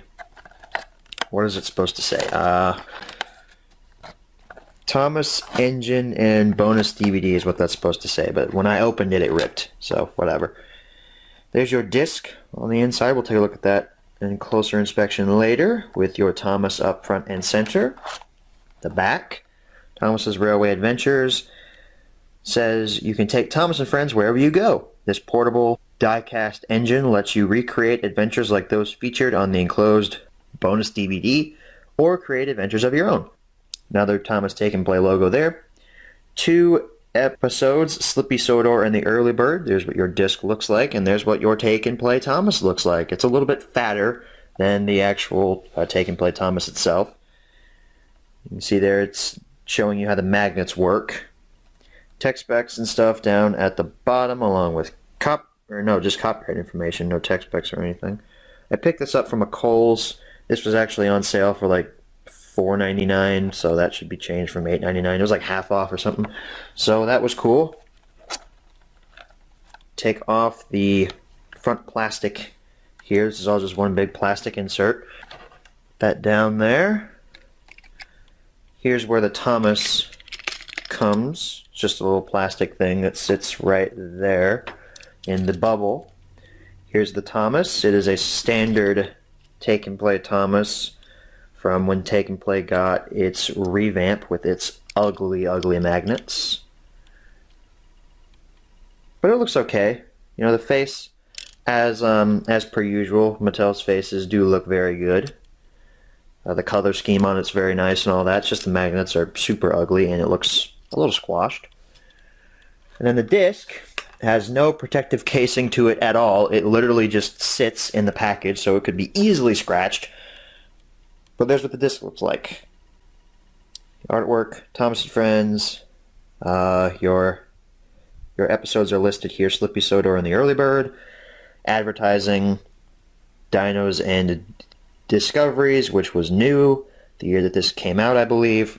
And then Thomas over on the side looking kind of creepy as he's smiling at you. So that's your disc artwork.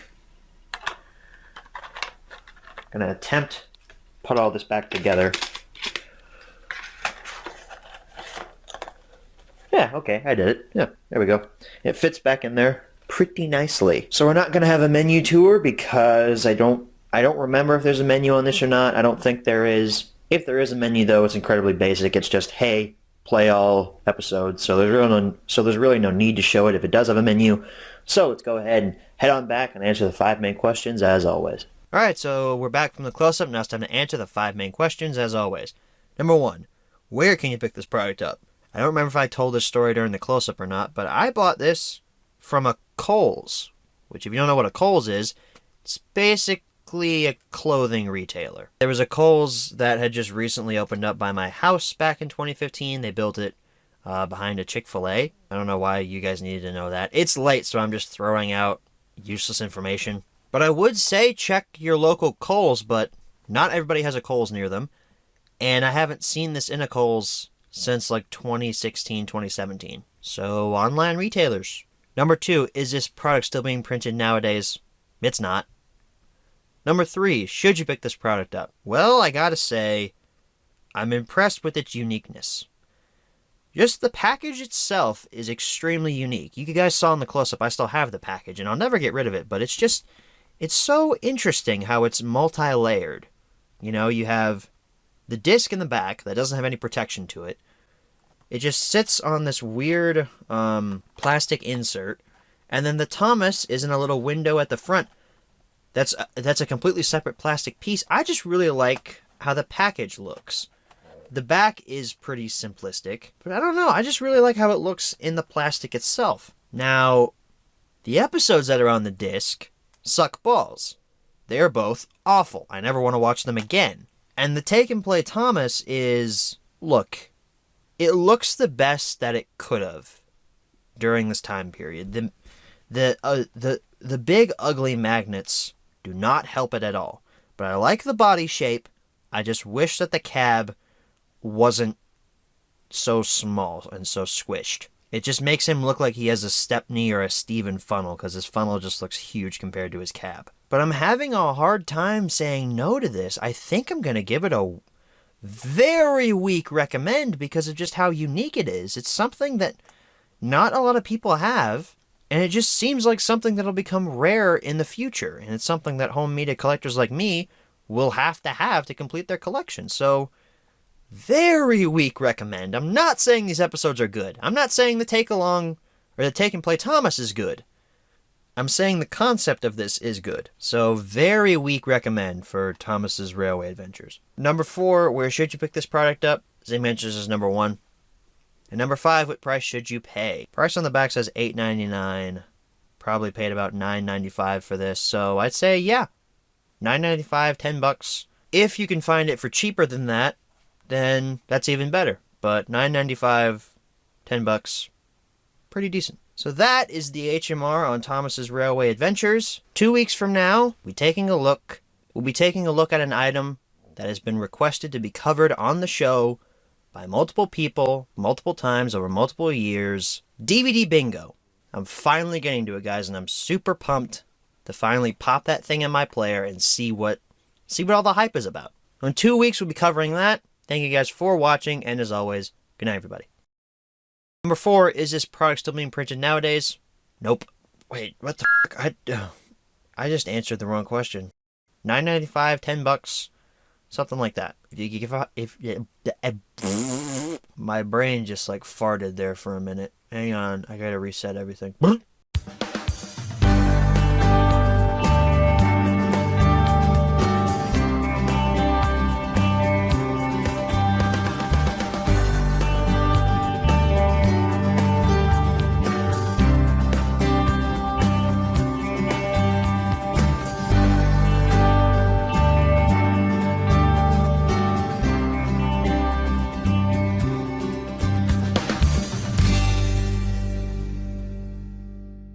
Hey guys, welcome back to Thomas & Friends Home Media Reviews. Today's review is on DVD Bingo. One of the worst titles ever because I can't say it without stuttering. Yay! This is gonna be fun.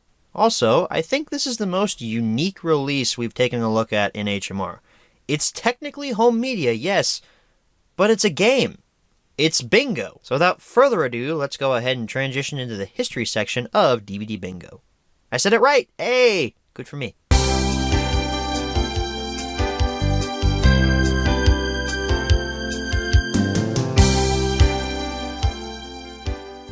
So, DVD Bingo was released in 2007. This game is 10 years old at this. It's 11 years old, actually, this year. And it was released by a company known as Screen Life, who, by the way, has also released multiple Seen It games. Most notably, as I'm looking here in my closet, Nickelodeon Seen It and Seinfeld Seen It. I own both of those. I can't find any other behind-the-scenes information about it. I just know it was released in 2007, and the company that released it was Screen Life. The wiki page literally just lists the characters that appear in the game, and it's like a mile long. So I'm not going to read all that. What I am going to do is transition us into the close-up section of DVD Bingo.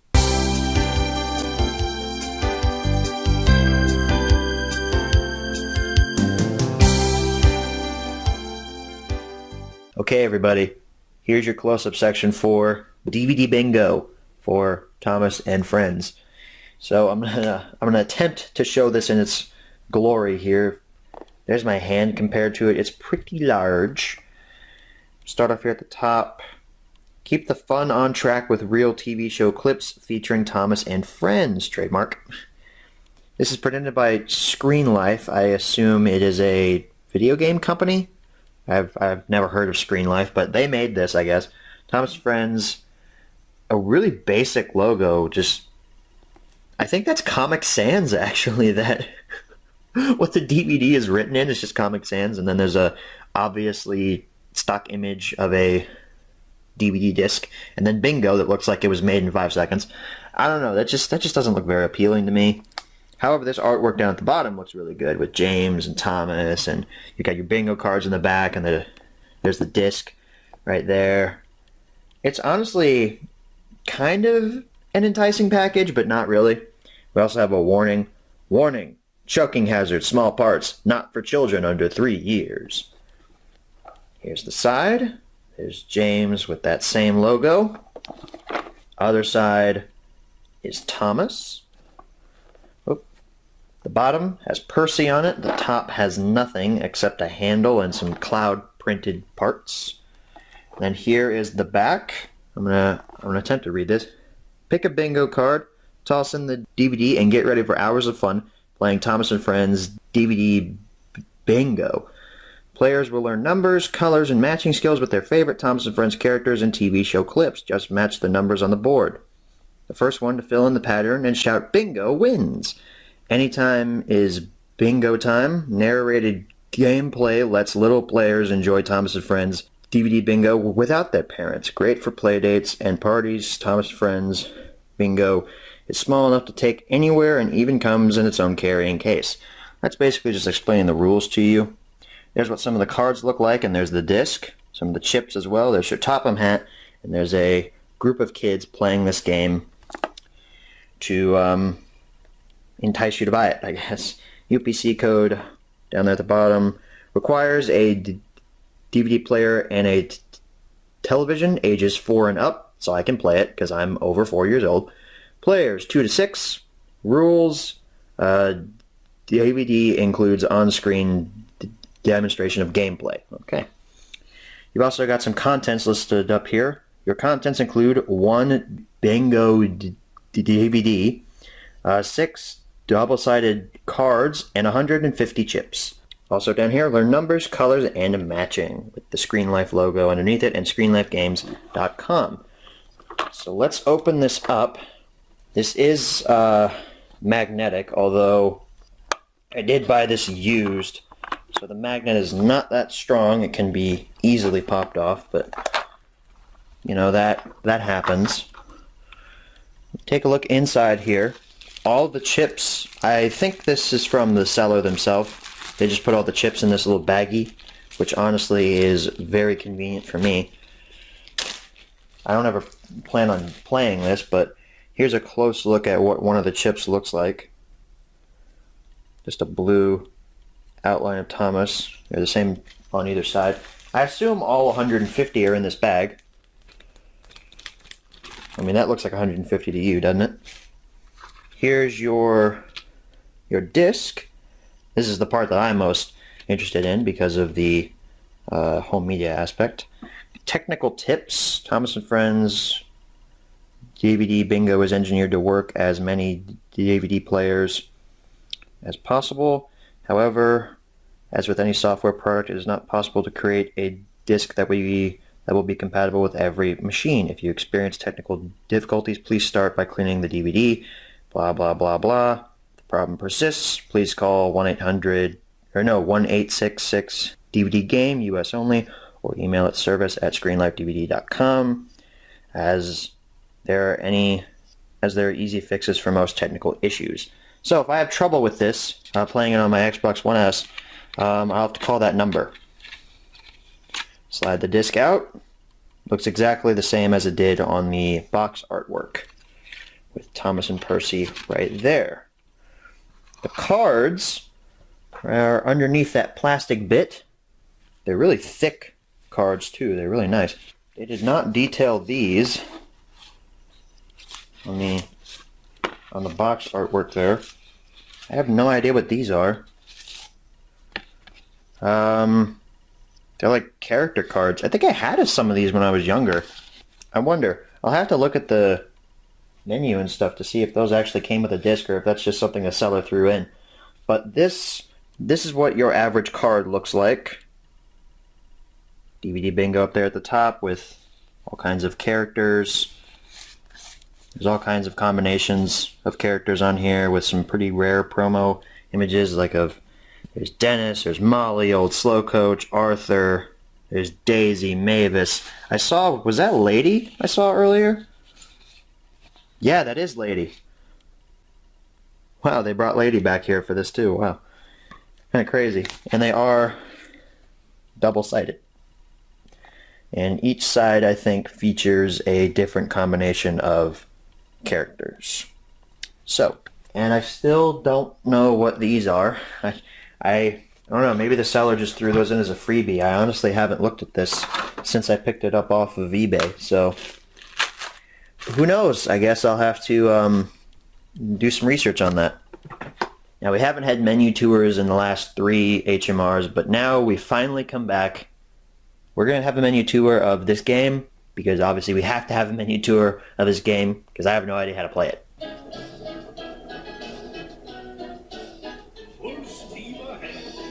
Okay, so after that pretty awesome intro, here we are today, folks, for our menu tour for DVD Bingo.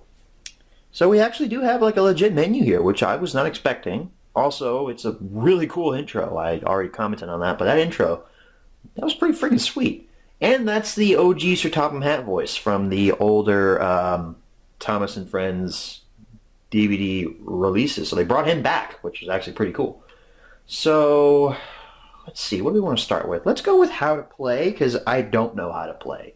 All aboard. It's time to learn how easy it is to play a game of DVD Bingo.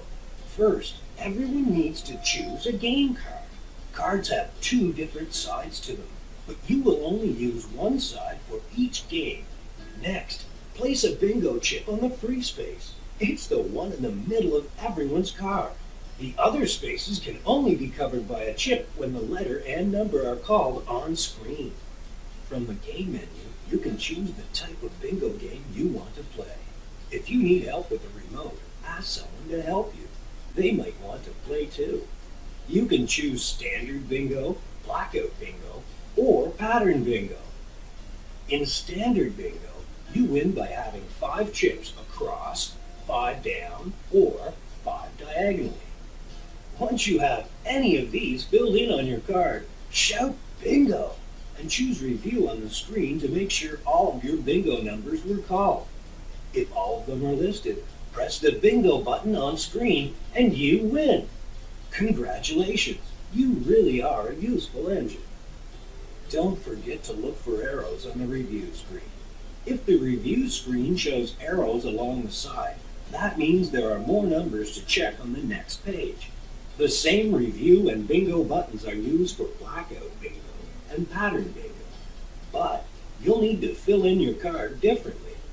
In blackout bingo, the first player to cover all of the spaces wins. If you choose to play pattern bingo, the DVD will tell you which kind of pattern to make. It might be the letter E, the letter I, or the letter T. Can you think of a word that begins with the letter T?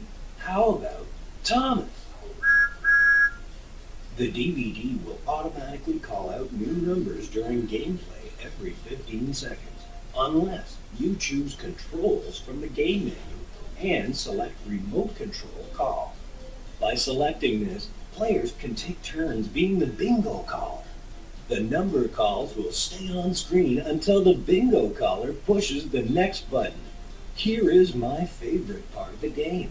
Time to go wild. During the game, you get to watch clips from your favorite episodes of Thomas and Friends. Pay close attention to the directions that follow each clip, as they just might help you win the game. Wilds are color specific and can be placed on any open space in the row that is the same color as the one on your TV screen. For example, if you watch a clip of Emily and a yellow wild screen appears at the end, you can place a chip on any yellow space that does not already have a chip on it. That's it. You are now ready to play Thomas and Friends DVD Bingo. So that was really in-depth. That took a while. So, we'll wait to play bingo. What's the products look like? What is this about? Okay, there's no audio here. I just unmuted the TV, but Screen Life has a DVD game for everyone. DVD Blast. Seen it. Holy crap, that's where I know Screen Life from. I had Nick seen it when I was younger, or Nicktoons seen it. I also have Seinfeld seen it that my parents gave me. And then the DVD Bingo. That's where I knew Screen Life from. I knew they sounded familiar. But I guess that's how they explain the kind of products that they have. So let's do, I'm not going to play a game or anything. I just want to see what the clip show looks like the wild cards and stuff. I just want to see how it feels like to actually play. So we're going to go with a standard game. And if you can see on the screen, it's kind of hard to see, but Thomas only has Annie. No Clarabelle. Okay, so that's Red Eye 17 was one of the numbers. So I guess every time, this is set to where it's automatically going to call out the bingo stuff. So I guess what it's going to do every time is give you a little brief description of the character it has that goes along with whatever number it is. Ooh, there's Diesel 10. I'm going to attempt to try and skip to a wild section just so we can see it on screen. Oh, that took forever. That evening, Thomas popped into the transfer yards. All the narrow gauge engines were there. Thomas was delivering steel winches and wires to repair the broken incline. Listen, Thomas, rooted Rusty. Scarlo is telling us a story from the hills. Peter Sam learns about Proteus's magic lamp in that orange wild clip. Before you place this wild chip, stand up and turn around in a circle. Huh. So that's kind of cool. Gives you a little clip you have to watch, and I guess before you put the chip down on whatever color you have to do the thing that it tells you. There it said turn around in a circle. I'm honestly pretty impressed by this. There's a lot of effort put into this game. But let's go ahead and transition to the review section, because I want to see what it says whenever you win. So we're going to go ahead and select bingo. You win. Nice job.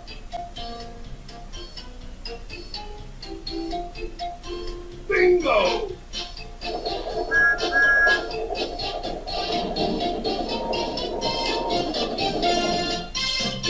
Really useful engine. Great job. Right on time. Yeah, so it gives you a little victory clip show, I guess, which are Topham Hatt saying, so congratulations, bingo, all that stuff. So I'm honestly really impressed with this game. I'm really impressed by it, actually. I didn't look at the other modes or anything, but I assume they're all the same as the regular bingo, and they all have the same amount of effort put into them. I'm really impressed with this. So this menu tour has gone on long enough. It's been close to 10 minutes, I think. So we're going to go ahead and transition back and answer the 5 main questions as always. Alright, so we're back from the close-up. Now it's time to answer the 5 main questions as always. Number 1, where can you pick this product up? Do I even have to say you have to find this online? I never even saw this in stores back in 2007. I didn't even know it existed until a few years ago. Number 2, is this product still being printed nowadays? Well, I wish I could say yes. I can't, because it's not. Because Mattel is stupid, and they're like, we're not going to give the fans anything unique. We're going to give them exactly what they expect. Nothing. So apparently Mattel just said F it to all physical media and said goodbye. No more. You know what you get for 2018 physical media, people? You get Thomas's Halloween Adventures again, but with that brand new slipcover and about a $1.50 price increase. Suck it. Idiots, man. They're run by idiots. Number 3, should you pick this product up? Excluding Mattel for a while, even though I love to bash them and their stupid, idiotic choices, this game is great. I love this game. Personally, I've never played a round of it per se, but I did go through it after I stopped recording the menu tour. I went through a lot of it. I went through a lot of the footage. And it's really good. Now, it is just standard bingo, with just a few separate modes to play. You can play, if you can get it diagonally or 5 across or any of that, or fill up your whole board or anything like that. It is, the standard bingo formula. However, it's extremely fun because it's Thomas. I mean, like, what kid wouldn't want to play this because it has Thomas on it? And on top of that, we get some really cool images of the models. Not even on the disc itself, but on the cards, too. You get some really cool pseudo-rare images of models on the cards.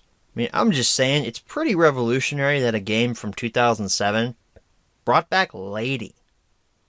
Now, Lady hadn't been gone that long. She had just appeared in Calling All Engines from 2005. However, it was still a long way away from Thomas and the Magic Railroad. That was 7 years ago in 2007. So bringing Lady back was actually pretty revolutionary, especially seeing her now in 2018, knowing how long she's been dead. That's pretty amazing. By the way, does anybody remember the large Lady prop that was found? Yeah, I wonder what happened to that. It's probably sitting at the bottom of a dumpster by now. That is not a dig at anybody who supported that GoFundMe or whatever it was. That was a dig at whatever the organization is that tried to buy a Lady, Restore the Magic, I think is what they're called. They don't know how to run a business. They don't know how much that Lady was going to cost to transport, restore, and all that stuff. They didn't have the funds or the resources. On top of that, I'm also skeptical that that's even the Lady prop. Has it been authenticated by somebody who worked on the film? Has it been appraised or anything like that? Do we know that's the real thing? Just because it looks like it doesn't mean it's that. I'm just saying. Diesel 10's in this game too. Wow. Well, he has the smiling face from Calling All Engines, so I guess that makes sense. Hey, there's Stepney. Arthur's here. And Oliver looks very angry. These are really, like, not high quality images. Oh god, there's Molly with the tumor face. And the packaging is pretty stellar. I mean, it is a hard outer shell. It feels like a briefcase. You get plenty of cards for as many people as you want, up to 6 players. Enough chips for everybody as long as you don't lose them. And I can't stress this enough, but there's a cardboard case for the DVD. Screen Life did not have to include a cardboard case for that. They could have just thrown the disc in a little plastic slot in the actual case for the game. But they gave us a little cardboard slipcase to keep the disc safe. I can't stress how great that is. You can't say the same for the Takealong DVDs. They came with nothing. Or the Thomas's Railway Adventures we covered 2 weeks ago. That came with nothing. I'm sorry, as a home media guy, little cardboard cases like that, they're nice. They're nice. They get me excited. With all that being said, DVD Bingo. Do I recommend it? Yes, of course I recommend it. This is a cool piece of Thomas's history and Thomas's history on home media. It's also probably fun. Again, haven't played around with anybody, but it's probably pretty fun. I need to get my friends from the Automated Nerds group over here to my place so we can play DVD Bingo. Now that would be a fun video. So number 4, where should you pick this product up? Same answers as number 1. There's a few of them on eBay. Not a lot though. And number 5, what price should you pay? $20. That's how much I paid for mine. Came in great shape. $20 I think is how much you should pay for that. Maybe $25 if you're a little bit on the edgier side. If you have a little extra money, just spend $25 to $30. But $20 is the lowest I would go. Of course, anything less than $20 is good too. But $20 is a good range. $20 to $30 is a good range for this. So that is the HMR on DVD Bingo. I hope those of you that have been requesting I cover this on the show for the last year and a half or so, I hope you are happy with my review of it. Because I really enjoy the game. I like having it. Even though it's kind of an eyesore next to everything else in the collection. When everything's in a standard case and then you have this big behemoth of a DVD Bingo just boom, plopping down onto the collection. The collection's like, no, what's going on? He's different. Kill him or something. What am I talking about? DVDs can't speak. So guys, that ends the 4-part saga of oddball releases here for Home Media Reviews. We covered them all. Samplers, Takealong, Railway Adventures, and now DVD Bingo. We don't have any more oddball things to cover, which means next week, you heard me right, next week, jumping back into the regular timeline, Christmas on Sodor. Yeah, I know, I said I was moving to a bi-weekly schedule, but you know what? Screw it. It's Christmas. So my gift to you guys is shifting back to a weekly schedule, even if it's only for 2 more weeks. Christmas on Sodor is next. I hope you guys are excited for that. Thank you guys for watching this HMR. And as always, good night, everybody.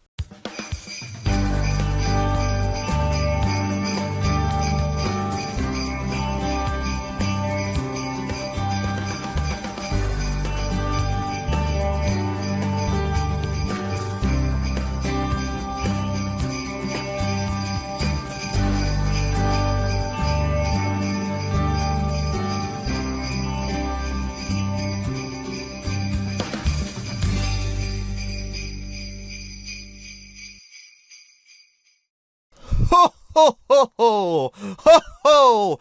Merry Christmas, YouTube viewers, and welcome back to Thomas and Friends Home Media Reviews, back on a weekly schedule for the next, 2 weeks. Did you guys like the bi-weekly schedule? Did it trip you up a little bit? Because it kind of made me sad not uploading a video every other week. I was like, oh yeah, I need to upload something that, no wait, I don't need to upload something until next week.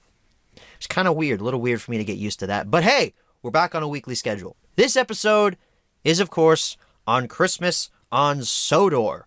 Let's not waste any time. Let's jump right into the history section of Christmas on Sodor.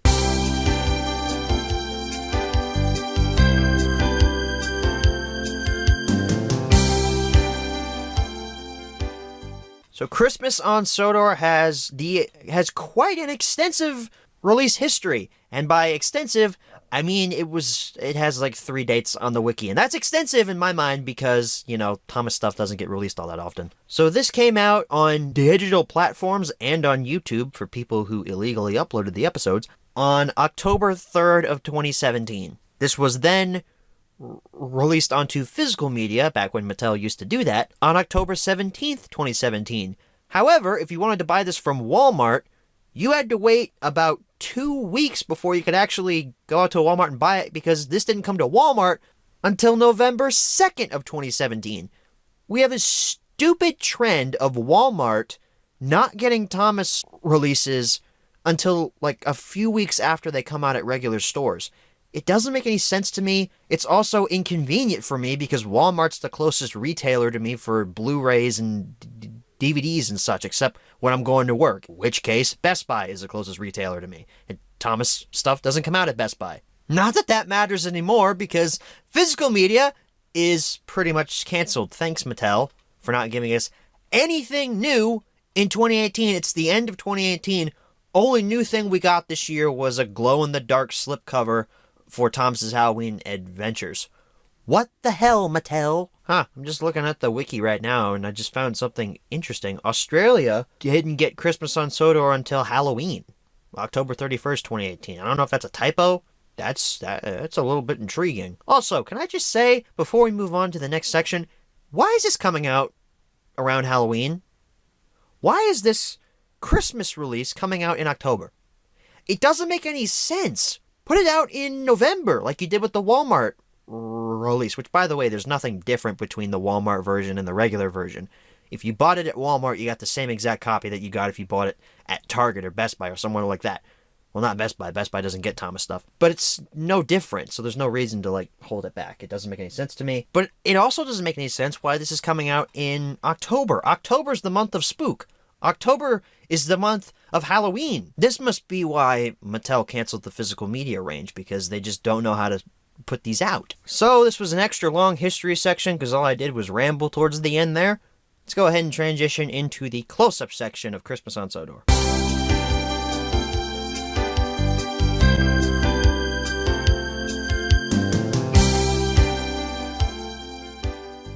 Alrighty everyone, here's your close-up tour for Christmas on Sodor. I promise this one will not be as long as last week's Journey Beyond Sodor's close-up went on just a little too long, but I promise this week this one will be shorter.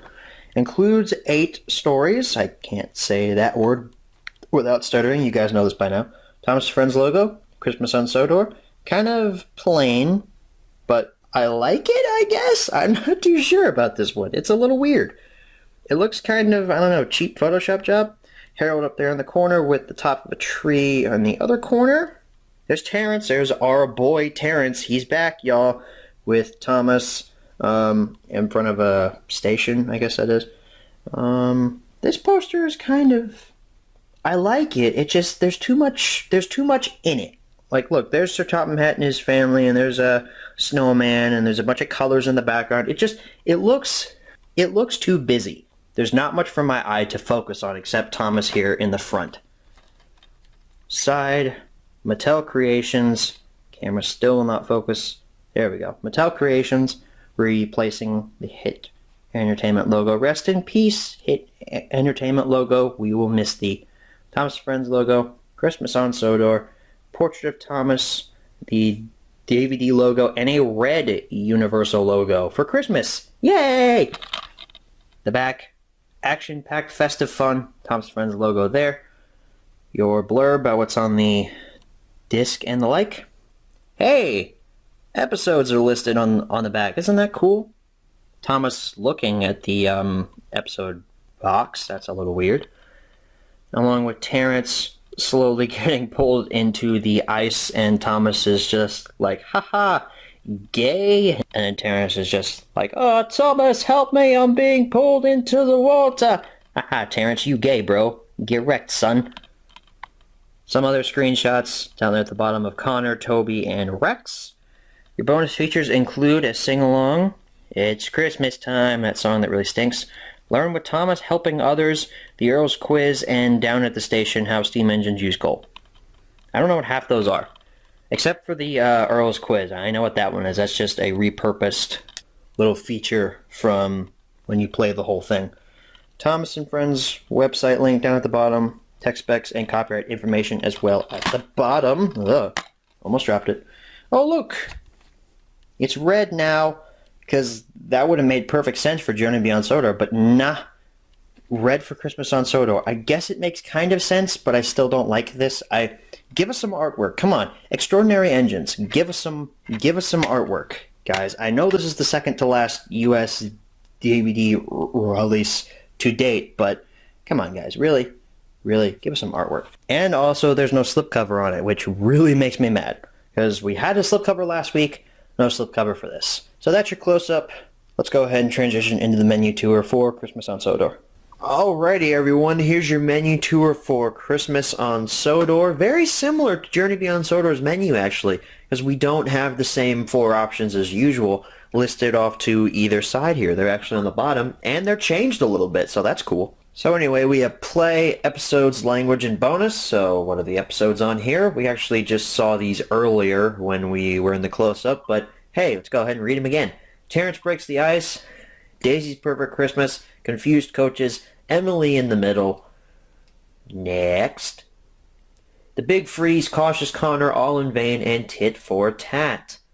Tit. So, that was a stupid joke. Also, interestingly, we have the option to play all from the Story Select menu, which is different. I don't think we've seen that in the past, or I'm pretty sure we have seen that in the past, just not recently.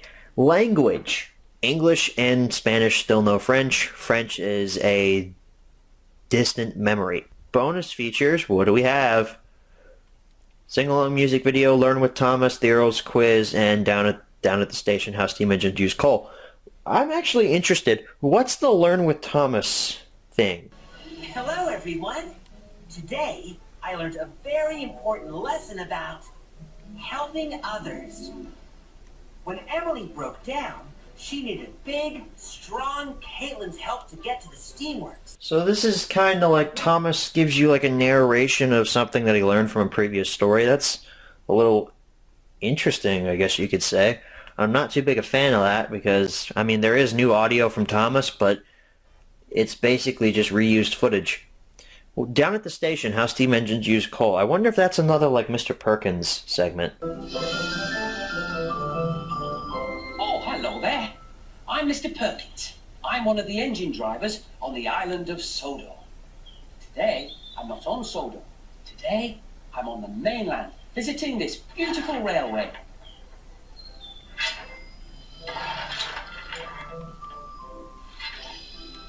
Takes a lot of coal to keep an engine like this chopping along the tracks all day, just like the engines on Sodor.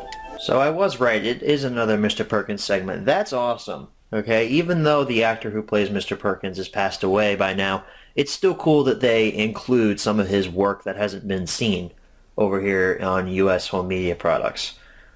Oh, and it's about 3 minutes and 30 seconds long, so about 3.5 minutes long, so that's cool. Let me know in the comments too, guys, if you want me to upload this full Mr. Perkins clip. I'm not sure if I've done that for the other Mr. Perkins clips I promised in a few HMRs. I know I promised it in Wild Water Rescue. Or no, I promised it in Whale of a Tale that I would upload that. I'm not sure if I've done that yet or not. But let me know if you guys want me to, and I will definitely do it at some point in a coming Thursday video. So that's your menu tour for Christmas on Sodor. Let's go ahead and head on back and answer the 5 main questions as always. And we're back from the close-up section. Now it's time to answer the 5 main questions as always. Number 1, where can you pick this product up? I don't know if this got brought back this year for Christmas or not, because I'm recording this before Christmas is even here. I, however, am going to assume that Mattel is not going to bring this back for Christmas because of the fact that, well, they're probably not going to bring anything back for Christmas. And if they do, it's going to be like Ultimate Christmas and Holiday Express or something like that. I'm going to say you can only find this online because I haven't seen a copy of this in stores since it first came out last year. Number 2, is this product still being printed nowadays? I'm going to take a risk and say no. If it is, I'll change it, but I'm going to say no right now. Number 3, should you pick this product up? Christmas on Sodor is pretty good, actually. I enjoy a fair amount of the episodes that are on here. Terrence Breaks the Ice spawned the brilliant meme of Terrence apologizing to a tree, which, by the way, people say that Boko's a bad character, but Terrence, man, Terrence don't have a personality either. Terrence is like, hi, I have treads. I'm sorry, tree! You're gonna hate on anybody, hate on Terrence. This isn't any hate on Terrence, I think Terrence is cool. I don't even hate Boko all that much. This is just a meme at this point, but like, Terrence don't got a lot of character either. Daisy's Perfect Christmas is really good too. She's a real stickler for tradition. She reminds me of myself. I'm a real stickler for Christmas traditions around my household. Confused Coaches, pretty good as well. Emily in the Middle makes no sense at all because it goes full-on cartoon, and I understand why a lot of people don't like it very much because of the whole, like, Donald and Douglas, how do they keep moving away from the train without the turntable and all that? Thomas is just a cartoon now.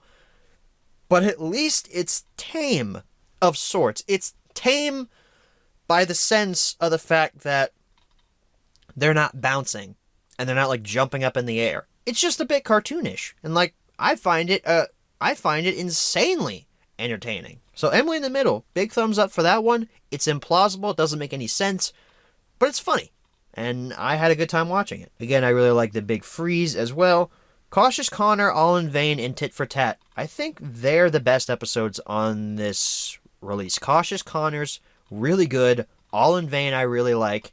And then Tit for Tat's just like, hey, Railway Series is back in the small railway engines are great. So all in all, Christmas on Sodor is pretty good. Even the bonus features aren't even lacking this time around. Sing-along music video, it's Christmas time. It's not that bad, honestly. We got some stuff to play during the actual special. You actually like push the enter button and you watch the stories all in sequential order. You got the Learn with Thomas segment, the Earl's Quiz. Down at the station, how steam engines use coal. That's probably the most valuable piece of media that's on this disc because of the fact that that's a Mr. Perkins segment where he's on a heritage railway and it teaches kids how actual steam engines use coal to work. That's intriguing to me, even as a 19-year-old man. Basically, I'm a man at this point. That's intriguing to me, and that's something that is actually helpful to kids later on in their lives if they ever become like a steam engine locomotive driver or something. I don't know. So all in all, Christmas on Sodor is a really solid release. I wish this was what the physical media range of Thomas went out on. I wish this was the final release, and I give it a solid recommend. I really enjoyed this one. Number 4, where should you pick this product up? Same answers as number 1. Number 5, what price should you pay? There's no slipcover for this. Makes me angry that there's no slipcover. So $5 to $6. You honestly should pick this up while you still can, especially on places like eBay, because this one's going to be rare within the next couple of years, because it's one of the last in the Thomas physical media range. So that, ladies and gents, was the HMR on Christmas on Sodor.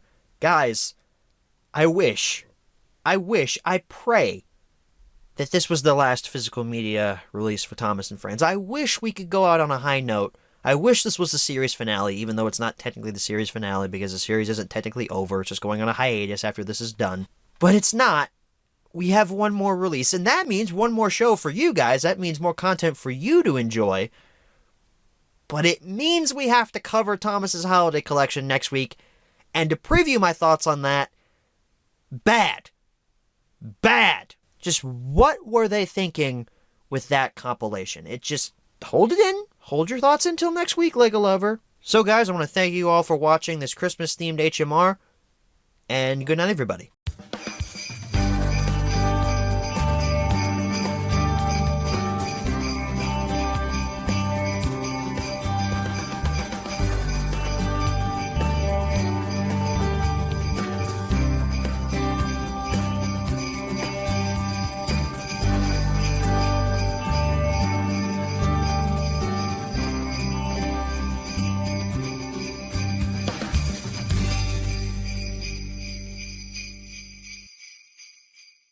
Oh, jingle bells, mermaid man smells, barnacle boy laid an egg, invisible boat mobile lost a wheel, and we got Thomas's Holiday Collection review on the show this week. Did that work for you guys?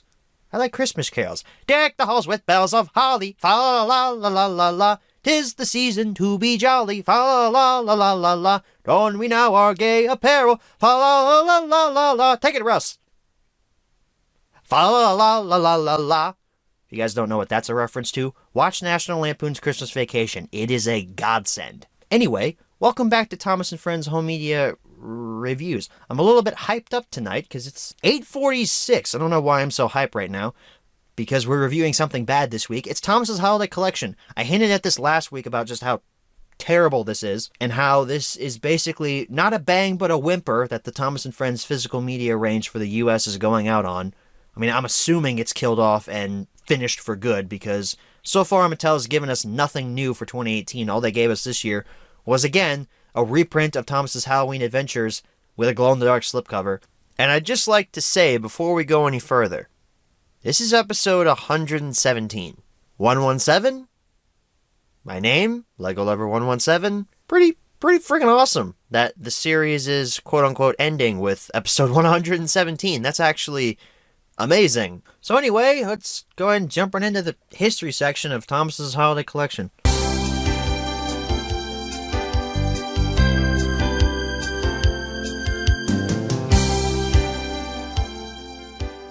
So Thomas's Holiday Collection, thankfully, had a very short lifespan, as it was released once on November 21st, 2017. And strangely enough, it was a Walmart exclusive. At least I think so. I haven't seen this, or I didn't see this anywhere else at any other retailer. And when we get to the close-up section, I'll show you guys a little exclusive Walmart thing that was found on the packaging for this that talks about some digital bonus content that you can get. I'm assuming it was a Walmart exclusive because I didn't see it anywhere else. If anyone can correct me in the comments if you guys saw the Holiday Collection at any other retailer like Target or somewhere like that, let me know down in the comments, because in my personal experience, I didn't find this at anywhere else other than Walmart. And even at that, it took me 2 extra weeks to find this, because I guess Mattel sucks and doesn't want to ship stuff to Kentucky, which is kind of stupid, Mattel, because your biggest market for Thomas and Friends Home Media lives in Kentucky. I mean, I've based my YouTube channel around this. You'd think you'd ship some stuff to me, guys. Come on. But yeah, it's history section. Jump right into the close-up section of Thomas's Holiday Collection.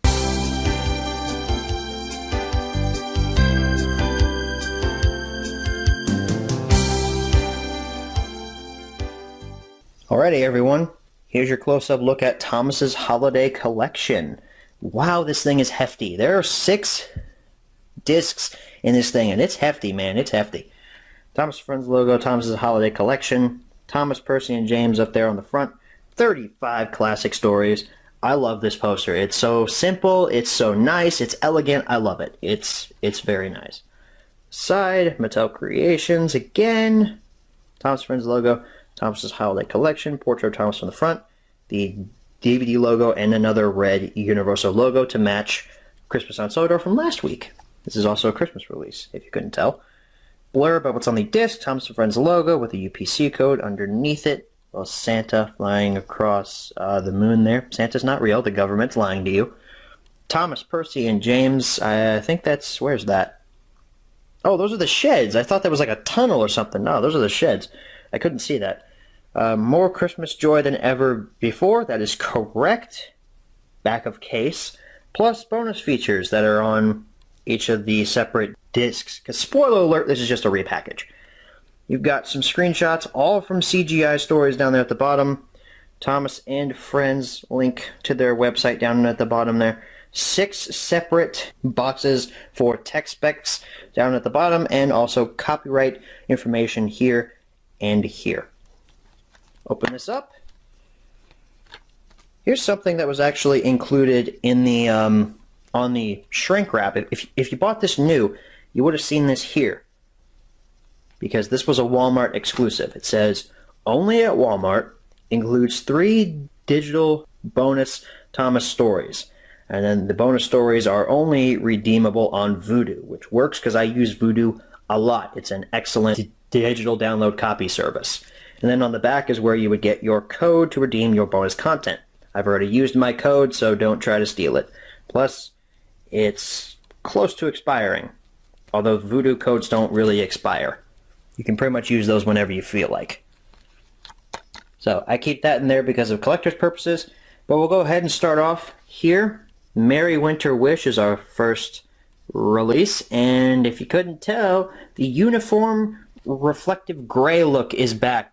Is back, ladies and gentlemen. There's no artwork on any of these. It's just the reflective gray look, which is kind of sad. Next one, though, Thomas's Snowy Surprise. A classic getting reprinted once again. Doesn't really make a lot of sense, though, because Thomas's Snowy Surprise got reprinted in either October or November of 2017 just by itself for Christmas, so why put it in here? I don't know. Thomas and the Toy Workshop. That's not Christmas. I don't remember. Is there a Christmas story on that? Maybe a story that takes place in winter, but I don't remember a story about Christmas. Merry Christmas, Thomas. Okay, that one makes sense. But this one also got reprinted just by itself last year. Remember, we covered that in a supplemental. Ultimate Christmas. Yeah, that one makes sense, even though part of those stories are already on Snowy Surprise, so you're getting those stories again with just a few new ones. And then Holiday Express, the really bad Christmas release, other than Merry Winter Wish. Yeah, my opinions on this are not too high. Also, my opinion on the packaging that they used for this is not very high either. If you'll notice, this is just a standard DVD case with just 2 arms and 2 separate slots for discs on either side of the case. If you close this, there's a tiny bump right here that I can feel with my hands, okay, because that's where the discs are like protruding out.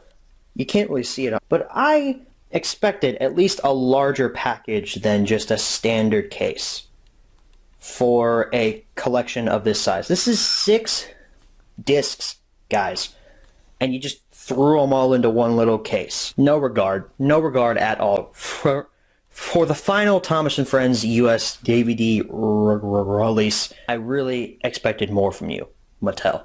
Although, should I really expect quality from Mattel? I mean, just look what they did to the TV series. Anyway, let's go ahead and transition into our menu tour for Thomas's holiday collection. Okay, so here's the thing, guys. I was going to do menu tours, but then I realized that Thomas's holiday collection is just a repack of 6 releases we've already covered on HMR, and plus we've already seen menu tours for literally all of these. So what's the point in just rehashing stuff that we've already seen in the past? I know any other YouTuber would probably do it because, oh, it stretches out the video to 10 minutes and it gets me more ad revenue. But as I've stated multiple times, I don't do this for the ad revenue. I do it because I like it. And I'm not going to stretch out this video longer than it needs to because Thomas's holiday collection is not very good. So no menu tours this time around, guys. Sorry. Last week was the last menu tour for now for home media reviews for the 2018 season. So let's go ahead and head on back and answer the 5 main questions as always. All right, so we're back. And now it's time to answer the 5 main questions, as always. Number 1, where can you pick this product up? We actually have a different answer than online retailers this week because Holiday Collection got brought back at the first part of November, at least. I don't know if it's still on store shelves nowadays because, it's like the 3rd week in December, I think, is when this is being uploaded. Maybe the 2nd week. I actually don't remember. But we're past November. That's as far as I know. But I would honestly check your local Walmart. Probably still have a few of them left on the shelves there. These obviously didn't sell well because I'm pretty sure the only reason that they're back this year is because Mattel had a horrendous overstock of stuff they didn't sell from last year. So they said, screw it, let's go ahead and bring it back and try and sell them this year and not change a thing. Number 2, is this product still being printed nowadays? You guys would probably expect me to say no, but I can't say no in this case because in early November, I found some copies of Thomas's Holiday Collection at Best Buy, of all places. And they had apparently received a price cut. The original price of Thomas's Holiday Collection was $20. But at Best Buy, the day that I found this, they were only $15 a piece. So that's interesting. They didn't have that Walmart exclusive bonus content that we talked about in the close-up, and we'll talk about a little bit later in this episode. But that's still a pretty decent deal. $15 for 6 Thomas releases that you may or may not own. Not a bad deal. Hey, last second update. I wanted to report that I have seen the Holiday Collection at somewhere other than Best Buy. I saw it at Walmart towards the middle of November. And apparently the digital bonus episodes also returned with the Holiday Collection, which was a little weird. Actually, I don't know why that would be weird. I don't know. I guess I didn't think that Mattel would put in any actual effort into a Thomas & Friends physical media release nowadays, since they've clearly shown they do not care about that side of their brand. So for once on this show, I can finally say, yes! Thomas's Holiday Collection is being printed nowadays. And I'm also getting reports from certain people in my comments section that apparently Tinsel on the Tracks is coming back this year. I have not seen a copy at the time of this recording, so I don't know if that's true or not, but my viewers are telling me it's true. Number 3, should you pick this product up? Ooh boy, we're going to get into an old classic Uncle Lego Lover rant. Actually, not really. Because this isn't as bad as I've insinuated. Whoa now, Lego Lover, slow your roll. You said this was terrible. And to an extent, it is. I can only think of one song to describe the Thomas's Holiday Collection. Allow me to sing that for you. Shit, they did it again. Reissued some discs in new packaging. Son of a bitch. That came from Nathan Butler's From the Star Wars Home Video Library episode on some Star Wars reprints that were new for 2017. So credit to Nathan Butler for that song. I had to use it in this episode, man, because it makes total sense for this. Because all Mattel did was take some back stock of some Christmas-themed releases and throw them into a case. Not even a big case, a regular-sized DVD case, and reissued them to consumers for $20, no less. This was $20 when it came out. Why? Why did you feel that was needed? On the other hand, if you're a new collector and you don't own any of these Christmas releases, I'm doing quotation marks there because one of these is not a Christmas release. If you don't own any of these, this is a great way to pick up these 6 releases for some modern day reprints if you're a completionist like I am. Toy Workshop, though, why is that included in this release? It doesn't make any sense. Toy Workshop, I think it only had one Christmas-themed episode on it, and it might not even have any Christmas-themed episodes on it for all I know. They just reissued it. I don't know why. Doesn't make any sense. Also, a lot of these releases have the same stories on them. For example, Thomas's Snowy Surprise is included in this release, right? That includes some Season 6 stories that are based around winter. But Ultimate Christmas is also included in this release. And that features the same stories found on Snowy Surprise. Basically, Ultimate Christmas renders Snowy Surprise pointless to be included in this. In my opinion, Mattel should have cut out Toy Workshop, for one thing. That doesn't make any sense to be in here. And Snowy Surprise, because the stories are already found on Ultimate Christmas.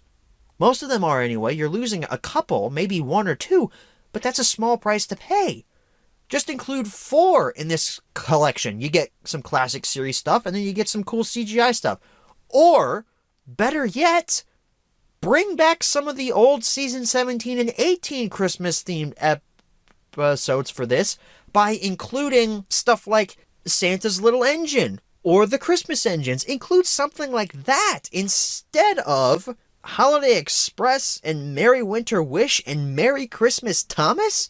Those releases suck. They have terrible Christmas-themed episodes on them. Give us some good stuff here. If, in my opinion, to make this collection better, I'm going to go ahead and give you the 6 releases that I feel should have been included in this release. Number 1 is Ultimate Christmas. I'm keeping that one because that's just the Ultimate Christmas release of Thomas & Friends. I watch that every year because it has every Christmas episode on it, and it's perfect. Number 2 would be Santa's Little Engine, season 17. Number 3, the Christmas Engines. That's got great episodes on it, as does Santa's Little Engine. Number 4, Thomas's Christmas Carol. It's another one from the newer CGI series. Number 5, Tinsel on the Tracks.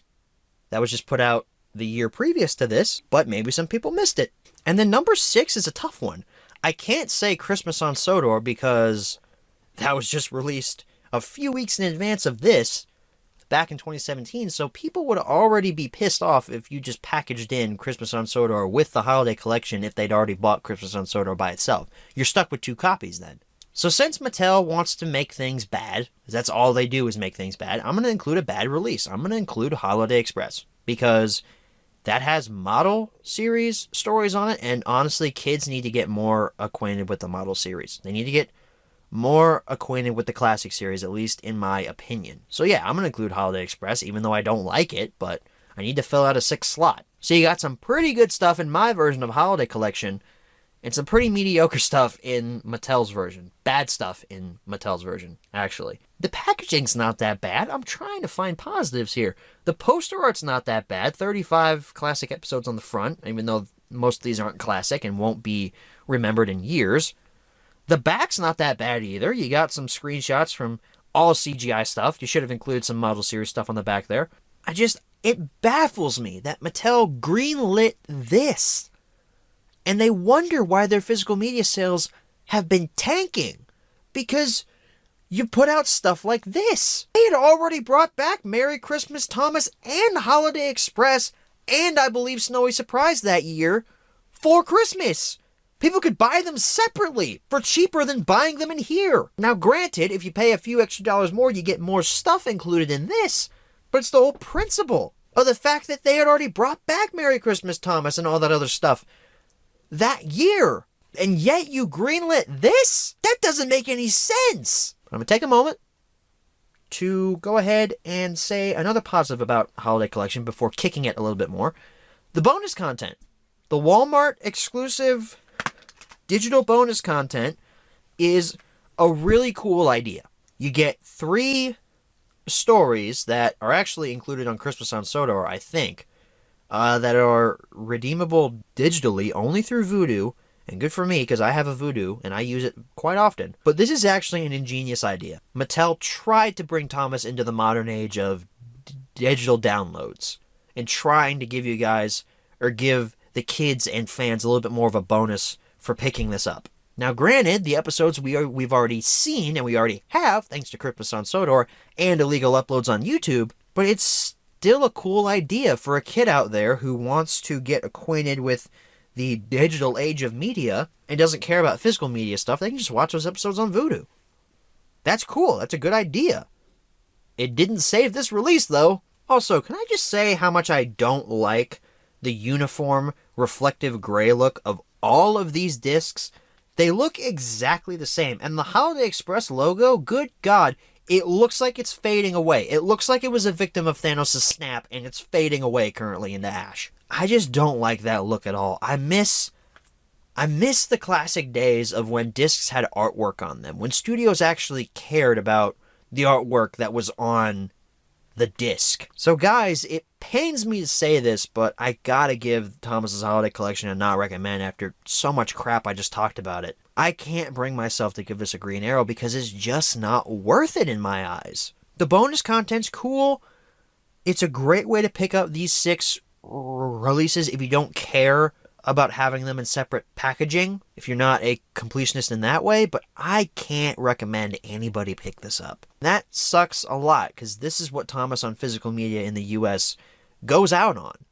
It goes out on a compilation, and it just so happens that the compilation sucks balls. Number 4, where should you pick this product up? Same answers as number 1. Number 5, what price should you pay? $25 to $30 actually if you want to pick this up. This is going to increase in value over the next couple of years since it's the last US physical release of anything new, especially in like at least the next couple of years. This is going to maybe go up 2-3 times in value, so you can find one for 20 or 30. That'd actually be a steal. But again, I didn't recommend it, so you shouldn't pick it up because it's bad. So guys, that's the HMR on Thomas's Holiday Collection. Now normally, this is the last HMR for the year. And normally I would say, guys, don't worry, because on this date in 2019, we'll be back with more episodes. We'll be back with another brand new season of home media reviews that takes up the entire year. But I can't say that this year because I don't have any new episodes. I do have one supplemental, however, that's complete.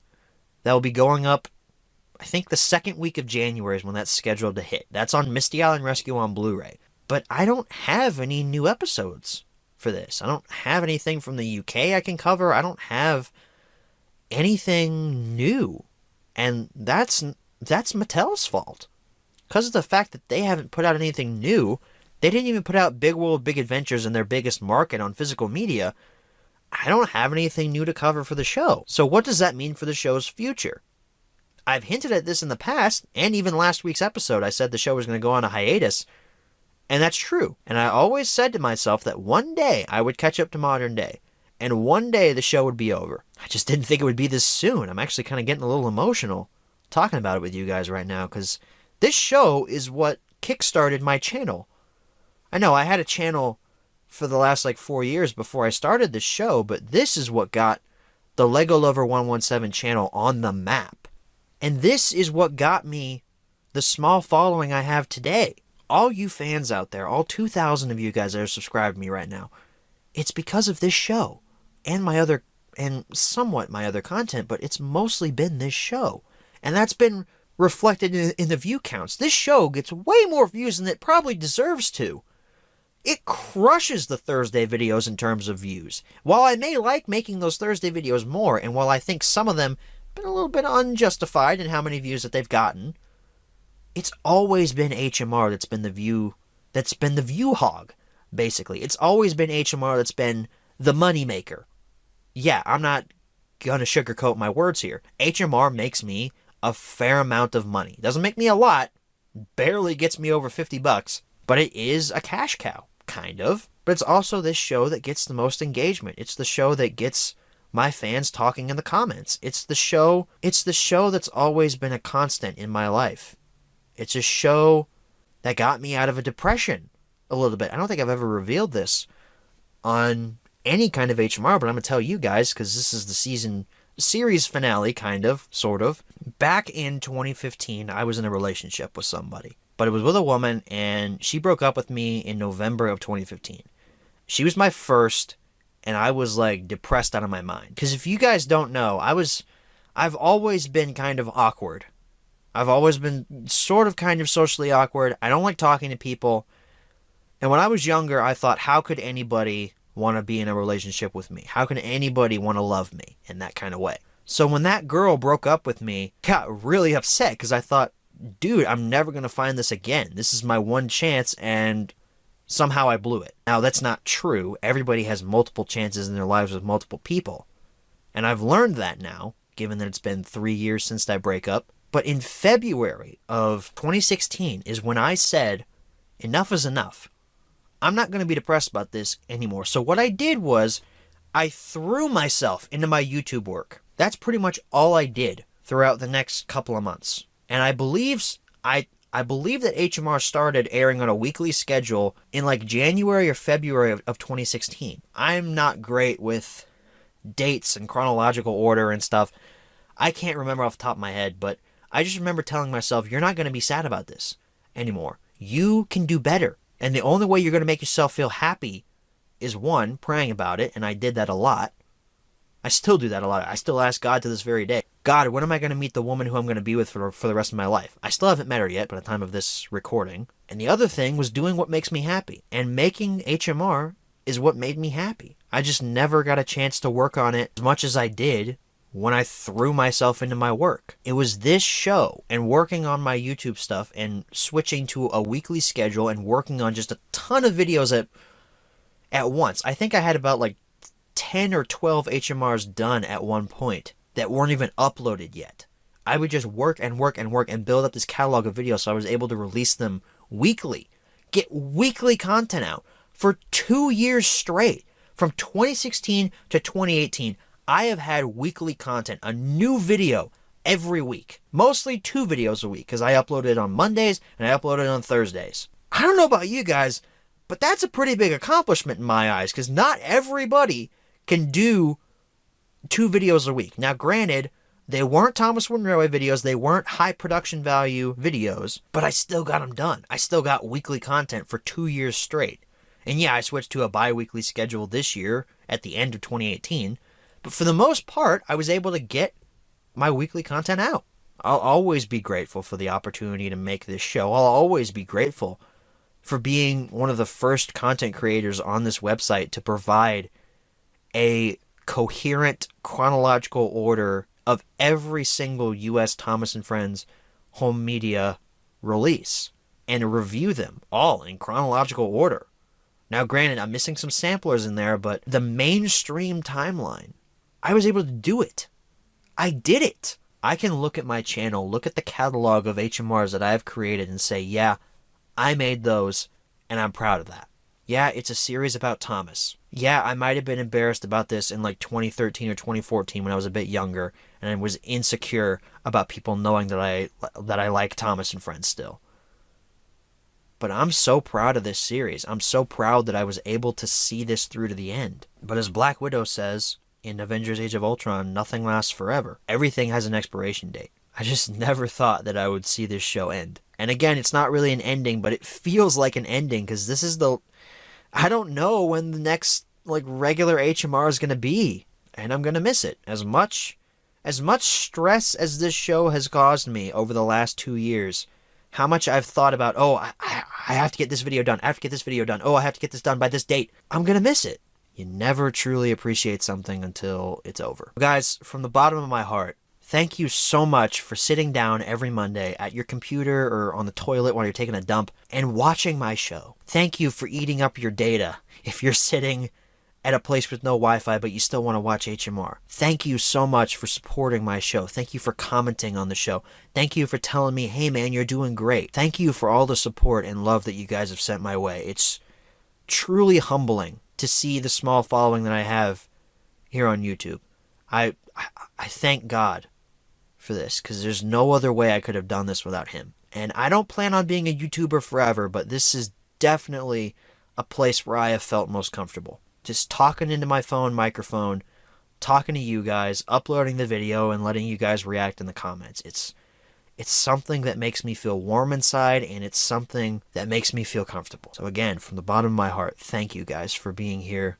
If you haven't been here since day one, I still thank you. If you've been here since day one, congratulations, you're a real one. You've been here forever, guys. You got to see how my microphones have improved over the last 2 years, because I had a really bad microphone when I first started this series. Now it's a pretty okay one because it's still a phone microphone. It's not a real mic, but you know what? I'm cheap.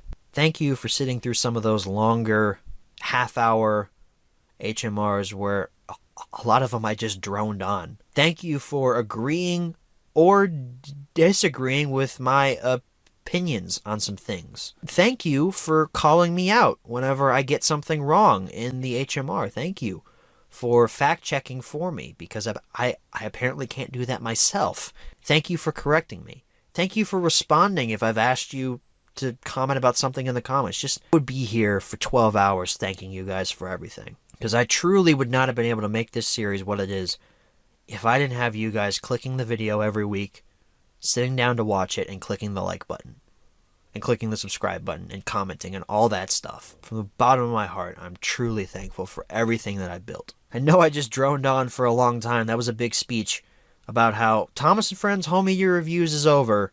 That doesn't mean there's not new content coming to the channel next year, though. That'll be detailed in a video coming out the week after the Misty Island Rescue Blu-ray supplemental.